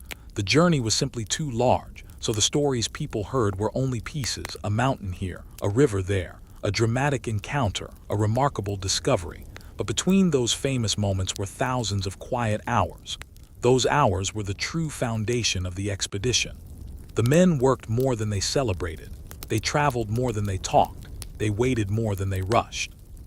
And they learned more than they realized. That is why the expedition became such an important record. It preserved details that might otherwise have disappeared. The journals became a bridge between generations. Someone reading them many years later could imagine the landscape. They could follow the route. They could understand some of the difficulties. They could see the West through the eyes of travelers who had crossed it. But the journals also revealed uncertainty. The explorers did not always know what they were seeing. They sometimes had to guess. They sometimes changed their understanding as new information appeared. This is another important part of exploration. Knowledge does not always arrive perfectly. It develops through observation, mistakes, questions, and correction. The expedition was a process of learning. Every new region challenged what they thought they knew. Every encounter expanded their understanding. Every difficult situation forced them to adapt. By the time they returned, they had become different people. Not because they had discovered everything, but because they had learned how much they did not know. That realization is often the beginning of wisdom. A person who believes they know everything stops learning. A person who understands how much remains unknown continues asking questions. The expedition created many new questions, and those questions would continue long after the men were gone. Future explorers would travel farther. Scientists would study the landscapes more carefully. Travelers would follow routes across the continent. Settlements would expand. The maps would become more detailed. Technology would change the way people traveled. The West would transform. But the basic landscape would remain. The rivers would continue. The mountains would continue. The sky would continue. And the stories of the people who lived there long before the expedition would continue as well. This is why remembering the expedition requires looking beyond the famous names. The journey was part of a much larger human history. Lewis and Clark entered communities that had existed for generations. They depended on people whose knowledge of the land was greater than their own. They recorded what they saw. Then they returned to a country that was beginning to look westward with increasing interest. The expedition helped make that movement possible by providing information. But information has consequences. Knowledge can open doors. And once a door is opened, people may walk through it. The American West would experience enormous change in the decades that followed. The expedition was only an early step in that transformation. Looking back now, we can see both the achievement and the complexity. We can admire the endurance required to cross the continent. We can recognize the importance of the people who helped them. And we can understand that the journey took place within a much larger history of expansion and change. The men themselves could not see all of that. They were simply trying to complete their mission. They were thinking about the next river, the next meal, the next camp, the next morning. History would come later for them. There was only the road ahead. And perhaps that is the most powerful image to leave with: a narrow trail disappearing into the distance, a river shining beneath the afternoon sun, a few travelers moving slowly forward. They do not know what future generations will say about them. They do not know how famous their names will become. They do not know how many people will one day study their journey. They only know that the road continues, so they walk one step, then another, and another, until the horizon slowly changes. The unknown remains ahead. But now they know something important. They have faced the unknown before, and they survived. That knowledge gives them courage. The journey continues quietly beneath the enormous American sky. And with every mile, their story becomes a little longer and a little more unforgettable. The road ahead seemed familiar now, but the memories of the expedition remained vivid. For the men who had crossed the continent, the wilderness was no longer simply a distant place. It had become part of who they were. They had learned its rhythms. They knew how quickly a peaceful morning could change. They knew the importance of water. They knew how valuable a good campsite could be. They knew that a small fire could make a cold night bearable.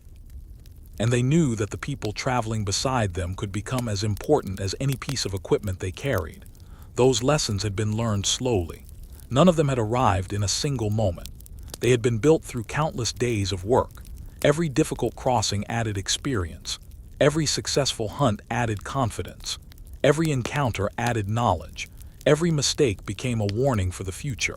That was how the expedition became stronger, not because the challenges disappeared, but because the men became better at facing them. This was especially true when they entered unfamiliar territory. At first, the unknown could feel overwhelming. The landscape stretched beyond the limits of their understanding. But after spending enough time in the wilderness, they learned to break the unknown into smaller pieces. Instead of thinking about an entire mountain range, they focused on the next pass. Instead of thinking about the entire journey, they focused on the next camp. Instead of worrying about everything that might happen, they prepared for what they could see. That way of thinking helped them continue. It also gave the expedition its quiet rhythm: morning, travel, work, rest, night, then morning again. The pattern repeated until thousands of miles had passed. There were moments when the men probably wondered how much longer they could continue. But then something would happen: a successful crossing, a clear trail, a good meal, a friendly encounter, a beautiful view. Something small would restore their energy. Human beings can endure remarkable hardship when they have moments of hope. The expedition was filled with those moments. A distant mountain appearing through the clouds, a river becoming easier to navigate, a successful hunt after several hungry days, a warm fire after cold weather, a familiar landmark appearing during the return journey. Each moment mattered, and together they carried the men forward. When the expedition finally returned home, those memories became part of their identity. People wanted to hear about the adventure, but perhaps the men sometimes found it difficult to explain. How could they describe the feeling of standing beneath the Rocky Mountains? How could they explain the first sight of the Pacific? How could they describe traveling for weeks through landscapes that seemed endless? Words could tell part of the story, but experience was different. The person listening had not been there. They had not felt the cold. They had not carried the supplies. They had not watched the river at midnight. They had not wondered whether the next trail would lead somewhere safe. The expedition belonged to those who lived it. But the story belonged to everyone. As years passed, more people learned about the journey.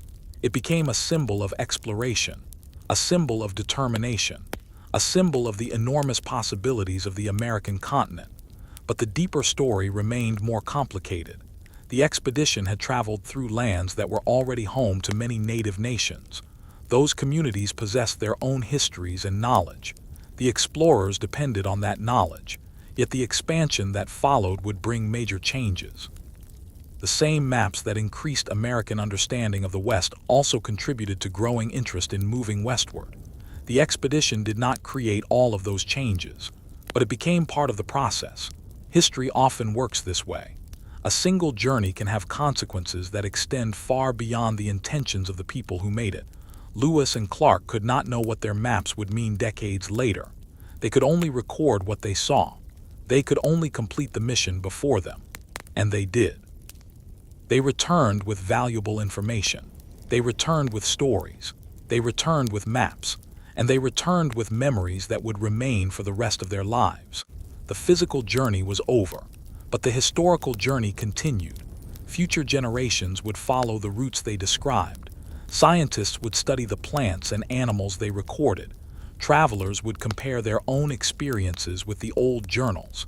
Historians would examine the encounters they documented. And ordinary people would continue imagining what it must have felt like to cross the continent without modern technology. That question remains fascinating. What would it feel like to wake up without knowing exactly what the next day would bring? What would it feel like to see a mountain range for the first time? What would it feel like to stand beside an ocean after months of travel? What would it feel like to turn around and begin the long journey home? Perhaps the answer can never be completely known. But the journals allow us to come close. They give us fragments, descriptions, observations, moments. And when those fragments are placed together, a remarkable picture appears. A small group of travelers moving through an enormous world. They are tired, they are curious, they are uncertain, they are determined, and they keep going. The landscape changes around them. The seasons change. The weather changes. Their understanding changes. But their movement continues. Eventually, the journey reaches its final stage. The familiar Missouri appears. The settlements become more frequent. Home is no longer an idea, it is nearby. The men can almost feel the end. After so much distance, the final miles must have seemed strangely short. The river carries them toward St. Louis, the place where the journey began, and when they finally arrive, the circle is complete. They left with questions, they returned with answers. They left with uncertainty, they returned with experience. They left as travelers. They returned as witnesses to a continent they had never seen before. But the West had given them something no map could provide: perspective. They had seen how enormous the world could be. They had learned how much humans depend on one another. And they had learned that courage does not mean having no fear. Sometimes courage simply means continuing despite uncertainty. That may be the quietest lesson of their journey. Not that every road is easy. Not that every destination is guaranteed. But that progress is possible when people continue moving forward. The expedition ended in St. Louis, yet the horizon remained. The rivers continued flowing. The mountains continued standing. The wind continued crossing the plains. And somewhere beyond the next distant ridge, another story was waiting to begin. The men had followed the horizon into the unknown. They had returned home. And they had left behind a story that would continue traveling, long after their footsteps had disappeared. The story did not end when the men returned to St. Louis in some ways. That was only the moment when their journey changed from something they lived into something the world remembered. The people around them wanted details. What had they seen? What was beyond the mountains? What did the Pacific look like? What were the rivers like? Who lived in those distant lands? The explorers could answer some questions. Others remained unanswered. But every answer made the American West seem more real. Before the expedition, distance had separated the eastern settlements from the far western horizon. After the expedition, that distance could be imagined more clearly.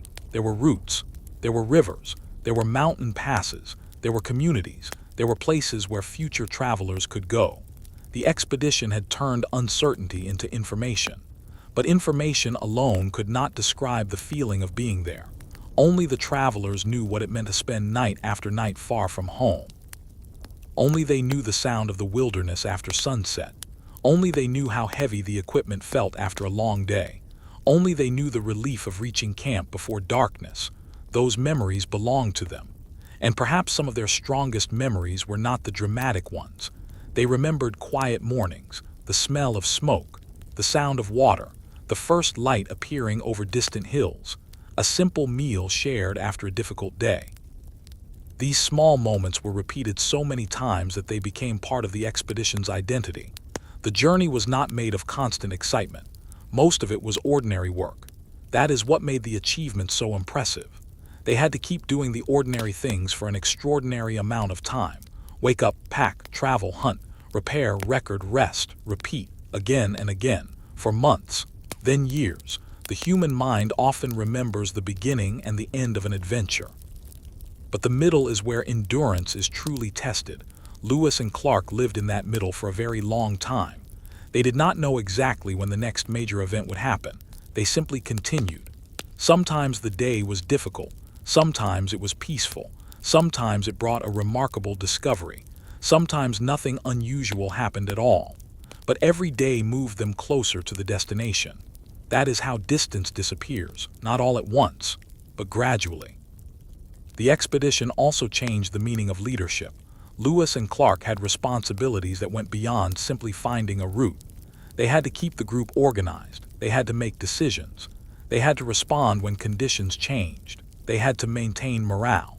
And they had to make difficult choices when there was no perfect answer. Leadership in the wilderness was not about giving orders from a comfortable distance. The leaders experienced the same cold, the same hunger, the same exhaustion. They walked the same trails. They faced the same dangers. Their responsibility was shared with the people they led. That shared hardship helped create trust. The men knew that everyone was facing the same reality. No one could simply escape the difficulties. Everyone had to contribute. And that cooperation became one of the expedition's greatest strengths. Still, the journey would have been impossible without the wider network of people they encountered. Native communities provided information and assistance. Interpreters helped bridge languages, guides helped explain the terrain, hunters helped provide food, families shared knowledge about local conditions. The expedition moved through a continent filled with human connections. Those connections were sometimes peaceful, sometimes complicated, sometimes uncertain, but they were essential. The explorers were constantly learning how to navigate not only the land, but also human relationships. That was perhaps more difficult than navigating a river. A river had a current. A mountain had a slope, but people could not be predicted so easily. Every meeting required attention, respect, patience, understanding. The expedition's survival depended on these qualities. And when the men returned home, they carried the memory of those encounters with them. The story they told was therefore larger than geography. It was a story about people, different communities, different ways of life, different understandings of the same land. The expedition had entered the West expecting to learn about geography. They ended up learning about human diversity as well. And that lesson became increasingly important as America expanded. The information they brought home encouraged more interest in Western lands. But expansion would affect the people already living there. Native nations would face increasing pressure. Their territories would be challenged. Their communities would experience enormous changes. The expedition did not cause all of those events, but it became part of the chain of events that followed. History rarely has a single beginning. It is made from many connected moments. Lewis and Clark's journey was one of those moments. Looking back, it is possible to admire the courage of the expedition while also understanding the larger consequences of what followed. Both realities can exist together. The journey can be remarkable, and the history surrounding it can be complicated. Perhaps that is why the story has lasted so long. It contains adventure, science, geography, human relationships, survival, expansion, and uncertainty. But at its heart, it remains a simple story. A group of people left home. They traveled into unfamiliar country. They learned from the people they met. They crossed mountains. They followed rivers. They reached an ocean. Then they turned around and they came home. No single sentence can capture what that required. But every mile adds to the meaning. Every difficult morning, every peaceful evening, every unexpected encounter. Every moment when the road ahead was unclear, all of them belonged to the journey. And when the men finally looked back, they could see something that had once seemed impossible. The distance behind them, thousands of miles, a continent, a lifetime of memories. The journey was finished. But the horizon was still there. It always would be. And perhaps that is the final lesson of exploration. You may reach the place you were searching for. You may complete the mission. You may finally return home. But the world will always remain larger than the road you have traveled. There will always be another question, another place, another story, another horizon. And somewhere beyond that horizon, the unknown continues. By the time the expedition became a distant memory, the men had already begun to understand that they had witnessed something larger than themselves. They had crossed rivers that seemed endless. They had walked through forests where every sound was unfamiliar. They had climbed mountains that tested their strength, and they had stood beside an ocean that stretched farther than the eye could see. But perhaps the greatest thing they discovered was not a place. It was the feeling of returning home. After so much time away, familiar land looked different. The same roads seemed smaller. The same buildings seemed closer together. The familiar sounds of civilization replaced the sounds of rivers and forests. For the men, this must have felt strange. They had spent years living according to the rhythm of the wilderness. Now they had to live according to the rhythm of ordinary life again. Yet the expedition had left something behind inside them. They had learned to be patient. They had learned to survive uncertainty. They had learned to trust others, and they had learned that even the largest obstacle could eventually be crossed. The journey had also changed the way people viewed the country. Before the expedition, the western interior was a distant mystery to many Americans. Afterward, it became a place that could be imagined in greater detail. The rivers had names, the mountains had roots, the landscapes had descriptions. The journey had turned a distant world into something people could picture. But the maps did not tell the whole story. They could not show the long nights. They could not show the exhaustion. They could not show the moments when the men wondered whether they would make it. They could not show the kindness of strangers. They could not show the countless small decisions that kept the expedition alive. Those details existed only in memories and journals. And perhaps that is why the journals were so important. They captured pieces of the experience before time could erase them. A note about a river, a description of a mountain, a record of an animal, a mention of a meeting, a quiet observation about the weather. Piece by piece, the expedition preserved its own history. Years later, those words would allow people to look backward. They would imagine the world as it had appeared before roads and railways transformed it. They would imagine a continent where rivers were still the main highways, where mountains could stop an expedition for days, where information traveled as slowly as the people carrying it, and where the distance between home and the horizon could feel almost infinite. That world was changing. The expedition itself had become one of the early steps in understanding it. But history is never only about what explorers saw. It is also about the people who were already there. Native nations had lived across the continent for generations. They understood the seasons. They understood the rivers. They understood the animals. They knew which paths were safe and which were dangerous.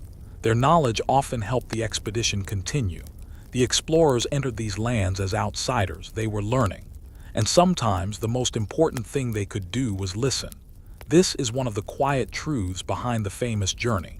The expedition succeeded partly because it did not travel alone. Its story was connected to many other lives. Some of those people became known to history. Many did not.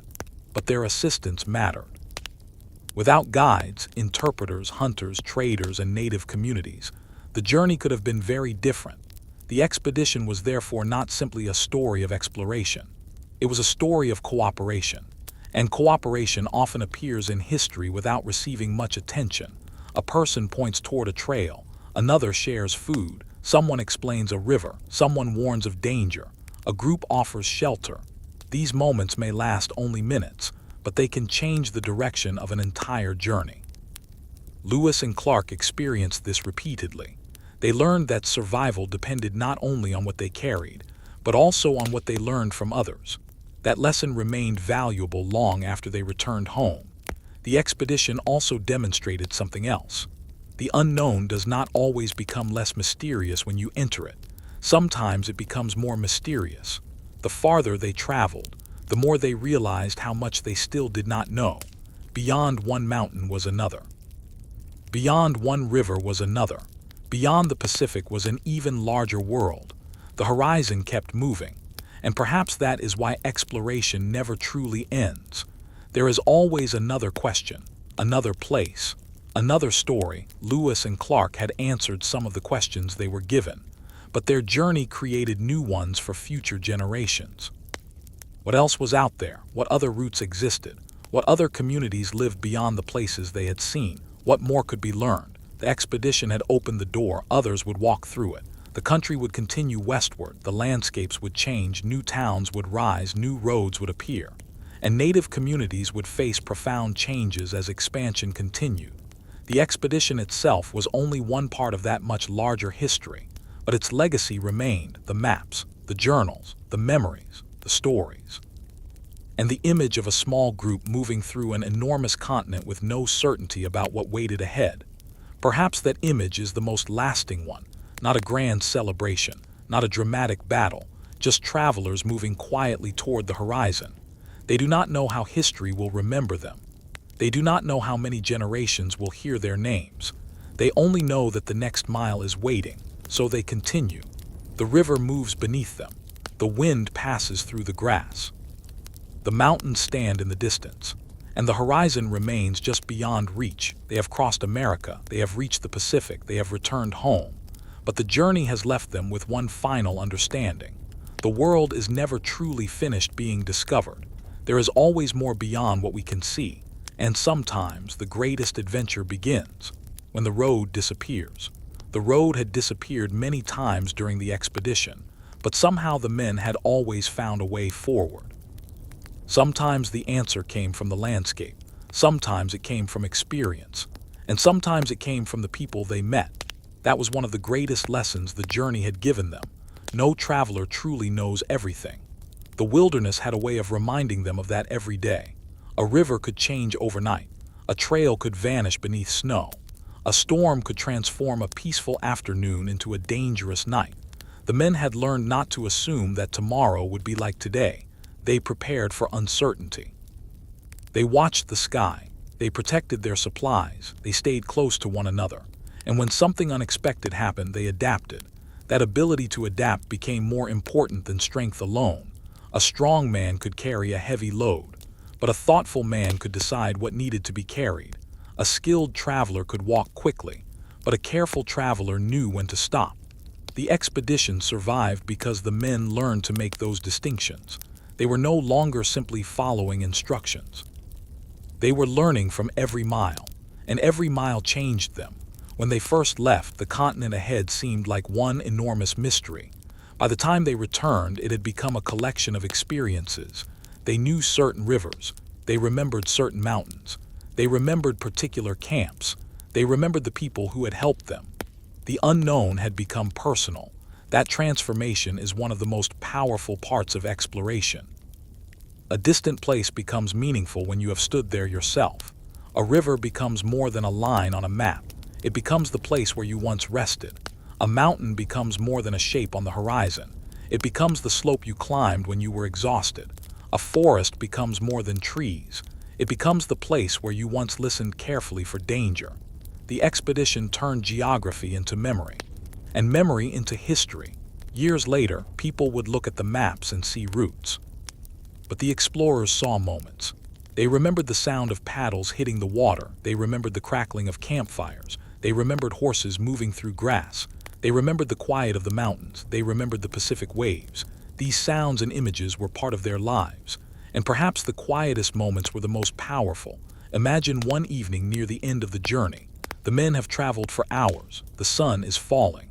The river reflects the last light. They stop and make camp. There is no great discovery tonight, no dramatic event, only rest. One man prepares food. Another checks the equipment. Someone gathers wood. Someone watches the horses. Slowly, the camp becomes quiet. The men sit near the fire. For a few minutes, nobody needs to speak. They have been together for so long that silence is comfortable. Above them, the sky becomes darker. Then the stars appear, thousands of them. The same stars that watched them leave. The same stars that watched them cross the mountains. The same stars that watched them reach the Pacific. And now those stars watch them return. The men may not realize it, but this ordinary evening is part of history. No one around the fire knows how many people will one day imagine this moment. They are simply tired travelers. But history often grows from moments that seem ordinary at the time. A journey becomes a story because someone remembers it. Someone writes it down. Someone tells another person, then another. Eventually, generations begin looking back. The expedition becomes famous. The names become familiar. The maps become historical documents. The journey becomes a symbol. But beneath the symbol, the human experience remains. People were tired. People were uncertain. People made mistakes. People helped one another. People kept moving. That is what makes the story so enduring. It was not a journey made by machines. It was made by human effort. Every mile required energy. Every decision carried consequences. Every difficult day had to be faced when it arrived. There was no guarantee of success. The men simply continued, and that persistence became their greatest advantage. When the final miles toward home arrived, they were no longer the same travelers who had left. They understood the continent better. They understood themselves better. And they understood the value of the people who had helped them. The journey had taught them that no one crosses a continent completely alone. Even the most determined traveler depends on others. That lesson remains true today. Behind every great journey are countless people whose names may never appear in the final story. Lewis and Clark's expedition was no different. The famous names may have been Lewis and Clark, but the journey belonged to everyone who helped carry it forward. The native communities who shared knowledge, the interpreters who helped communicate, the hunters who found food, the men who repaired equipment, the people who endured difficult conditions. All of them were part of the story, and when the expedition finally ended, the land remained. The rivers continued flowing. The mountains continued standing. The plains continued stretching toward the horizon. Human beings had crossed them, but the landscape had its own history, far older than the expedition. That is perhaps the final image worth remembering. A river flowing quietly beneath an open sky. No map, no road, no engine, only water moving toward the horizon. Once, a small group of travelers followed that river into the unknown. They did not know what waited beyond the next bend, but they continued anyway. They crossed America. They reached the Pacific. They returned home. And their journey became one of the most enduring exploration stories in American history. Yet the horizon remained unchanged. It still stretched beyond sight, and somewhere beyond it, there was always another unknown waiting. The expedition had taught the men that reaching a destination was only one part of a journey. The other part was understanding what the journey had changed. When they finally returned, they carried more than journals and maps. They carried a completely different understanding of distance. They had learned how large the continent truly was. They had learned how quickly weather could change. They had learned how powerful rivers could be. And they had learned that survival depended on cooperation. But perhaps most importantly, they had learned to listen. The land had spoken through its rivers, mountains, animals, and seasons. The people they encountered had spoken through their knowledge and traditions. The explorers had entered the West believing they were going to discover something new. Instead, they discovered how much was already known by the people who lived there. Every trail had a history. Every river had a purpose. Every mountain had a name. Every season brought its own pattern. The wilderness was not empty. It was a world filled with knowledge, and the expedition had only been allowed to pass through because others helped them understand it. This realization gave the journey a deeper meaning. The explorers were not simply moving across land. They were moving through other people's homelands. Sometimes they were welcomed. Sometimes they faced uncertainty. Sometimes communication was difficult. But again and again, they had to learn how to build trust. That required patience. It required observation. And sometimes it required humility. Those qualities became essential to survival. A person who refused to listen could easily become lost. A person who respected local knowledge had a better chance of finding the right path. The expedition learned this lesson repeatedly. And perhaps the most memorable example was the way information traveled. A single piece of knowledge could change everything. Someone might know where food could be found. Someone might know that a river became dangerous farther ahead. Someone might know where a mountain pass could be crossed. Someone might know which direction would lead toward another community. To the explorers, these details were priceless. They were maps spoken aloud. And sometimes spoken maps were more valuable than anything drawn on paper. The men gradually became better at collecting this knowledge. They asked questions. They observed carefully. They recorded what they learned. And they carried those observations home. The result was an extraordinary record of the journey.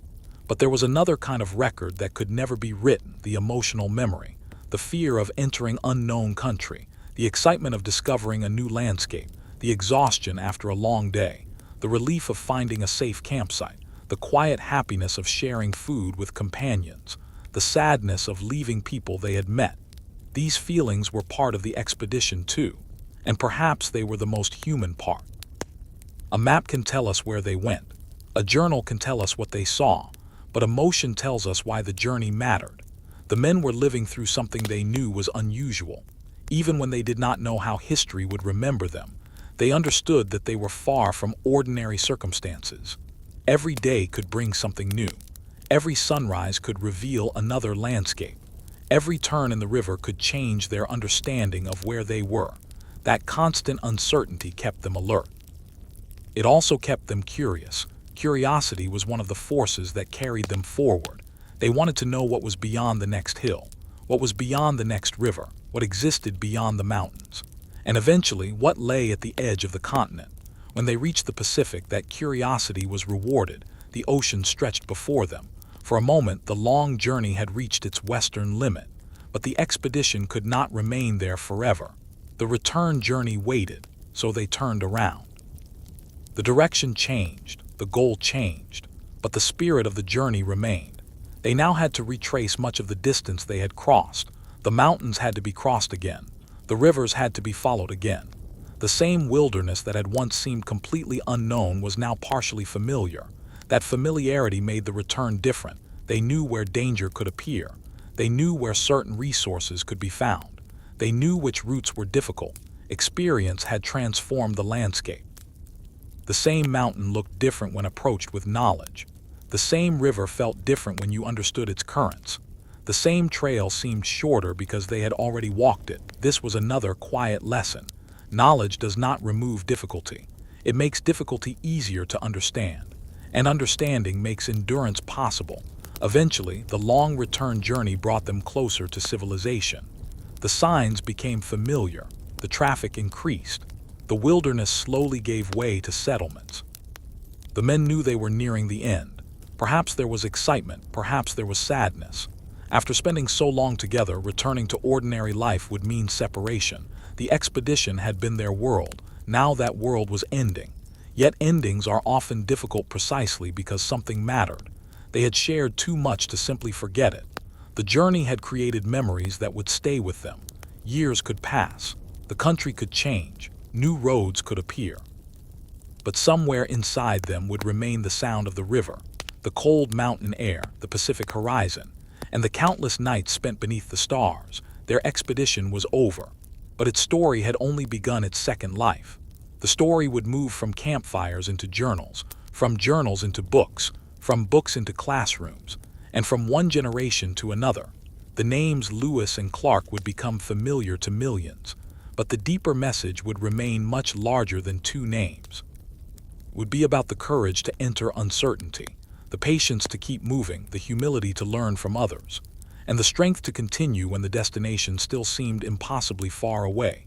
The explorers had crossed a continent, but perhaps the most remarkable part was how they did it, one day at a time, 1 mile at a time, one decision at a time. And that is how every great journey is ultimately completed, not by seeing the entire road, but by taking the next step, then the next and the next. Until one day you look back and realize just how far you have traveled. The final miles toward home carried a feeling unlike anything the men had experienced before. For so long, the direction had been uncertain. Now there was no mystery about where they were going. Home was ahead. The familiar waters of the Missouri were carrying them back toward St. Louis. Yet the closer they came, the more the expedition seemed to belong to the past.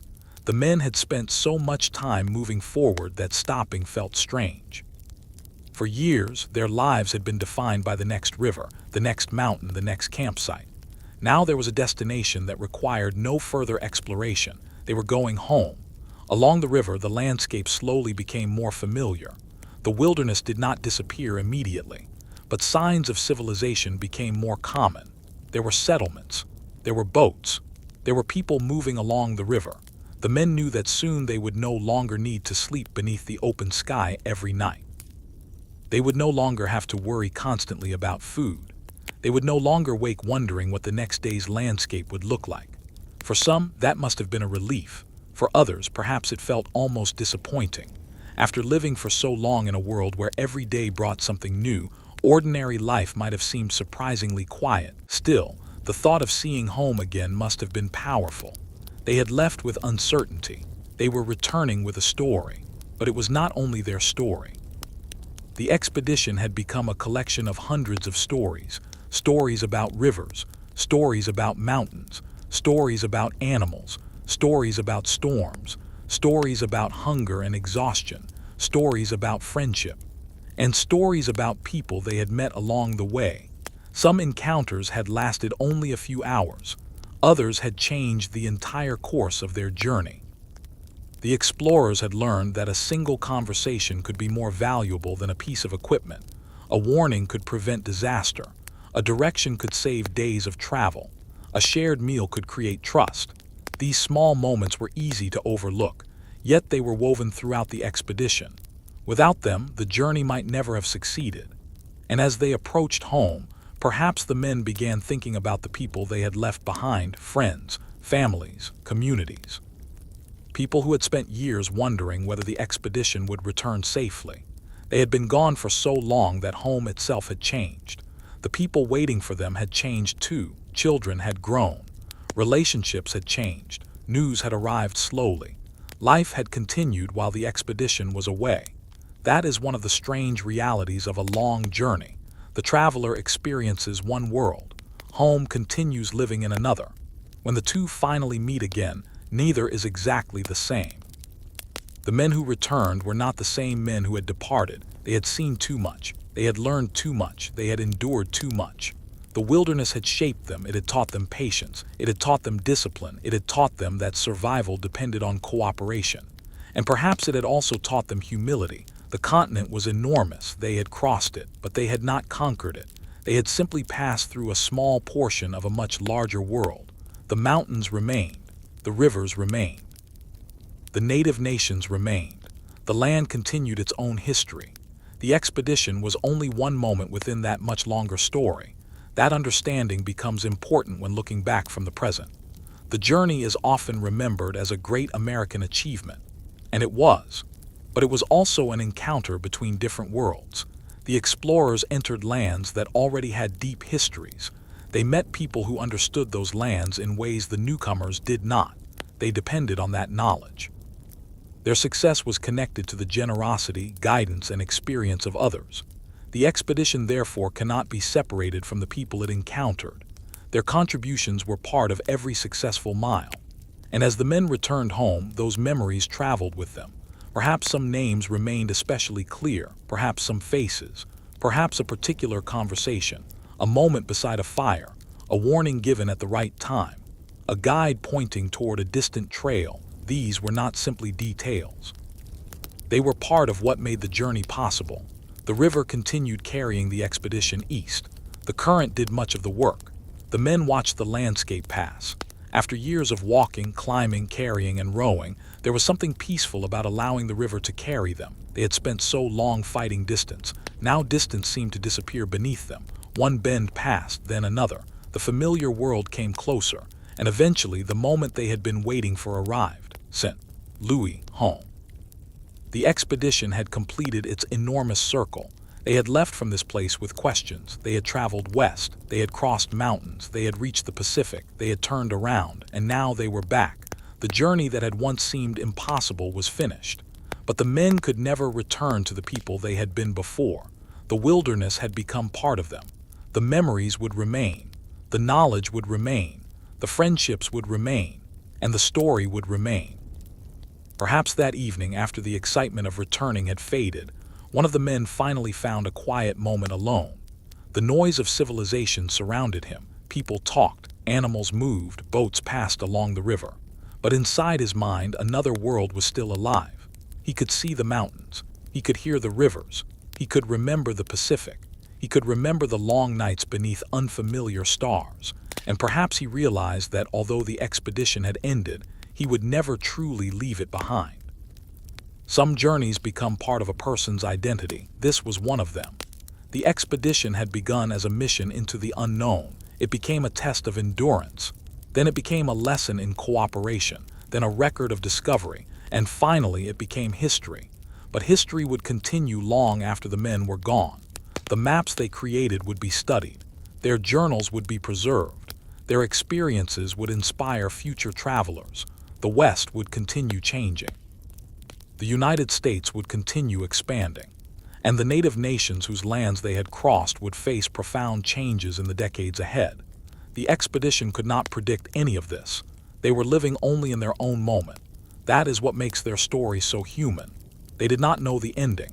They simply kept moving. And perhaps that is the deepest lesson hidden inside the journey. You do not need to know everything that waits beyond the horizon. You only need enough courage to take the next step. The explorers took that step, then another, then thousands more, until the unknown became a road, the road became a journey, the journey became a memory, and the memory became a story that would travel farther than they ever did. Their footsteps eventually disappeared, the camps vanished, the fires went cold, the trails changed, but the story remained. And somewhere beneath the same enormous American sky, the rivers continued flowing toward the horizon, quietly carrying the memory of a journey that once crossed a continent. But the end of the expedition did not mean the end of the questions it had created. The journals were filled with observations that would take years to fully understand. Plants that had never been described in American records, animals that many readers had never seen, rivers whose courses had previously been uncertain, mountains that had existed only as distant shapes on imperfect maps. The explorers had returned with pieces of a much larger picture, and now others could begin putting those pieces together. For the men themselves, however, the greatest discoveries were often the ones that could not be measured. They had discovered what they were capable of enduring. They had discovered how important teamwork could become when survival depended on it. They had discovered that courage was not the absence of fear. Fear had been present many times. What mattered was continuing despite it. They had also discovered something about the American landscape that no report could fully explain: its size, its variety, its power. A traveler could spend weeks crossing one region and still feel that the continent had barely begun. The plains seemed endless. The forests seemed endless. The mountains seemed endless. And the rivers connected them all. From the Missouri to the Columbia, water became a guide through a world that was otherwise difficult to understand. The rivers were highways before roads existed. They carried the expedition forward when the land became difficult. They provided water, they provided food, they provided direction, but they could also be dangerous. A calm surface could hide powerful currents, rocks could appear suddenly. A narrow passage could become impossible to navigate. The men learned to respect the water, that respect stayed with them. The same was true of the mountains. From a distance, mountains could look beautiful and peaceful. Up close, they could be exhausting. Every climb demanded strength. Every descent required care. Weather could change without warning. Snow could make a familiar path dangerous. Yet when the men finally reached the other side, they understood something they could not have learned from a map. The mountains were not merely obstacles. They were part of the character of the continent. They shaped rivers, they shaped weather, they shaped human movement, they shaped communities, and they had shaped the expedition itself. The men who crossed them became different travelers, more patient, more careful, more aware of their surroundings. The journey had transformed their understanding of the land. But perhaps the greatest transformation happened when they realized how much they depended on people they had never known before. Across the continent, native communities possessed knowledge that had been built over generations. Knowledge of plants, knowledge of animals, knowledge of rivers, knowledge of weather, knowledge of travel. The explorers could not simply arrive and understand everything. They needed to listen. And when they did, the journey became possible in ways they could not have managed alone. This is why the expedition was never truly a story of isolation. Even though the travelers were far from home, they were surrounded by human connections. Some were brief, some were lasting, some were complicated, but all were part of the experience. The expedition moved through a living continent, and the people living there became part of its story. Years later, when the journey was remembered, some of these details would receive less attention than the dramatic moments: the mountains, the Pacific, the famous maps, the return. But the quieter encounters mattered just as much. A meal shared, a trail explained, a warning given, a conversation between people who did not share the same language. These moments showed that the journey was not only about geography, it was about human beings trying to understand one another. And that may be the most timeless part of the entire story. Centuries can pass, technology can change, borders can change, cities can rise where forests once stood. But people still face the same basic challenge when they meet someone unfamiliar. They must decide whether to fear, ignore, or understand one another. The expedition experienced that challenge again and again. Sometimes uncertainty created tension. Sometimes curiosity created cooperation, and sometimes a simple gesture was enough to open a door. The explorers learned that the world was more complicated than the maps they had carried with them. They had expected to discover geography. Instead, they discovered relationships. They had expected to cross a continent. Instead, they became part of a much larger history, and when they finally returned home, that history continued without them. The United States looked farther west. Interest in the region grew, travel increased. The landscapes they had described would eventually be transformed. But the journals remained as a record of a particular moment in time, a moment when the continent still appeared enormous and uncertain to many Americans. A moment when traveling across it required extraordinary effort. A moment when rivers where major roads and mountains could stop an expedition for days. That world would not remain unchanged, but the story of the expedition would survive. Generations later, people would still imagine the men moving through the wilderness. They would imagine the boats on the rivers. They would imagine the camps at night. They would imagine the first sight of the Pacific, and they would wonder what it must have felt like to stand there. Perhaps the answer is impossible to know completely, but we can imagine the silence, the wind coming from the ocean, the sound of waves, the exhausted travelers standing together after months of uncertainty. For a moment there was nowhere farther west to go. The continent had been crossed. The mission had reached its greatest point. And yet, even there, the journey was not finished. They still had to turn around. That moment captures something essential about exploration. Reaching the destination does not erase the road behind you. Every mile traveled remains part of the journey. Every hardship becomes part of the achievement. Every person who helped becomes part of the story. And every lesson becomes part of what you carry home. Lewis and Clark carried all of that. They returned with knowledge. They returned with memories. They returned with stories. But most importantly, they returned with proof that the impossible-looking journey could actually be completed. They had followed the rivers. They had crossed the mountains. They had reached the Pacific. They had found their way home. And after everything they had seen, perhaps the horizon no longer seemed like a wall separating them from the unknown. It seemed like an invitation to keep asking questions, to keep learning, to keep looking beyond what was already known. Their expedition was over, but the spirit that carried them across America could not be packed away with their equipment. It remained in the maps. It remained in the journals. It remained in the memories of the people who had traveled with them. And eventually, it remained in the imagination of an entire nation. The river continued flowing. The mountains continued standing. The wind continued moving across the plains. And the great American wilderness continued telling its own story. Quietly, patiently, long after the explorers had gone home. The story of the expedition slowly became larger than the men who had lived it. At first, it was simply a journey. A group of travelers had left St. Louis with a mission. They were expected to travel west, gather information, meet people, study the land, and return. But no one could have known how deeply the experience would shape American history. The men had entered a continent that seemed almost impossible to measure. They followed rivers through enormous valleys. They crossed open plains where the horizon seemed endless. They climbed mountains that tested every part of their strength. And eventually, they reached the Pacific. But the journey was never simply about reaching an ocean. It was about everything they learned along the way. They learned that nature could not be controlled. It could only be respected. They learned that knowledge could come from unexpected places. They learned that survival depended on cooperation. And they learned that the unknown was not something to fear simply because it was unfamiliar.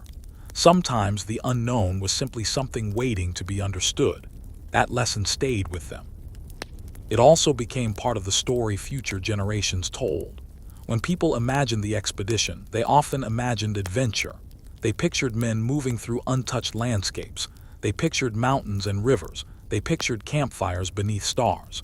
But the reality was more demanding. The expedition required discipline every single day. Food had to be found. Equipment had to be repaired. Boats had to be moved. Camps had to be established. Routes had to be chosen. Information had to be recorded. Nothing happened automatically. Every successful mile required work. That is why the expedition's achievement cannot be separated from endurance. The men simply kept going, even when the road became difficult, even when the weather turned against them, even when the distance seemed endless. They continued, and that persistence became the quiet strength of the expedition. There were also moments when the journey probably felt surprisingly peaceful. A calm morning beside a river, a clear evening after a storm, a warm fire after a cold day, a successful meal shared with companions. These moments mattered because they gave the men time to recover. The wilderness was demanding, but it was also beautiful. The explorers saw landscapes that many people in the East could hardly imagine. They saw vast grasslands, deep forests, snow-covered mountains, powerful rivers, and eventually the Pacific Ocean. The natural world became one of the expedition's greatest discoveries, but the people they met were equally important. Native nations across the continent had developed deep knowledge of the land. They knew where food could be found. They knew the safest routes. They understood seasonal changes. They knew how rivers behaved. They had their own systems of trade and communication. The explorers depended on this knowledge. Sometimes a single piece of information could save days of travel. Sometimes it could prevent serious danger. And sometimes it could mean the difference between finding food and going hungry. The expedition therefore became a learning experience. The explorers were not simply collecting information about the land. They were learning from people who already understood it. That changed the way they traveled. They became more observant, more careful, more willing to listen, and more aware that they did not know everything. That humility may have been one of the most valuable things the expedition taught them. Because the larger the world becomes, the more obvious it becomes how little one person can know. The continent had taught them that lesson repeatedly. Every new landscape revealed another possibility. Every new community revealed another way of living. Every new river suggested another route. There was always more beyond the horizon. Even after reaching the Pacific, the questions did not disappear. They multiplied. What lay farther north? What was beyond the regions they had not reached? How many other communities existed? How many other routes crossed the continent? The expedition had not ended curiosity. It had expanded it. And that is one of the greatest legacies of exploration. A discovery can create more questions than answers. The explorers returned home knowing more than before, but they also understood how much remained unknown. The country was changing rapidly. Information from the expedition would influence future interest in the West. Travelers would follow, maps would improve, routes would become better known, and eventually the landscapes they had crossed would be transformed by roads, settlements, and new communities. For native nations, these changes would bring enormous disruption. The expedition stood within the beginning of a much larger period of expansion. The men could not see that future. They were focused on the journey before them. But history would connect their expedition to what came afterward. That is why the story deserves to be remembered carefully. It is a story of remarkable endurance, but it is also a story of encounter, a story of different cultures meeting, a story of knowledge being exchanged, a story of a country beginning to look toward a vast western horizon. And finally, it is a story of people. People who woke up every morning not knowing exactly what the day would bring. People who sometimes felt afraid. People who became exhausted. People who helped one another. People who kept moving. That is what makes the expedition feel real. Behind the famous names were ordinary human moments. Someone tying a boat to the shore. Someone preparing food. Someone checking the weather. Someone writing in a journal, someone watching the river, someone quietly looking toward the mountains.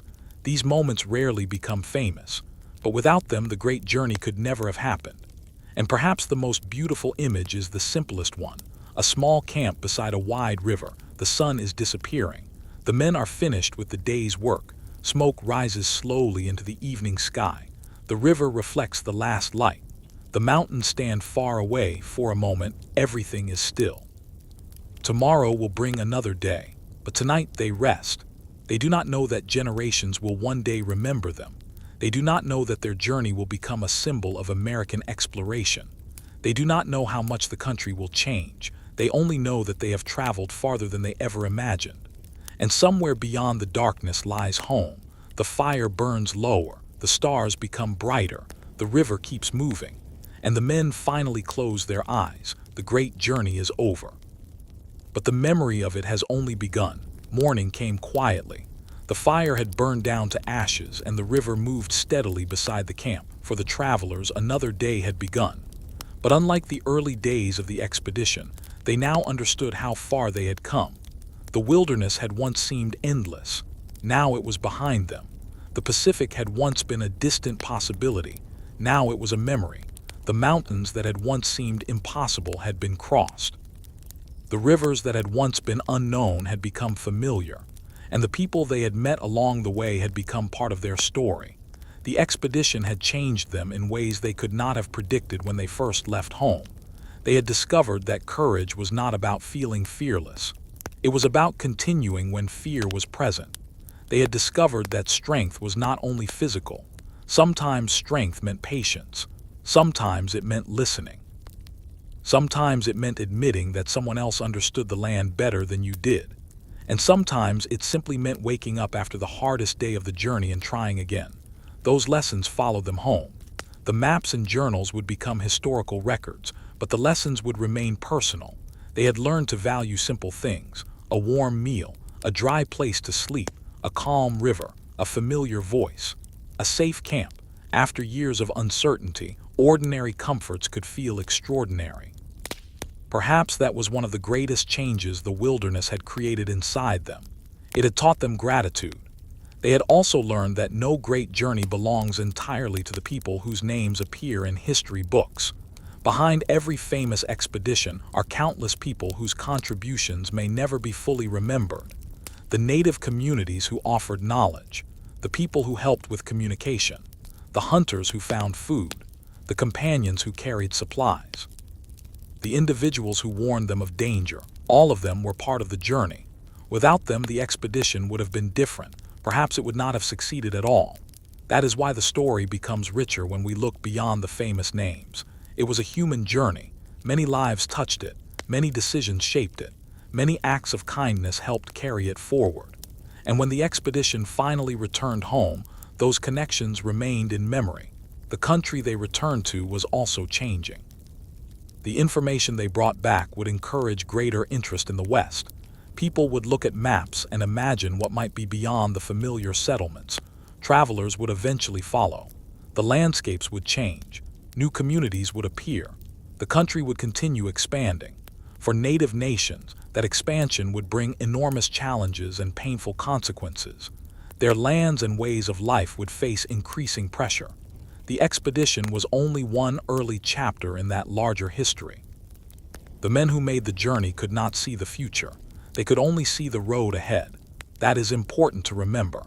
History often looks clear when viewed from hundreds of years later, but the people living through it rarely know what their actions will eventually mean. Lewis and Clark were not standing at the beginning of a chapter with the final pages already written. They were simply trying to complete a difficult mission. They faced each day as it came, and that is what makes their journey so compelling. They did not know whether the next river would be easy.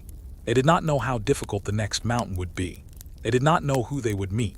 They did not know what they would discover. They simply continued.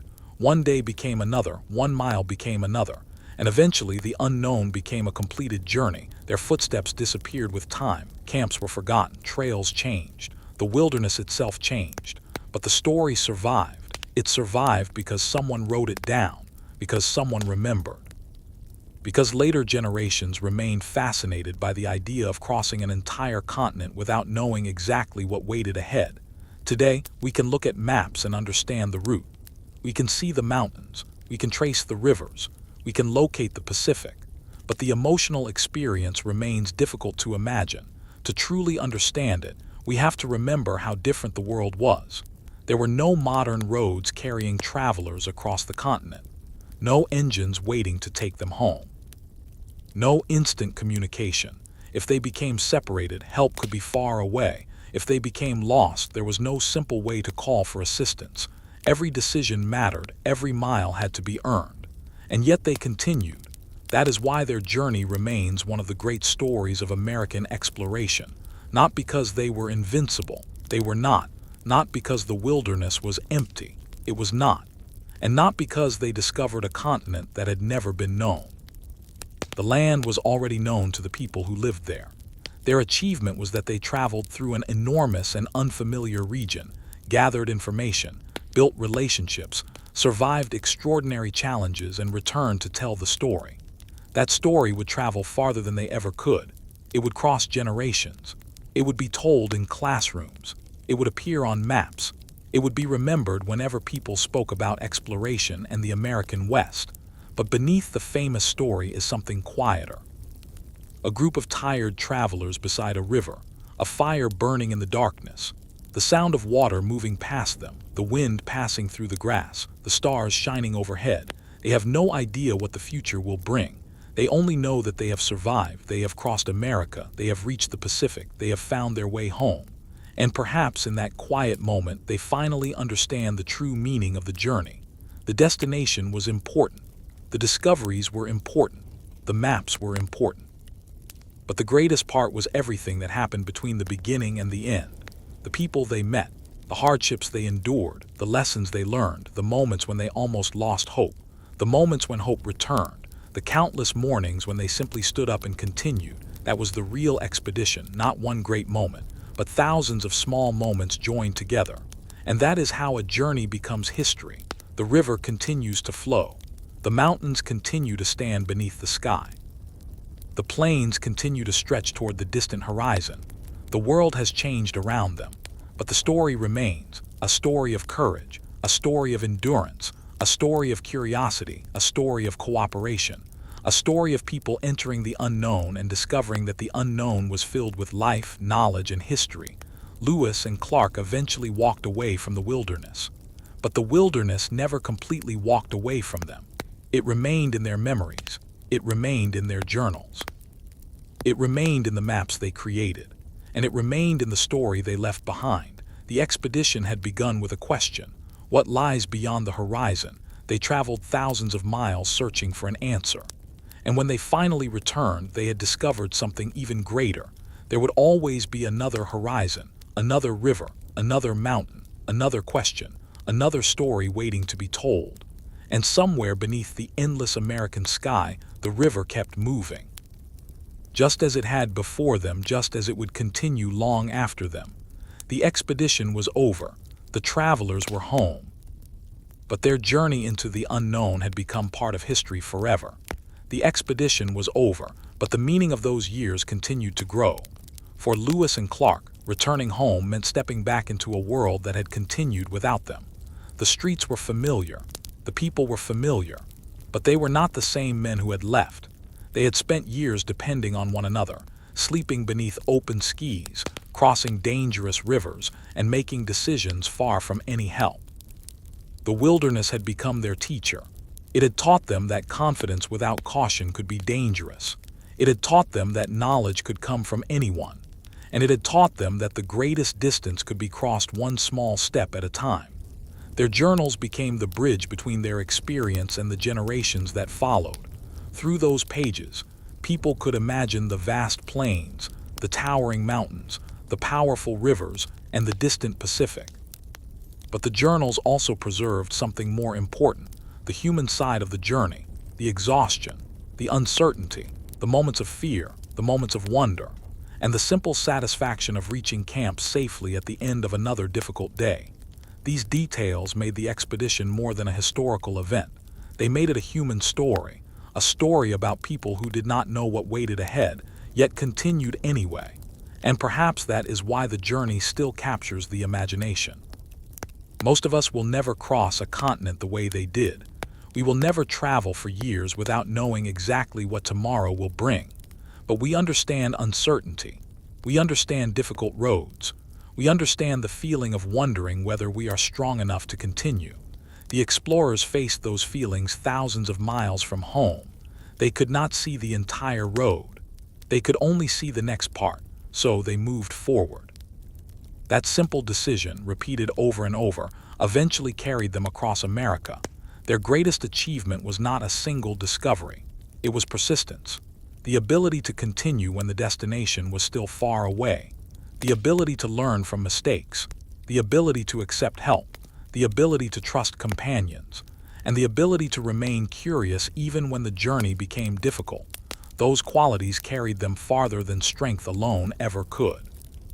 But their story also reminds us that the land they traveled through was never empty. Long before the expedition arrived, native nations had built lives across the continent. They knew the rivers, they knew the mountains, they knew the seasons, they knew the animals. Their knowledge helped the explorers survive. Their presence was essential to the journey, and their histories continued long after the expedition passed through. The expedition therefore became one chapter within a much larger story. A story that included many peoples, many cultures, and many generations. The explorers left their marks on history, but they also entered a history that was already there. That is perhaps the most important way to remember their journey, not simply as a story of two famous explorers crossing an empty wilderness, but as a story of encounters across a living continent. People met, knowledge was exchanged, trust was built, difficulties were overcome, and the journey continued. Years later, the landscape would change dramatically. Routes would become roads. Rivers would no longer be the only major highways. Settlements would spread. Technology would transform travel. The vast distances that once took months to cross would eventually become much easier. But the mountains would remain. The rivers would remain. The wide sky would remain. And if someone stood quietly beside those rivers, they could still imagine the travelers who once passed there. Perhaps that is the true power of history. The past is gone, but it leaves traces, a journal, a map, a name, a story, a place beside a river where someone once stopped to rest. The expedition left many such traces, and those traces allowed future generations to look backward and imagine the journey. Imagine the men waking before sunrise. Imagine them preparing their boats. Imagine the sound of paddles striking the water. Imagine the long silence of the plains. Imagine the first sight of distant mountains. Imagine the moment when the Pacific finally appeared. And then imagine the long journey home, thousands of miles behind them, thousands of memories inside them. Home waiting somewhere beyond the horizon. That final return must have felt almost unreal. The journey that had once seemed impossible was now finished. But every ending carries another beginning. The explorers returned to civilization. Their story entered history. Their maps opened new possibilities. Their experiences became lessons for future generations, and the continent continued changing. The expedition could not control what happened next. It could only leave behind what it had learned. That is what exploration ultimately does. It does not finish the world. It gives the next generation a clearer place from which to begin. Lewis and Clark had begun with uncertainty. They returned with knowledge. They had entered the unknown. They had listened. They had learned. They had endured. And they had come home. The great rivers continued toward the sea. The mountains remained beneath the changing sky.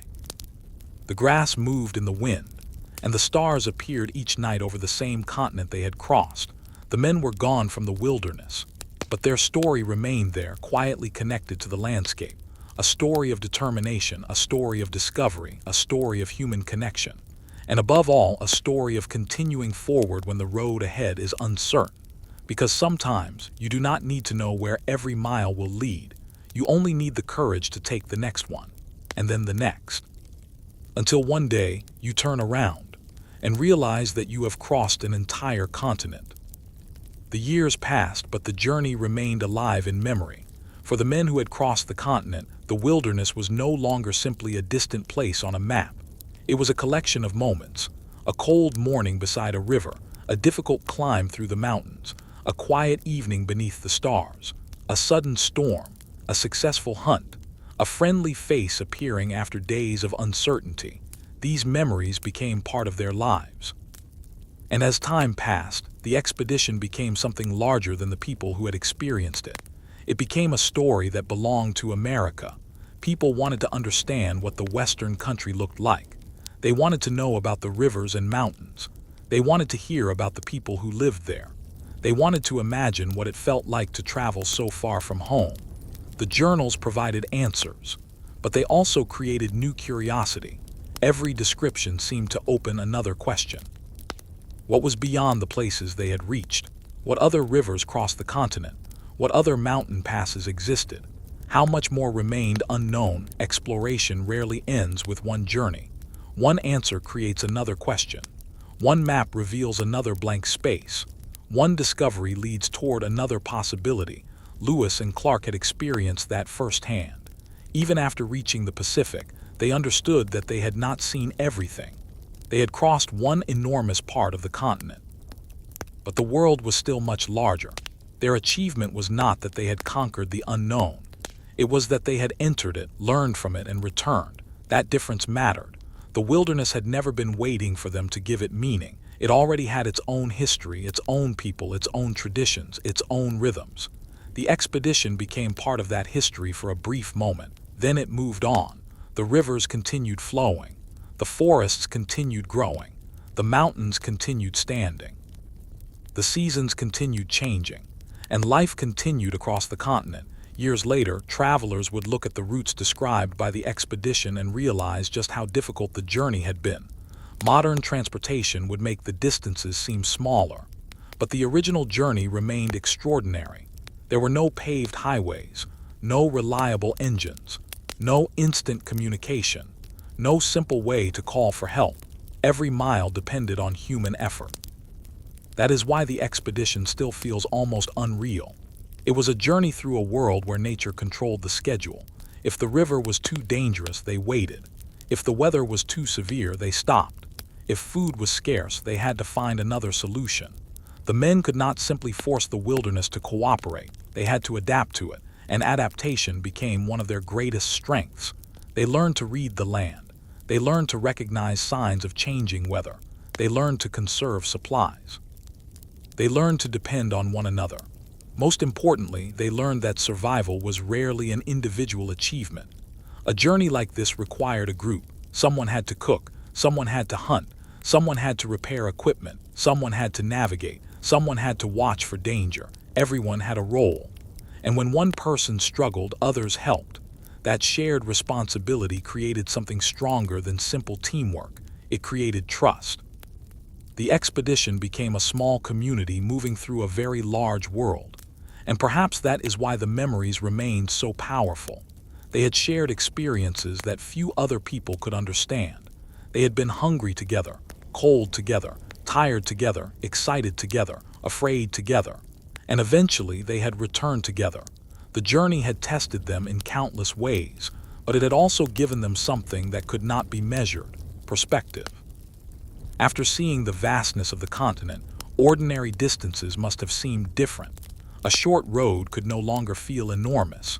A difficult day at home could no longer seem quite as overwhelming. They had already faced mountains. They had already crossed rivers. They had already lived far beyond the familiar world. The wilderness had changed their scale of understanding. Perhaps that is what every great journey does. It changes the way we see the world. Before the expedition, the unknown was something imagined. Afterward, it was something remembered. That is a profound difference. The men could close their eyes and see places that most Americans had never seen. They could remember the Pacific. They could remember the mountains. They could remember the endless plains. They had stood where the map once became uncertain. And then they had come home.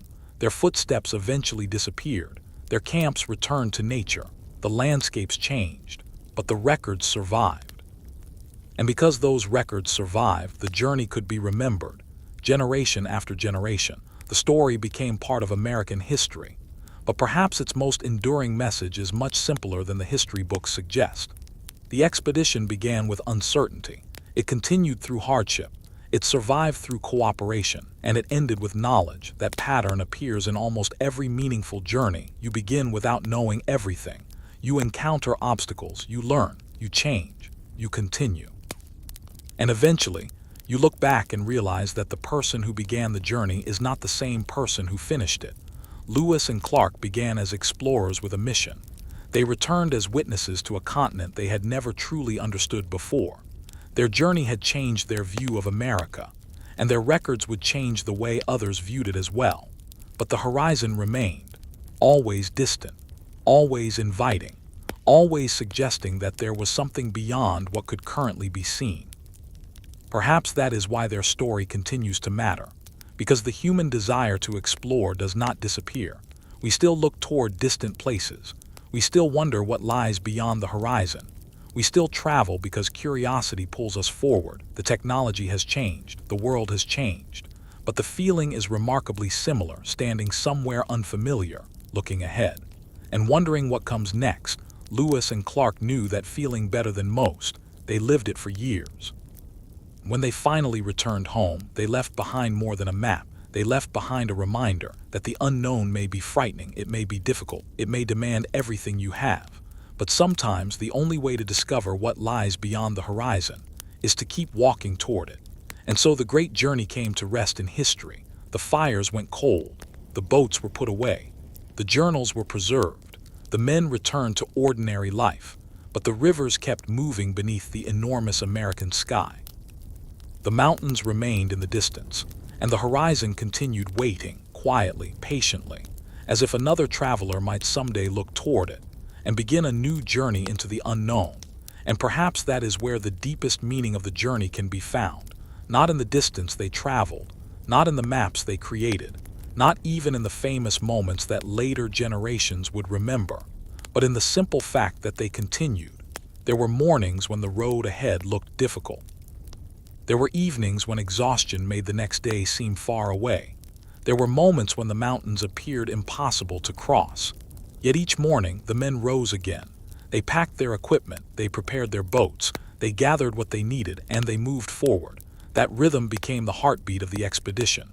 One day, one river, one mountain, one campsite, one step at a time. The men could never see the entire journey at once. If they had tried to imagine every mile before leaving St. Louis, the distance might have seemed impossible. Instead, they focused on what was directly ahead. That may be why they succeeded. The unknown is often frightening when we imagine all of it at once. But when we divide it into smaller pieces, it becomes something we can face. The expedition discovered this lesson naturally. They did not defeat the continent in one great moment. They simply kept moving. And eventually, the impossible distance became a completed journey. The story also reminds us that exploration is never completely solitary. The men traveled together. They learned from native communities. They depended on guides and interpreters. They received help from people whose names are not always remembered. Every successful journey is built from countless contributions. Some are famous, most are not, but everyone matters. That is why the story should never be remembered as belonging only to two men. It belonged to everyone who helped them survive, everyone who shared knowledge, everyone who offered assistance, everyone who stood beside them when the journey became difficult. Their combined effort carried the expedition across the continent. And when the journey finally ended, the country received something valuable, a record, a collection of observations, a clearer understanding of distant regions, and a story that would continue to inspire curiosity for generations. But the expedition also became part of a larger and more complicated history. The western lands they described would later experience enormous change. American expansion would bring new settlements and new roads. It would also bring conflict, displacement, and profound disruption to native nations. The expedition itself was only one early chapter in that process. Understanding the journey means remembering both its remarkable achievements and the larger history that followed. The men who traveled west could not see that future. They were living in the present. They were simply trying to survive and complete their mission. And perhaps that is why their story still feels so human. They were not characters who knew how the story would end. They were people moving through uncertainty. They made decisions without knowing their future consequences. They experienced fear without knowing whether everything would work out. They continued without knowing exactly what waited beyond the next bend. That is something every generation can understand. Because life itself is often a journey through uncertainty. We rarely see the entire road. We only see the next part. And sometimes that is enough. Lewis and Clark followed that principle across an entire continent. The expedition eventually ended. The men returned home. Their journals were written. Their maps were preserved. Their names entered history, but the landscape remained. The rivers continued their ancient journeys toward the sea. The mountains continued standing beneath changing skies. The plains continued moving with the wind. The forests continued through summer and winter. Long after the explorers were gone, the land continued. And perhaps that is the most peaceful way to remember the expedition, not with a dramatic ending, but with a quiet image, a wide river beneath the evening sky. The sun slowly disappearing beyond distant hills, a small camp resting near the water, the last sounds of the day fading into darkness. The travelers are tired, but they are safe. The journey behind them is enormous. The future ahead is uncertain. Yet for the first time in a very long time, they do not need to move, they can simply rest. The fire burns softly. The river flows past. Above them, the stars begin to appear. Those same stars had watched them leave. They had watched them cross the mountains. They had watched them reach the Pacific. And now they watch them return home. The expedition is finished, but the story remains. It remains in the journals, it remains in the maps, it remains in the landscapes they crossed, and it remains in the imagination of everyone who has ever wondered what lies beyond the horizon. Their journey began with a question. They answered it with thousands of miles of effort. They faced uncertainty with courage. They faced hardship with patience. They learned from the people they encountered.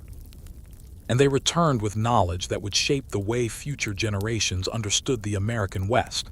They could not know everything their journey would eventually mean. They could only do what travelers have always done: look ahead, take the next step, and keep moving. The river keeps flowing.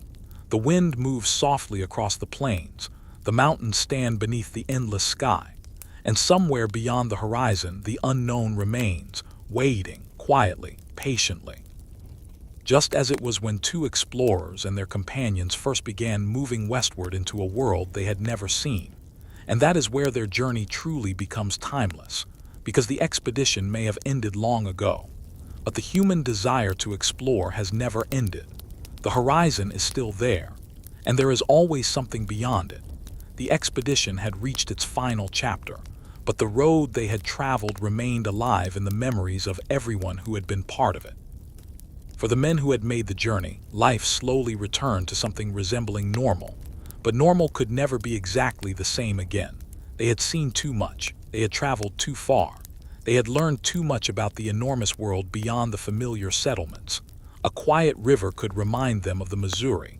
A distant mountain could bring back memories of the Rockies. The sound of rain could return them to a cold campsite. And sometimes, without warning, they could remember the Pacific. That distant ocean had once seemed almost impossible to reach, yet they had stood beside it. They had looked westward until the horizon disappeared into water and sky. Then they had turned around and begun the long journey home. That moment represented something greater than simply reaching a destination. It proved that uncertainty could be crossed, the unknown could be entered, and with enough determination, a person could eventually find a way through it. But perhaps the most important part of their journey was what they learned from the people along the way. The continent was not an empty wilderness waiting to be discovered. It was a living world. Native nations had lived there for generations. They had their own languages, traditions, histories, trade networks, and deep knowledge of the land. The expedition passed through this world and depended on people who understood it. Some encounters were brief, some were difficult, some were helpful. But each encounter became part of the larger story. Without that human knowledge, the expedition would have faced even greater challenges. The explorers learned that a map could show a river, but a person could tell them how that river behaved. A map could show a mountain, but someone who had traveled there could explain the safest route. A map could show distance, but experience could explain what that distance truly meant. Knowledge was not always written on paper. Sometimes it lived in people.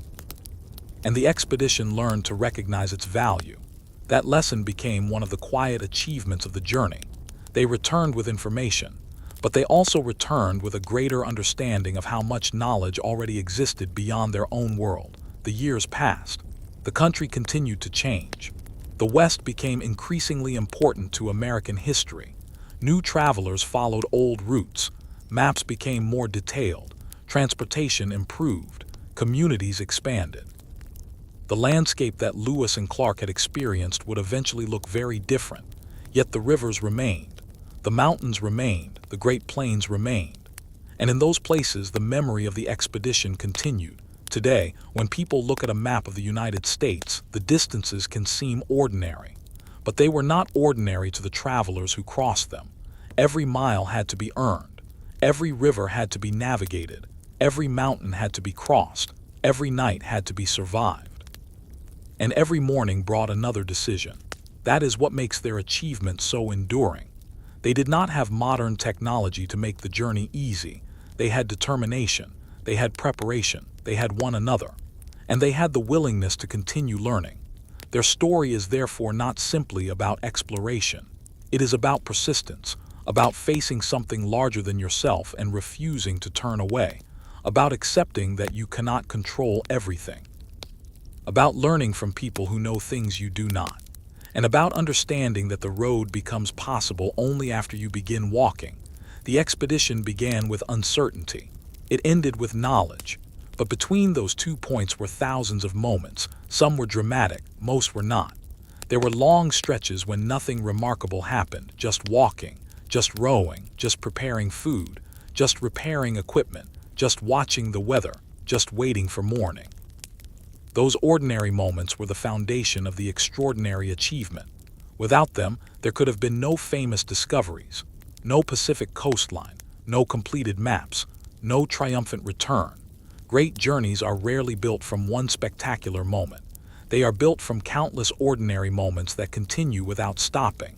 And that may be the most valuable lesson the expedition leaves behind. When the road ahead seems too long, you do not need to finish it today. You only need to take the next step, then another, then another. Eventually, the distance behind you becomes greater than the distance ahead. That is exactly what happened to the expedition. At the beginning, the Pacific was an unimaginable distance away. Then it became a destination. Then it became a memory. And finally, it became part of history. The men who crossed the continent could never have known how many generations would remember their journey. They could not have imagined modern America. They could not have imagined how transportation and technology would transform the country.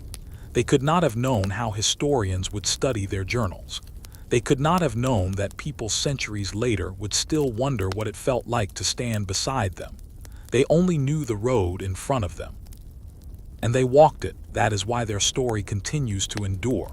Not because the world was empty, not because they understood everything, and not because every decision they made was perfect, but because they entered uncertainty, adapted to hardship, learned from others, and kept moving until they returned home.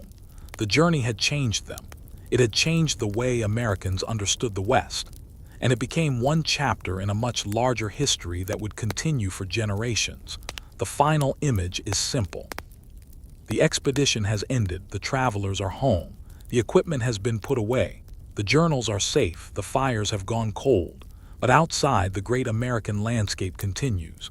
The Missouri River moves quietly beneath the evening sky, the plains stretch toward distant mountains, the wind passes through the grass, and above everything the stars begin to appear, the same stars that watched the expedition begin, the same stars that watched it struggle, the same stars that watched it reach the Pacific, and the same stars that watched it finally return. The men are no longer on the trail, but their footsteps remain in history. Their story remains in the journals. Their journey remains in the memory of a nation. And the question that began it all still feels timeless. What lies beyond the horizon? Perhaps there will never be a final answer, because every horizon leads to another. Every discovery creates another question, and every journey eventually becomes the beginning of another story. Lewis and Clark once followed that horizon into the unknown. They left home uncertain of what they would find. They crossed rivers. They climbed mountains. They met people whose knowledge helped guide them. They endured cold, hunger, exhaustion, and uncertainty. They reached the Pacific, and somehow, against the enormous distance, they found their way home. Their journey was finished, but the spirit behind it was not. The horizon remained. The rivers continued flowing. The mountains continued standing. And somewhere beyond the last visible ridge, the unknown was still waiting, quietly, patiently, just as it had been waiting all those years ago. And perhaps that is where we should leave them. Not at the moment the story ends, but beneath the endless American sky, looking toward the horizon, knowing that they had traveled farther than they ever imagined. and leaving behind a story that would travel even farther. Long after the expedition ended, the memory of those years continued to grow. The men had returned home, but the country they had crossed was still changing. New travelers would come. New maps would be drawn. New roads would eventually cross the plains and mountains. The rivers that had once carried the expedition would become part of a very different America. But the original journey would remain a window into an earlier time, a time when distance was measured not in hours, but in weeks and months, a time when a mountain could stop an entire group, a time when a river could become both a road and a threat, a time when a traveler could look toward the horizon and honestly wonder what existed beyond it. That uncertainty was at the heart of the expedition, and perhaps it is what makes the story feel so alive even today. The men did not have all the answers. They did not know exactly where every trail would lead. They did not know which obstacles would appear. They did not know whether the journey would end safely. They simply had a mission and the determination to follow it. Every morning gave them another chance. Every evening gave them another memory. Slowly, the impossible became possible. The miles disappeared behind them. The Pacific became real. And eventually, home came into view again. But the greatest legacy of the expedition was not simply that they had crossed the continent. It was that they had shown what could be accomplished through preparation, endurance, cooperation, and curiosity. Their journey became an example of what happens when people are willing to move beyond the familiar. Yet the story also reminds us that exploration must be understood within its full historical context. The lands they traveled through already belonged to peoples with ancient histories. The expedition learned from them. It depended on them. And the changes that followed would deeply affect their communities. That part of the story cannot be separated from the adventure. The West was never empty. It was already full of life, culture, memory, and knowledge. Lewis and Clark entered that world as outsiders. They traveled through it. They recorded what they saw, and then they returned home. History continued moving forward, but the journals remained behind. Those journals became a record of a moment that could never be repeated. They preserved landscapes before later generations transformed them. They preserved encounters that might otherwise have been forgotten. They preserved the daily rhythm of a journey that demanded extraordinary patience. And because of those records, we can still imagine the expedition. We can imagine the sound of the river, the smoke rising from a small campfire, the horses resting after a long day, the men sitting quietly beneath the stars, the mountains appearing in the distance, and the endless road ahead. Perhaps the most remarkable thing is that the expedition was built from such ordinary moments. There was no single instant when everything was accomplished.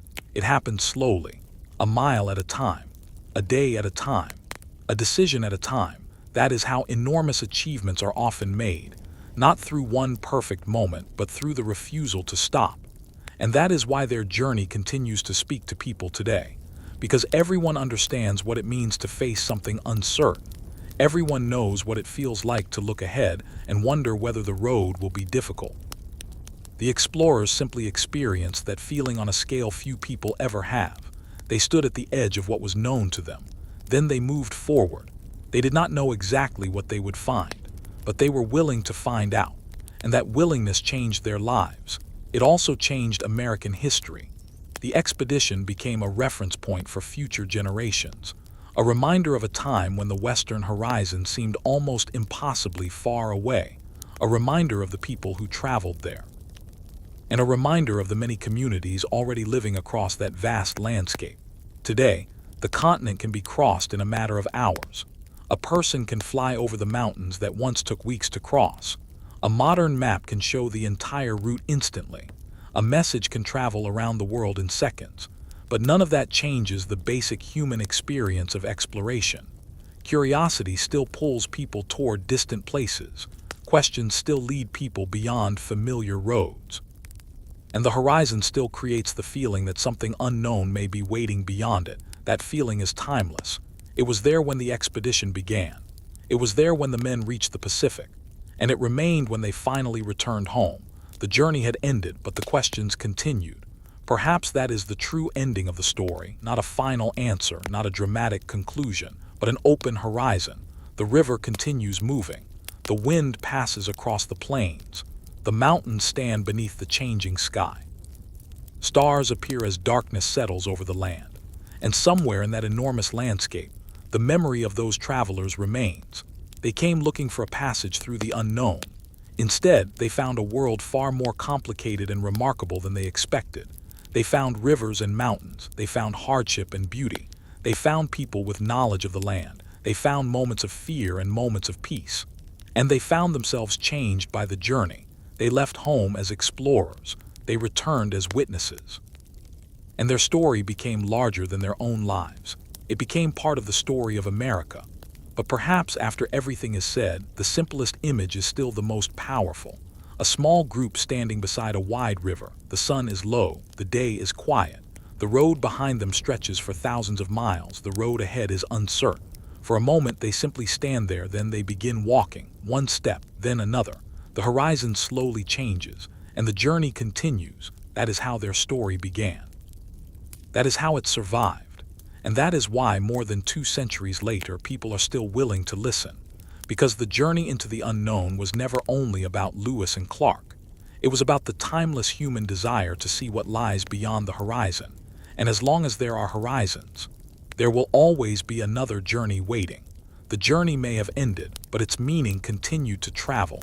Years became decades. The men who had once walked beside the rivers grew older. The world around them changed. Yet the memories of those distant years remained remarkably clear. A particular mountain could return in a dream. A familiar river could bring back the sound of paddles. The smell of a campfire could suddenly remind them of a night hundreds of miles from home. That is the strange power of a great journey. You eventually leave the place behind. But the place does not always leave you. The expedition had become part of their identity. They had spent years depending on the land and on one another. They had learned that even the strongest traveler could become helpless without food, water, shelter, or guidance. They had learned that knowledge was often more valuable than strength. And they had learned that kindness from a stranger could become one of the most important moments of a journey. These lessons were not written on maps. They were carried inside the travelers themselves. And when the expedition became history, those lessons became part of its legacy.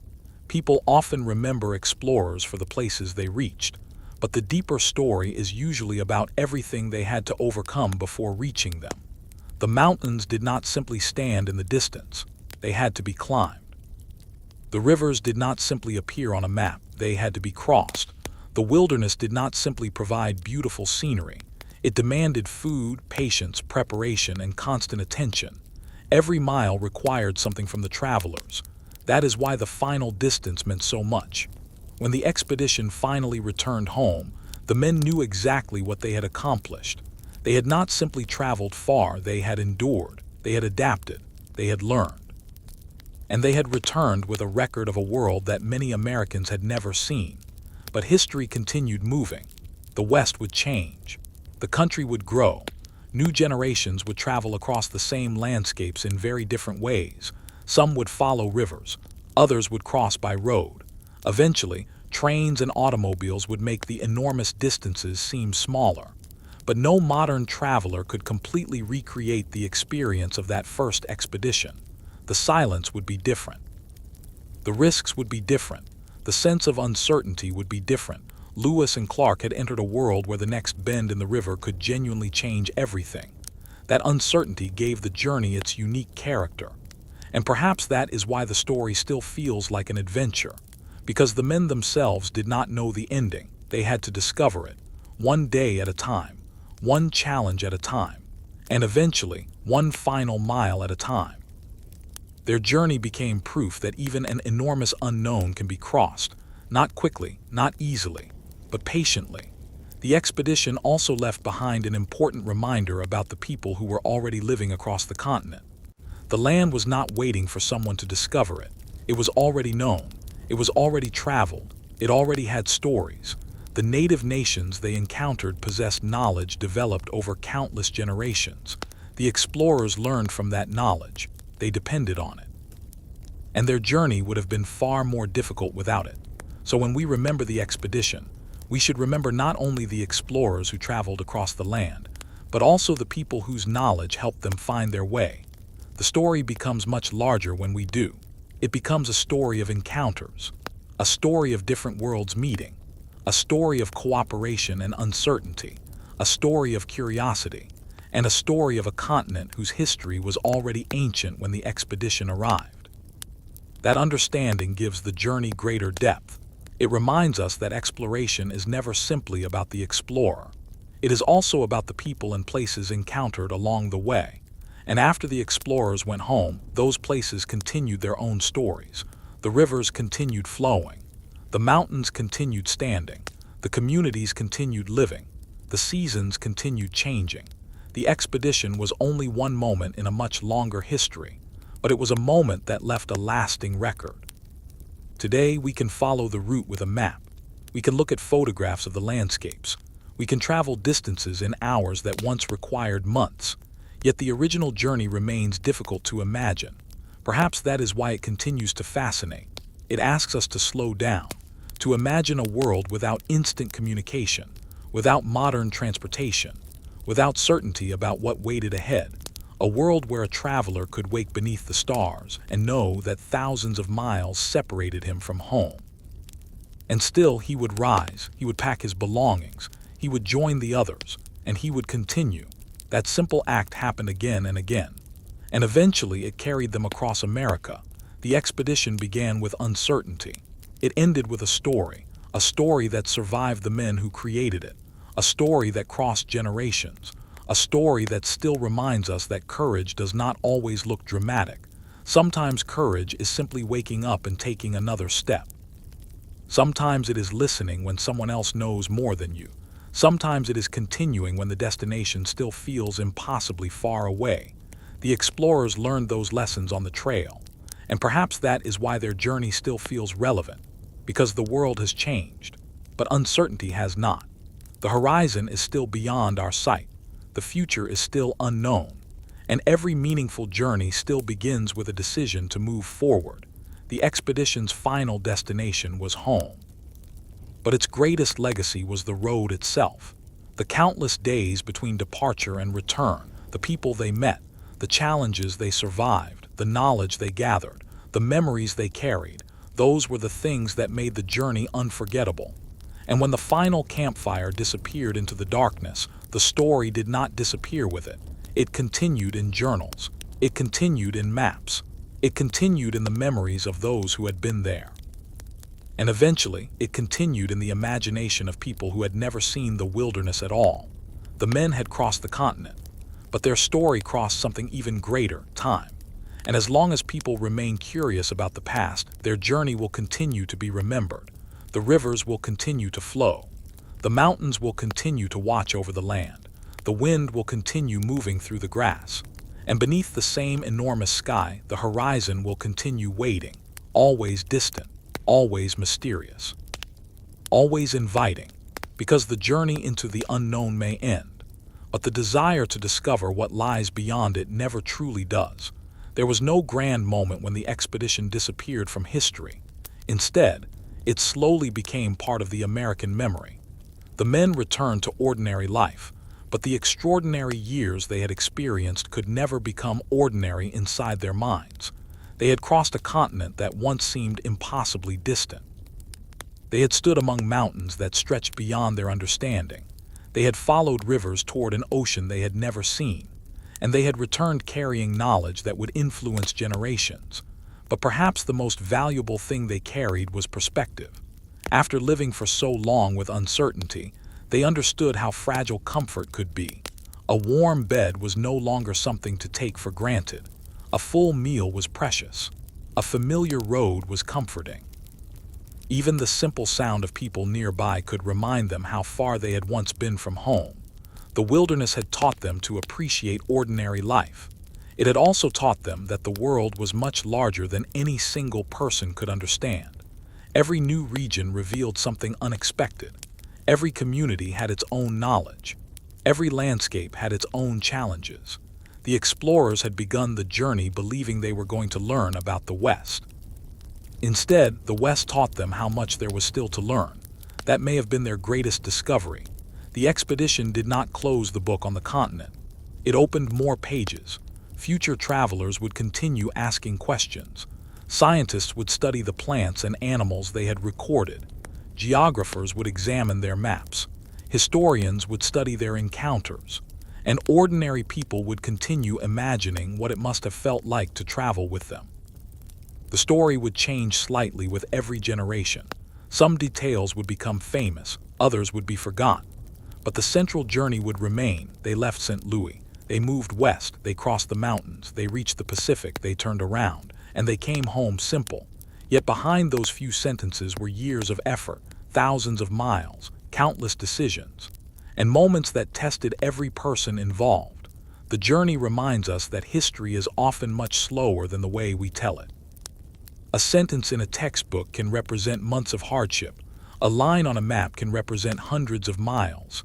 A single word like crossed can hide weeks of climbing. The expedition's records allow us to look beyond those simple words. They let us imagine the reality, the cold mornings, the long afternoons, the difficult terrain, the quiet nights, the uncertainty, and the determination. That is why the story remains powerful. It feels human. The men were not superhuman heroes who never struggled. They were travelers who sometimes faced conditions beyond their control. They made mistakes. They became exhausted. They depended on others. And yet they continued. That is perhaps more inspiring than perfection, because endurance becomes meaningful only when something is difficult. The expedition was difficult almost every day. And still, the men moved forward. The story also teaches us to look carefully at the word discovery. The places the explorers visited were not unknown to the people who already lived there. Native nations knew the land intimately. They knew its rivers, seasons, animals, trails, and resources. So the expedition's achievement was not discovering an empty continent. It was documenting a vast region from the perspective of American explorers and bringing that information back to the United States. Understanding this distinction allows us to appreciate the expedition without forgetting the people whose homes they entered. History becomes more honest when all sides of the journey are remembered. And perhaps that is another reason the story has lasted. It contains both adventure and complexity. It contains courage and uncertainty. It contains cooperation and change. It contains beautiful landscapes and difficult consequences. The expedition was not a simple story. It was part of a much larger transformation. The West would change dramatically in the decades that followed, but the original journey remained frozen in time through the journals. Those records captured a continent at a particular moment, a continent where the distances were enormous, where travel was slow, where information was precious, where survival depended heavily on local knowledge, and where the horizon still seemed almost limitless. Imagine standing there at sunset. The day's journey is finished. The river reflects the fading light. The mountains appear dark against the sky. The men sit quietly beside a small fire. There is no road ahead, no sign telling them exactly where to go, only the landscape, only the stars, only the next morning waiting somewhere beyond the darkness. They have traveled thousands of miles. They have seen things they never imagined. They have survived conditions that once seemed impossible, and now they can finally rest. Perhaps one of them looks toward the horizon. Perhaps he wonders how different everything will be when they return. Perhaps he wonders whether people at home will believe their stories. Perhaps he simply watches the fire. There is no need for words. The journey itself has already said enough. Tomorrow will come. But tonight they are alive, they are together, and they have made it farther than they ever thought possible. The fire slowly fades. The stars grow brighter. The river continues its quiet movement, and the wilderness settles into darkness. Years later, people will remember the expedition as a great American journey. But for those who lived it, it was simply their life for a time. They woke, they traveled, they struggled, they rested, they continued, and eventually they returned. That may be why their story remains so powerful. It is extraordinary because it was built from ordinary human persistence. The world has changed enormously since then, but the lesson remains. When the road is uncertain, keep moving. When the challenge is large, take it one step at a time. When you do not understand something, listen and learn. And when the journey finally ends, remember the people who helped you reach the destination. The expedition ended long ago, but its final lesson remains as clear as the river beneath the evening sky. You do not have to see the entire path. You only have to see the next step. And sometimes, that next step is enough to carry you across an entire continent. The next step was always waiting for them. That had been the rhythm of the entire expedition. When the river became difficult, they found another way. When the trail disappeared, they searched for a new path. When the weather changed, they adapted. When supplies became scarce, they searched for food. And when they became exhausted, they rested and continued. There was never a guarantee that the next day would be easier, but there was always another morning. And sometimes that was all they needed. The journey had taught them that the wilderness could not be rushed. It demanded patience. A river could not be forced to move faster. A mountain could not be made smaller. A storm could not be ordered to disappear. The explorers had to work with the world around them rather than against it. That lesson became especially important during the hardest parts of the expedition. They learned to watch the sky. They learned to listen to the river. They learned to notice changes in the landscape. They learned that small details could become important warnings. A change in wind, a dark cloud beyond the mountains, a sudden drop in temperature, tracks in the mud, smoke in the distance. Every detail could tell a story. And the longer they traveled, the better they became at reading that story. The land itself became a kind of language. They were learning to understand it. But the people they encountered were often the best teachers. Native communities had lived with these landscapes for generations. Their knowledge was practical, detailed, and deeply connected to the land. They knew where the rivers became dangerous. They knew where food could be found. They knew the seasonal movements of animals. They knew paths that were invisible to inexperienced travelers. The explorers benefited from that knowledge repeatedly. Their journey was therefore not simply a story of men walking into an unknown world. It was also a story of men entering a world that was already known by others.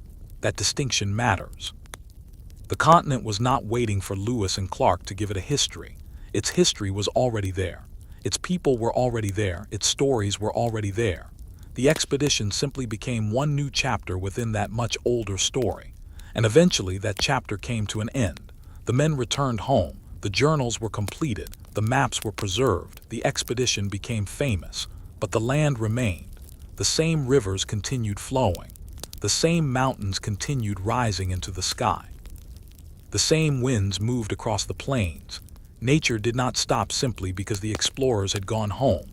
Perhaps that is one of the most beautiful things about the story. The travelers were temporary. The landscape was not. They passed through. The land continued. And when we look back today, we can imagine them as small figures moving through an enormous world. A few boats on a massive river. A few people beneath towering mountains. A small camp surrounded by endless wilderness. The scale of the continent must have been overwhelming. And yet they kept moving. That determination became their greatest strength. Not speed, not power, not certainty, persistence. They simply refused to stop. And eventually they reached the place they had been searching for, the Pacific Ocean. After months of uncertainty, they finally stood beside the western edge of the continent. The ocean stretched before them. Behind them were thousands of miles of rivers, forests, plains, and mountains. For a moment there was nowhere farther west to go. Perhaps they stood quietly. Perhaps they celebrated. Perhaps they simply stared at the water. Whatever they felt in that moment, one thing was certain. They had done what they had set out to do. But the Pacific was not the end. It was the halfway point. They still had to turn around. They still had to cross the continent again. And that part of the story is easy to overlook. Reaching the destination did not mean the journey was finished. They had to retrace much of the distance they had already traveled. The same mountains, the same rivers, the same dangers. But now they had something they had not possessed before, experience. They knew more. They understood the landscape better. They had learned from the people they had met. They knew what supplies they needed. They knew how difficult certain routes could be. The unknown was no longer completely unknown. That knowledge made the return journey possible. And slowly, mile by mile, they moved east. The Pacific disappeared behind them. The mountains were crossed again. The rivers carried them toward familiar territory. The distance home became smaller. And then finally, the journey reached its last chapter, home, the place where it had all begun. Imagine the moment when the men realized they were truly back. After years of uncertainty, familiar faces surrounded them. The sounds of civilization replaced the sounds of the wilderness. The world they had left behind was waiting, but they had changed. They carried memories that few others could fully understand. They had seen places that most Americans had never imagined. They had crossed a continent with no guarantee of success, and they had returned. Their story would soon spread. People wanted to hear what they had seen. They wanted to know about the mountains, the rivers, the animals, the Pacific, the people, the vast lands beyond the Mississippi. Every story increased curiosity about the West. The expedition had opened a door. But history would soon show that opening that door would have consequences.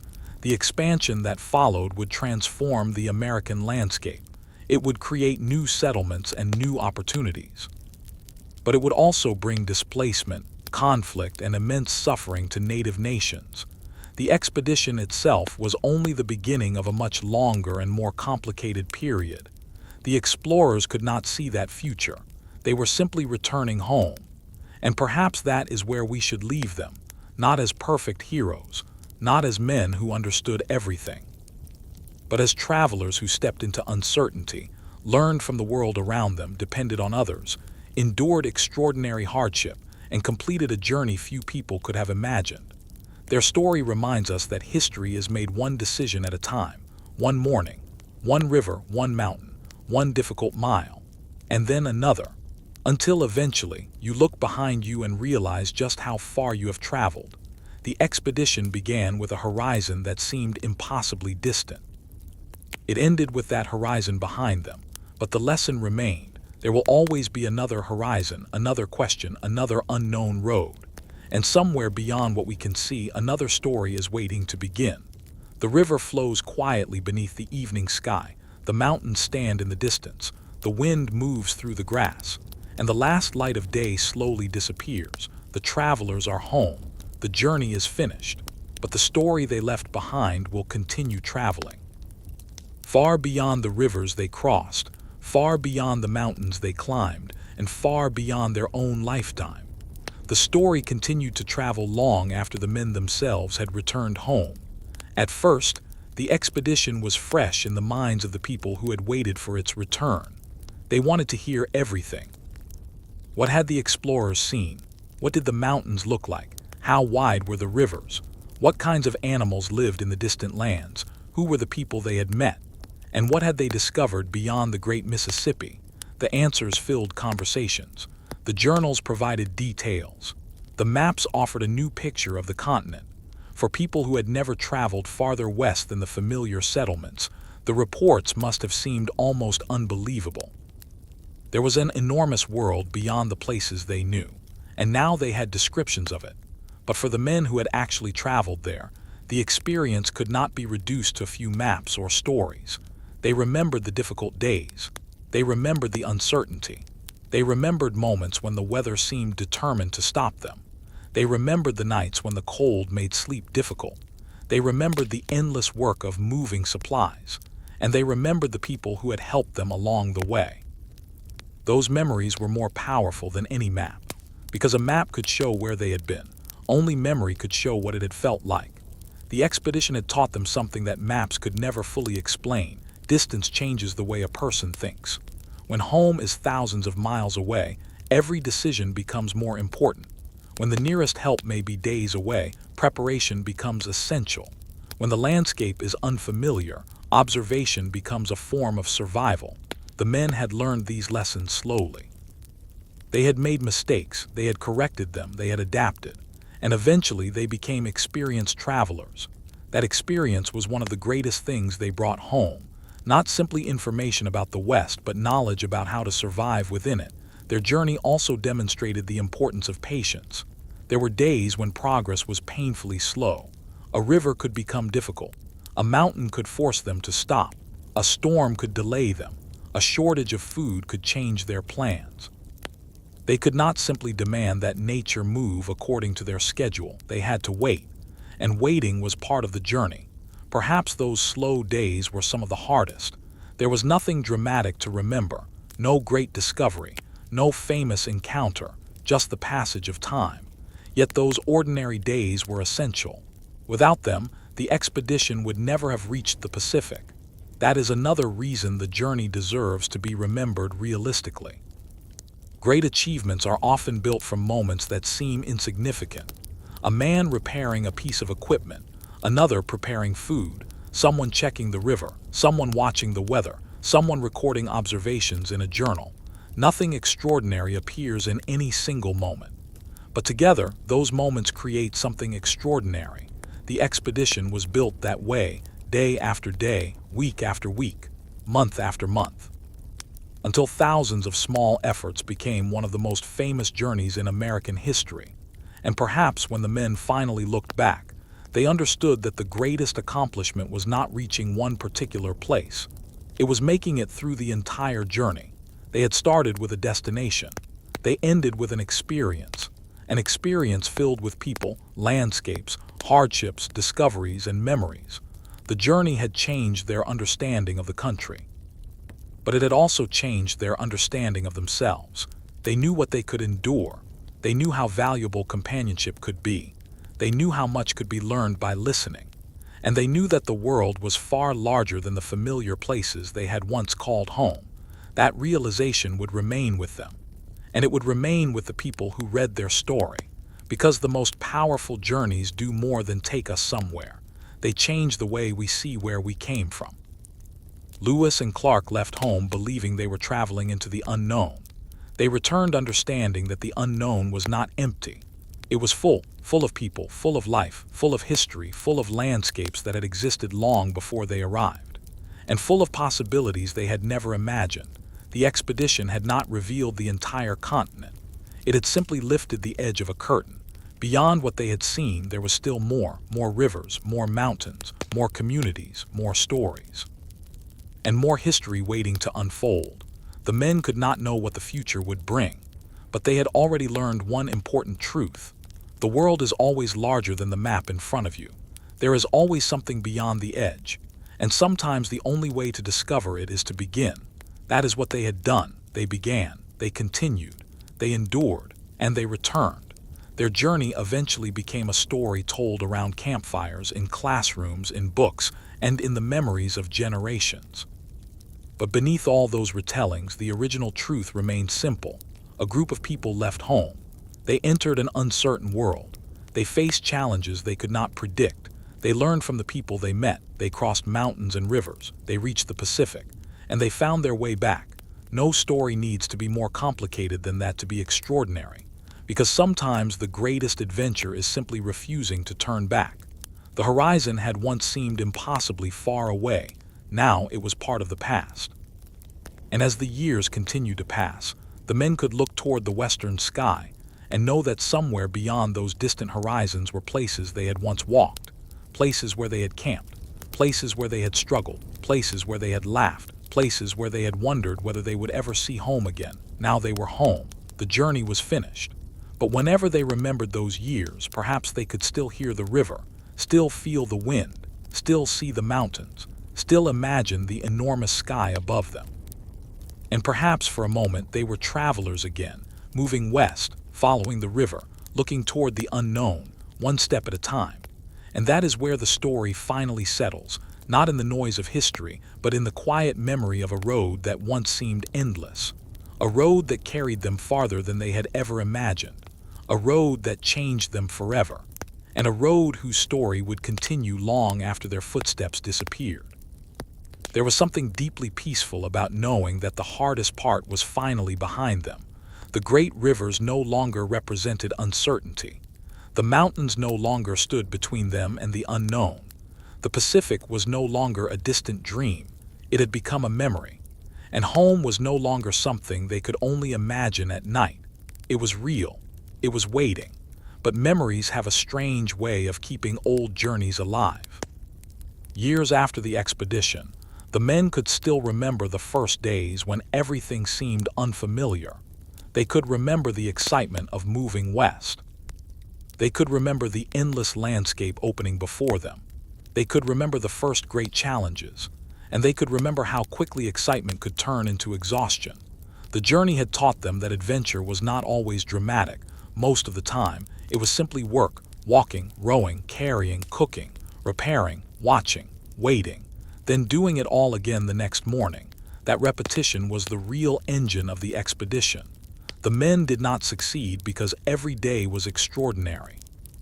They succeeded because they continued even when the day was ordinary. That lesson is easy to miss when history is condensed into a few paragraphs. But imagine living it. Imagine waking up after months away from home and realizing that hundreds of miles still remained.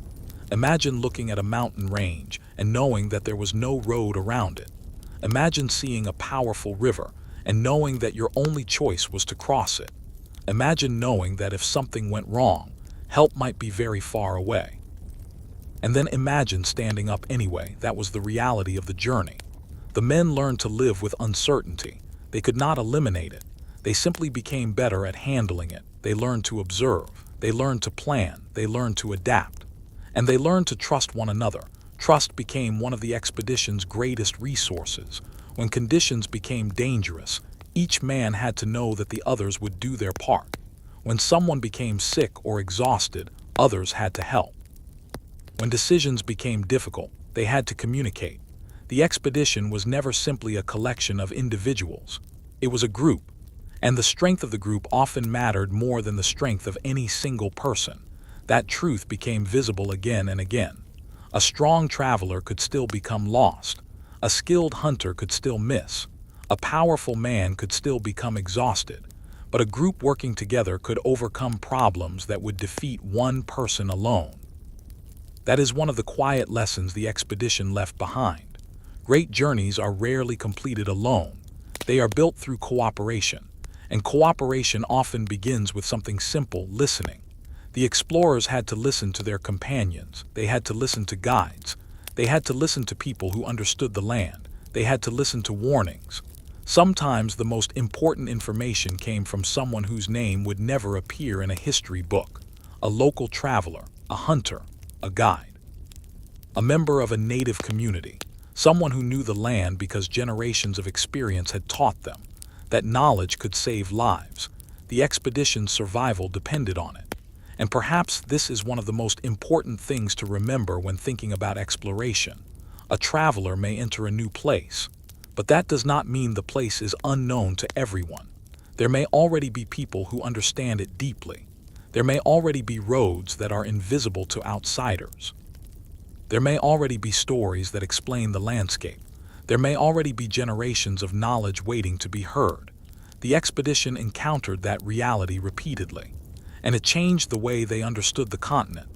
They were traveling through a world that had existed long before their arrival, a world with its own history, its own communities, its own relationships with the land. The expedition became one moment within that much older story. And when the explorers eventually left, the world they had entered continued. That is why the ending of the expedition should not be seen as the ending of the West. It was only the end of their journey. The land continued, the people continued, history continued, and the future brought enormous changes. Some of those changes created new opportunities. Others brought conflict and suffering. Native nations faced increasing pressure as American expansion moved westward. The landscape itself changed. Places once crossed only by rivers and trails would eventually be transformed by roads, towns, railroads, and cities. The world the explorers had seen would become increasingly unfamiliar, yet their journals would preserve a glimpse of what existed before those changes. That is part of the reason their records became so important. They captured details that could otherwise disappear. They recorded landscapes. They recorded encounters. They recorded plants and animals. They recorded the difficulties of travel. They recorded the people they met. And they recorded their own reactions to the world around them. Through those records, the expedition could continue speaking long after the travelers were gone. A person reading those pages generations later could imagine standing beside the river, could imagine hearing the wind, could imagine watching the mountains appear, could imagine wondering whether the road ahead would ever end. That is the power of a written memory. It allows one generation to speak to another. And the expedition story became a conversation across time. The travelers said, in effect, "We were here, we saw this, we struggled with this, we learned this, and we came home." Their journey became a reminder that the past was once someone's present. The people we read about in history books were not living in history. They were living their lives. They woke up each morning without knowing how future generations would remember them. They simply tried to make it through the day. Lewis and Clark were no different. They did not know their names would become famous. They did not know people centuries later would study their route. They did not know their journey would become a symbol of exploration. They only knew that they had a job to finish. And they finished it. That may be why the story remains so powerful. It does not require perfect heroes. It requires ordinary people willing to face extraordinary circumstances. And perhaps that is something worth remembering long after the details fade. A journey does not become meaningful because the road is easy. It becomes meaningful because someone keeps walking when the road becomes difficult. The expedition had many difficult roads, but it also had moments of beauty, quiet rivers, golden grasslands, clear mountain air, wild animals moving through the distance, campfires beneath enormous skis. The men were surrounded by a landscape that demanded respect. And even in the hardest moments, there must have been times when they simply stopped and looked. Looked at the mountains, looked at the river, looked at the sunset, looked at a sky filled with stars. For a moment, the struggle disappeared. There was only the land, only the silence, only the feeling of being somewhere few people from home had ever seen. Those moments became memories, and memories became history. The expedition had begun as a mission. It became an adventure. It became a test of endurance. And eventually it became a story carried from one generation to another. A story that reminds us that the horizon is never truly the end. There is always another question beyond it, another place, another possibility, another journey. And perhaps that is why, even today, the image of those travelers moving beneath the enormous American sky still feels so powerful. They were small against the landscape, but they kept moving. And sometimes that is the greatest definition of courage, not knowing exactly where the road leads, but choosing to take the next step anyway. The journey had begun with uncertainty. A small group had left the familiar world behind and moved toward a horizon that seemed almost impossibly far away. They did not know every river they would cross. They did not know every mountain they would climb. They did not know every person they would meet. And they certainly did not know how their journey would eventually be remembered. They only knew that they had a mission, so they began. Day after day, they moved forward through forests, across rivers, across open plains, through mountains, toward the distant Pacific. Along the way, the wilderness tested them in countless ways: cold nights, long days, difficult terrain, uncertain weather, limited supplies, moments when the road seemed to have disappeared completely. Yet every obstacle became another lesson. They learned to watch the sky. They learned to read the river. They learned to respect the mountains. They learned to conserve what they had. And perhaps most importantly, they learned to depend on one another. The journey also taught them that they were never truly alone. Across the continent, they encountered native communities whose knowledge of the land was far greater than their own. They learned from people who understood the rivers, trails, seasons, animals, and resources of their homelands. Those encounters became an essential part of the expedition. The explorers had entered unfamiliar territory, but they were traveling through lands that were already deeply known and lived in by others. That realization added another layer to their journey. They were not simply crossing empty space. They were moving through a living world filled with people, cultures, histories, and traditions. And when they finally reached the Pacific, the moment was not simply about geography. It was the result of thousands of smaller moments: every difficult morning, every mile walked, every river crossed, every meal shared, every warning followed, every night survived. All of it had brought them there. The ocean stretched endlessly before them. Behind them lay the continent. For a brief moment, the journey west had nowhere else to go. But even then, the expedition was not finished. They had to turn around. They had to cross the continent again, and they did. The return journey carried them back through landscapes that were no longer completely unfamiliar. They had gained experience. They knew more about the country. They understood their equipment better. They knew what dangers to expect. and slowly the distance between them and home disappeared. Then came the final miles. The familiar world appeared again, civilization, people, the place where their journey had begun. After years away, they were home. The expedition had completed its great circle, but the men who returned were not the same men who had left. They carried memories that would remain with them for the rest of their lives. They had seen the Pacific. They had crossed the Rockies. They had followed great rivers. They had lived through uncertainty. They had met people whose knowledge helped guide them. They had learned what endurance truly meant. And they had discovered that the unknown was not always something to fear. Sometimes it was simply something waiting to be understood. Their journals and maps preserved much of what they had experienced. Those records allowed future generations to look back and imagine the journey. But no map could fully capture the feeling of standing beneath those enormous skis. No journal could completely describe the exhaustion of crossing a mountain. No record could perfectly recreate the sound of a river flowing beside a quiet camp at night. Those experiences belonged to the men who had lived them. And yet through their records, part of that world survived. The expedition eventually became one of the most remembered journeys in American history. But its meaning was larger than exploration alone. It became a story about courage, about curiosity, about cooperation, about learning, about endurance, and about continuing forward when the destination is still far away. The expedition also became part of a much larger and more complicated history. The American West would change dramatically in the decades that followed. New settlements would appear. Transportation would transform. The landscape would be altered. Native nations would face increasing pressure, displacement, and conflict. The expedition was only one chapter within that larger story, understanding that makes the journey more complete. The men had entered a continent filled with histories that existed long before they arrived. Their journey did not begin those histories. It simply became one small part of them.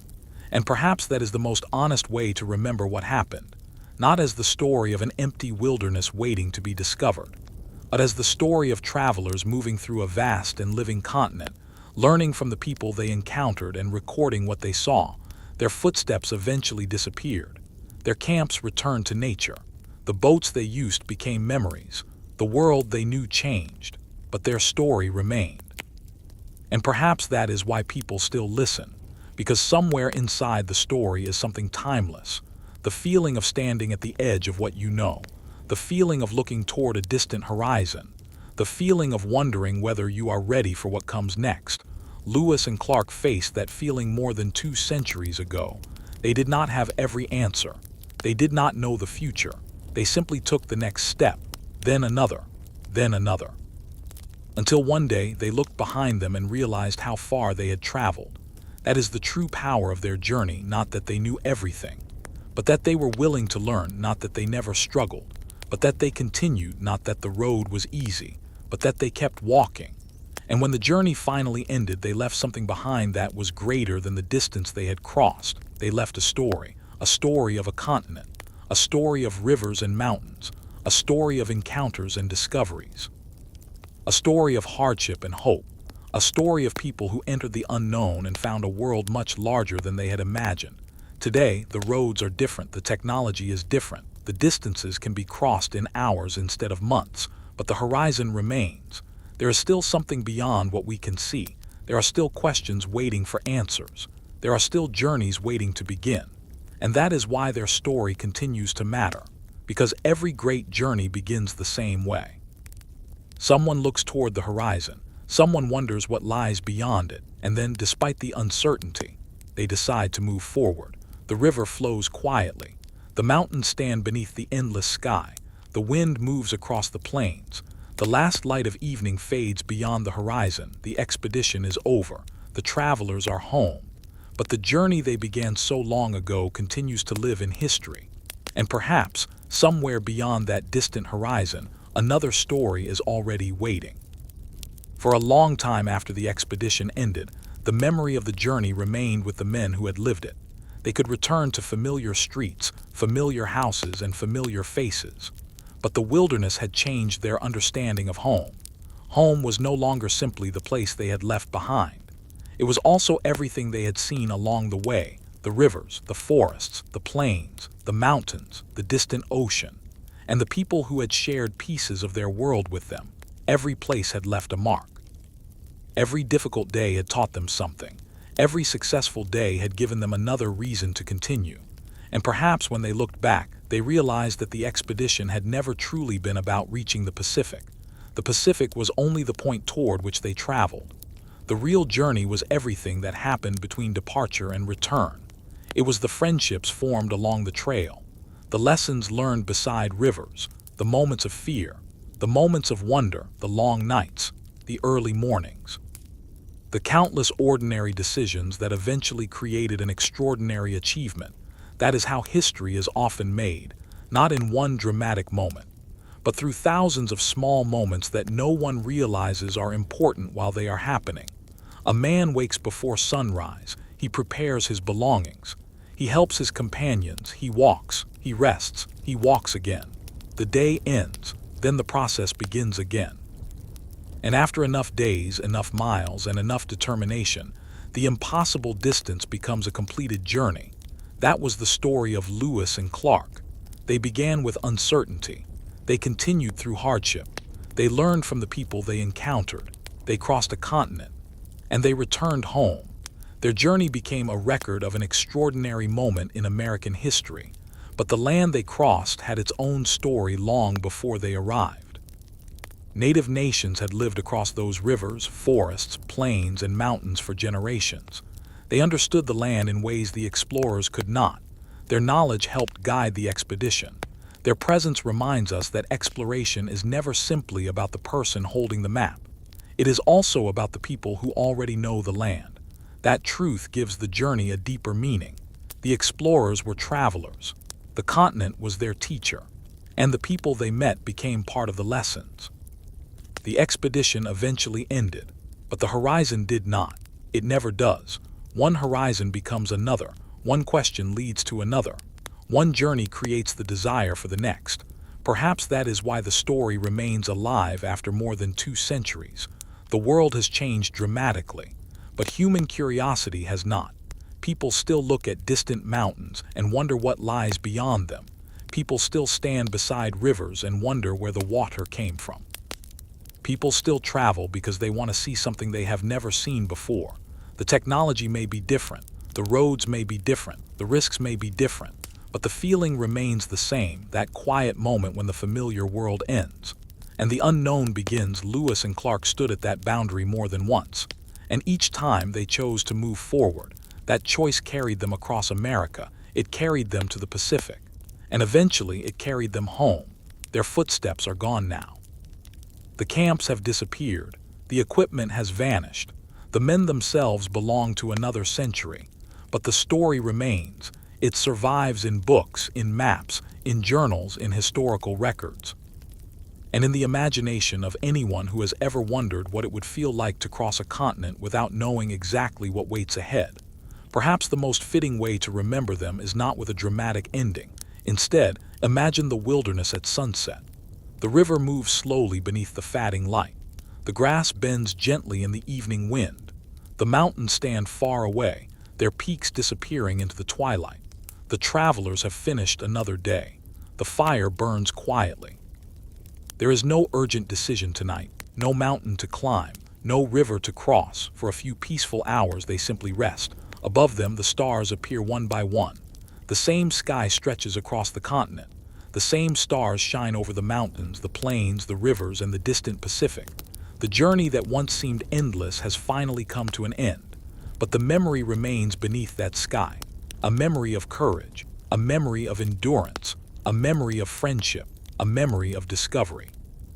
And a reminder that even the longest road begins with a single step. Lewis and Clark took that first step into uncertainty. They could not see the entire path. They could not predict the difficulties. They could not know how history would remember them. They simply moved forward. And by doing so, they created a journey that would outlive them. The wilderness became a chapter. The expedition became history. And the horizon remained exactly what it had always been,